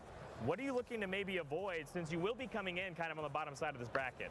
I mean, I absolutely want to avoid Prismat. He has a better matchup into me, and he knows exactly how I play. He knows my whole deck because we practice so much.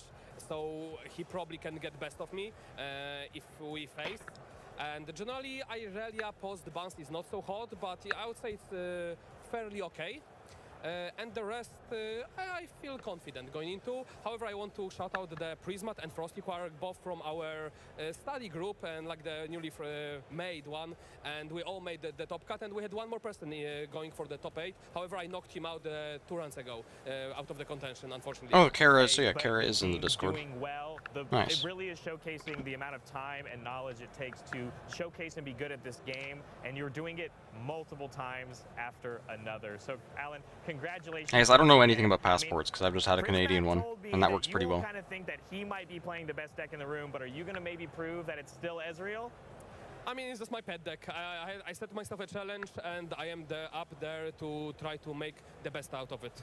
And I got the challenge up to 3-4, not quite the 4-4, but hey, you can't complain. That's right. What a great way to top off the Spirit Forge season, Alan. You've had an absolute tear of these first 5 regional qualifiers, and I wish you luck in top 8. Thanks so much.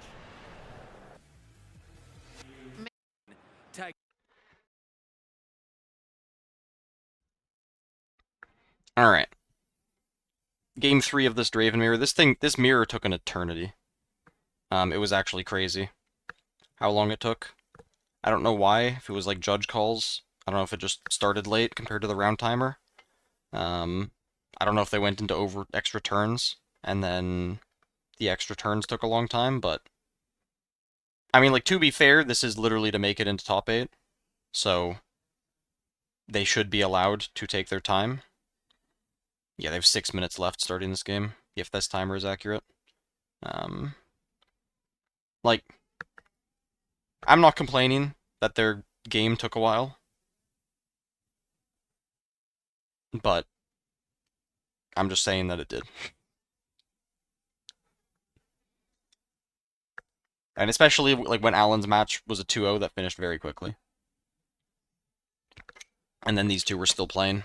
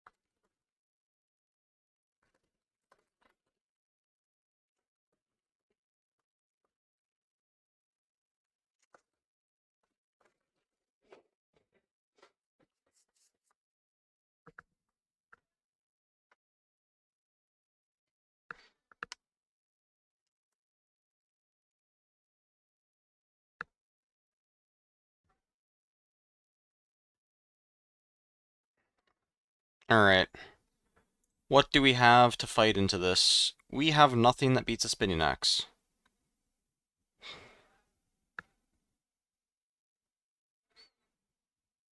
Let's say I was playing Annie and I had nothing that beat a spinning axe, and my opponent played like this.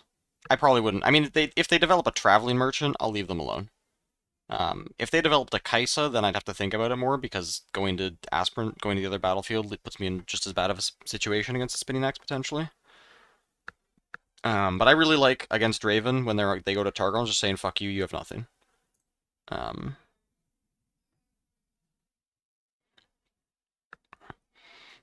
But if you're going to do that, you have to do it immediately. You can't sit and think.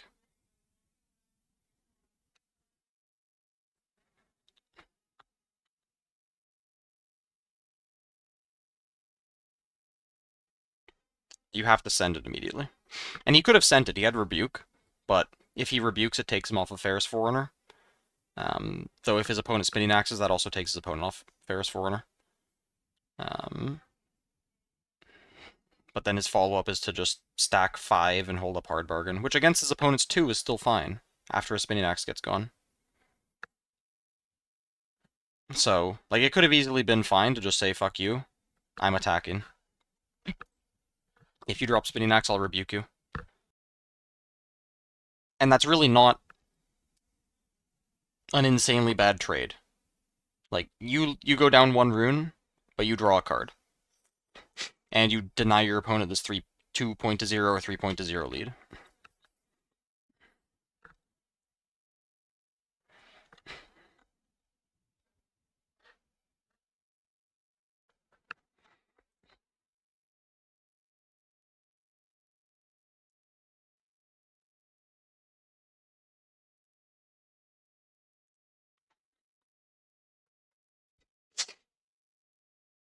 Is he playing for extra turns?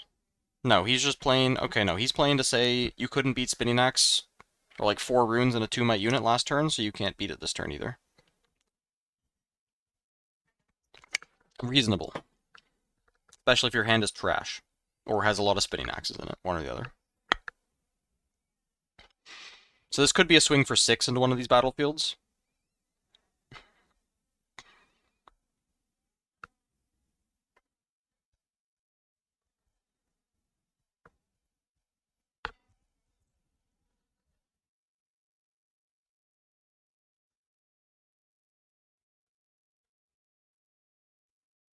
You could Spinning Axe Merchant in base. Here. Yeah, that looks pretty good. Other option is to save it for the Tide Turner, but your opponent might just swing 6 into the Tide Turner.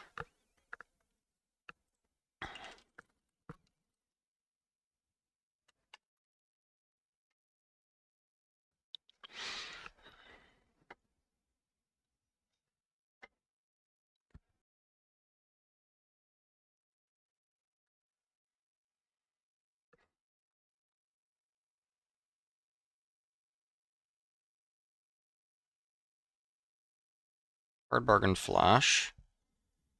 Now, do we stack with the Rek'Sai? This is still Aspirin's Climb. We can still take it slow. We still have a Forerunner in hand.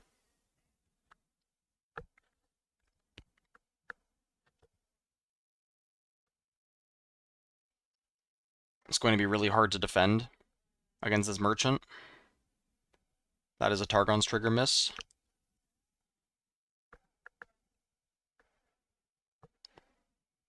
Maybe.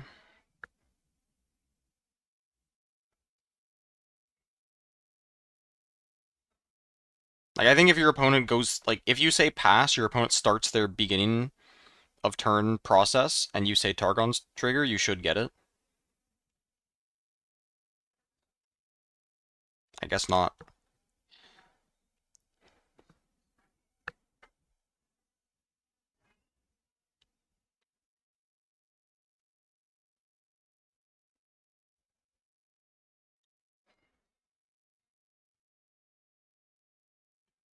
That's a big deal to lose that. I haven't missed an anti-trigger yet. I've been pretty good about those.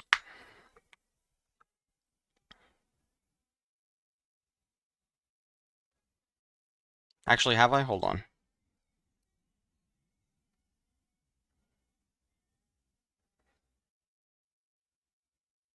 No. I think I've missed Targon's peak triggers, but I haven't missed my anti-trigger. He just discarded another cleave. Interesting.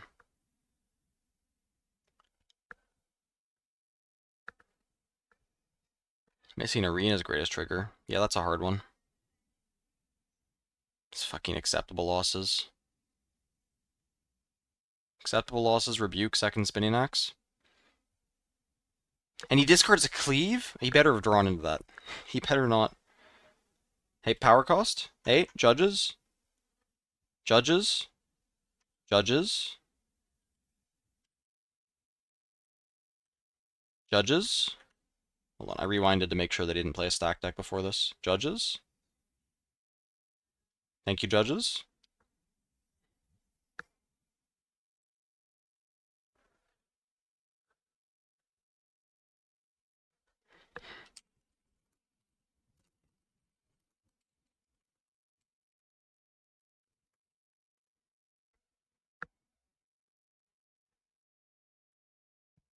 Oh yeah, I saw the Allen video where he missed recycle.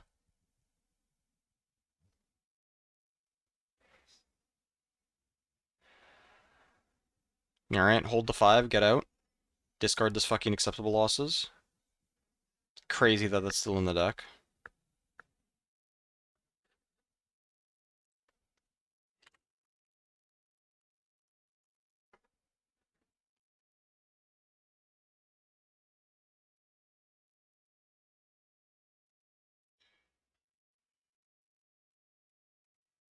Oz not playing with overtime in mind.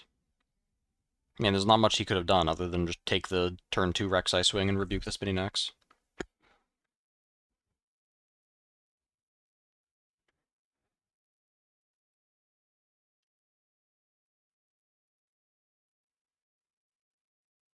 Can't tell what he took. Darius or Ride the Wind would be reasonable. It's probably Darius because your opponent's going to start holding against you with time.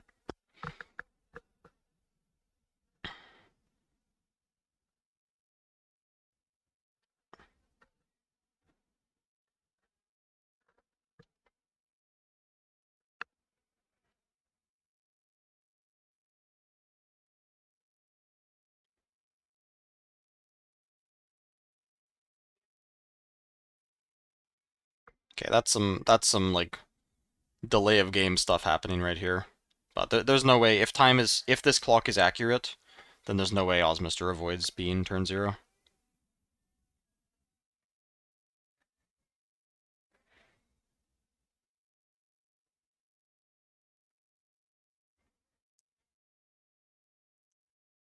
The switcheroo can do a lot.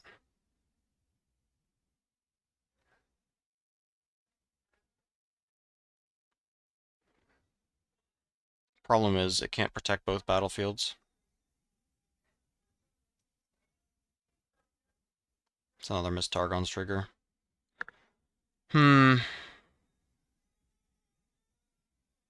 Doesn't matter with what's in his hand, but could matter against hard bargain. Or off combat wind draws.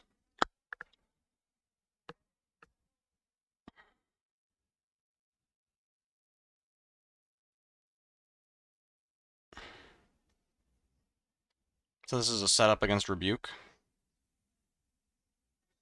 Kind of surprised that the switcheroo even got hidden. Probably needed to get held in hand. He's probably playing too quickly where he forgot about the Targon's trigger and didn't calculate that he could keep all 3 tricks in his hand to play for.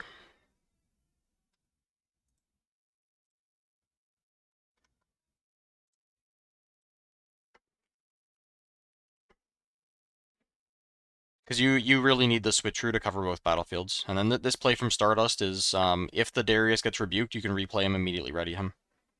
Which is why he's leading instead of Draven.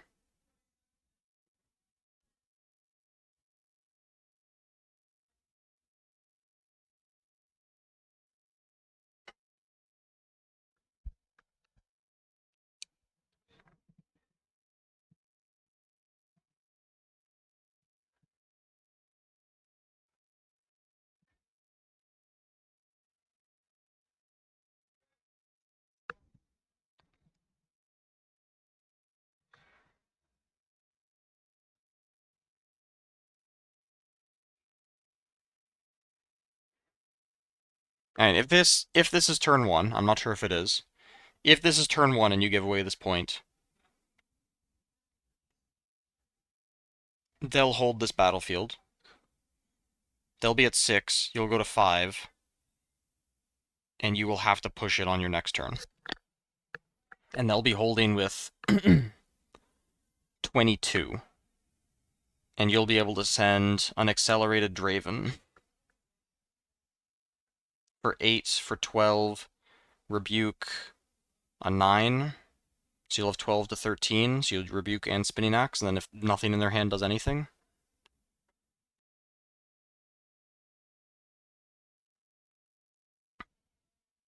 Yeah, Howland's a fucking grinder.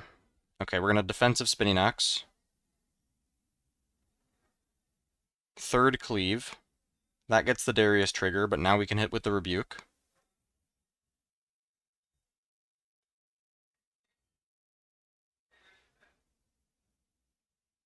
Oh, he didn't have the purple. Unless he... Hold on, I need to go back. If he used purple to hide the switcheroo, then he had enough purple. He did. Okay, he had 4 purple, so he could have held the switcheroo in hand.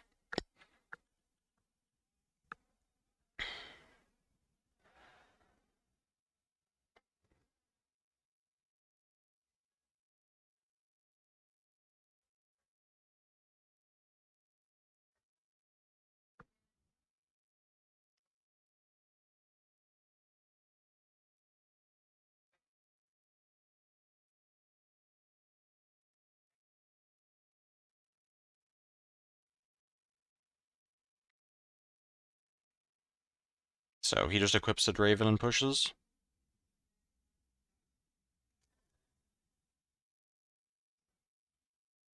What is he doing? Just equip to Draven and attack.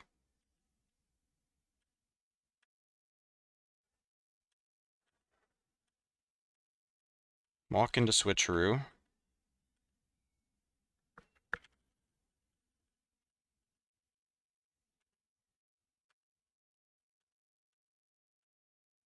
Clear this battlefield. Oh, we have Ride the Wind for just a guaranteed win.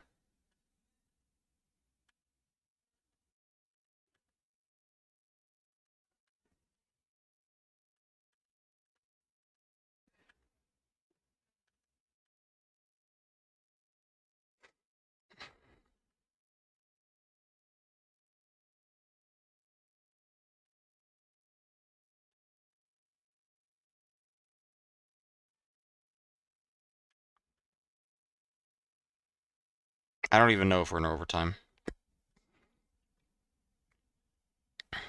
Oh, he has a Vi Ride the Wind follow-up? Okay. Looks like the overtime didn't even matter. So also 100% loss rate. Alright. And then top 8 is left, but that'll have to be another day.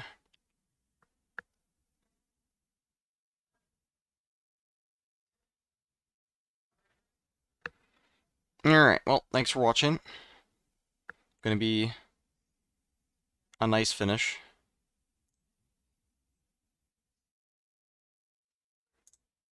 Wait, spoilers.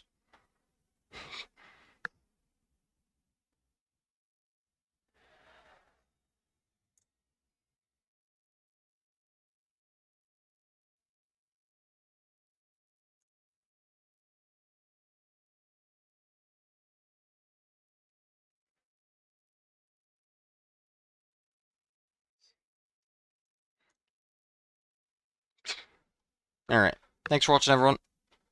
Be back at some point, not sure when.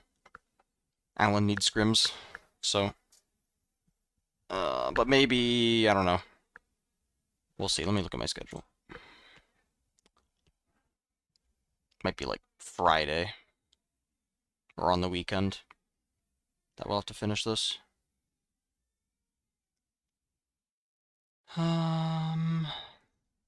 Yeah. Friday's the next day that I'll have time. But yeah, thanks for watching, everyone. Thanks for all the subs. Be back sometime within the next week. And then, yeah, the VOD will be on Twitch. I'll upload it to YouTube, so you can watch it there. Ta-ta! Have a good night, everyone.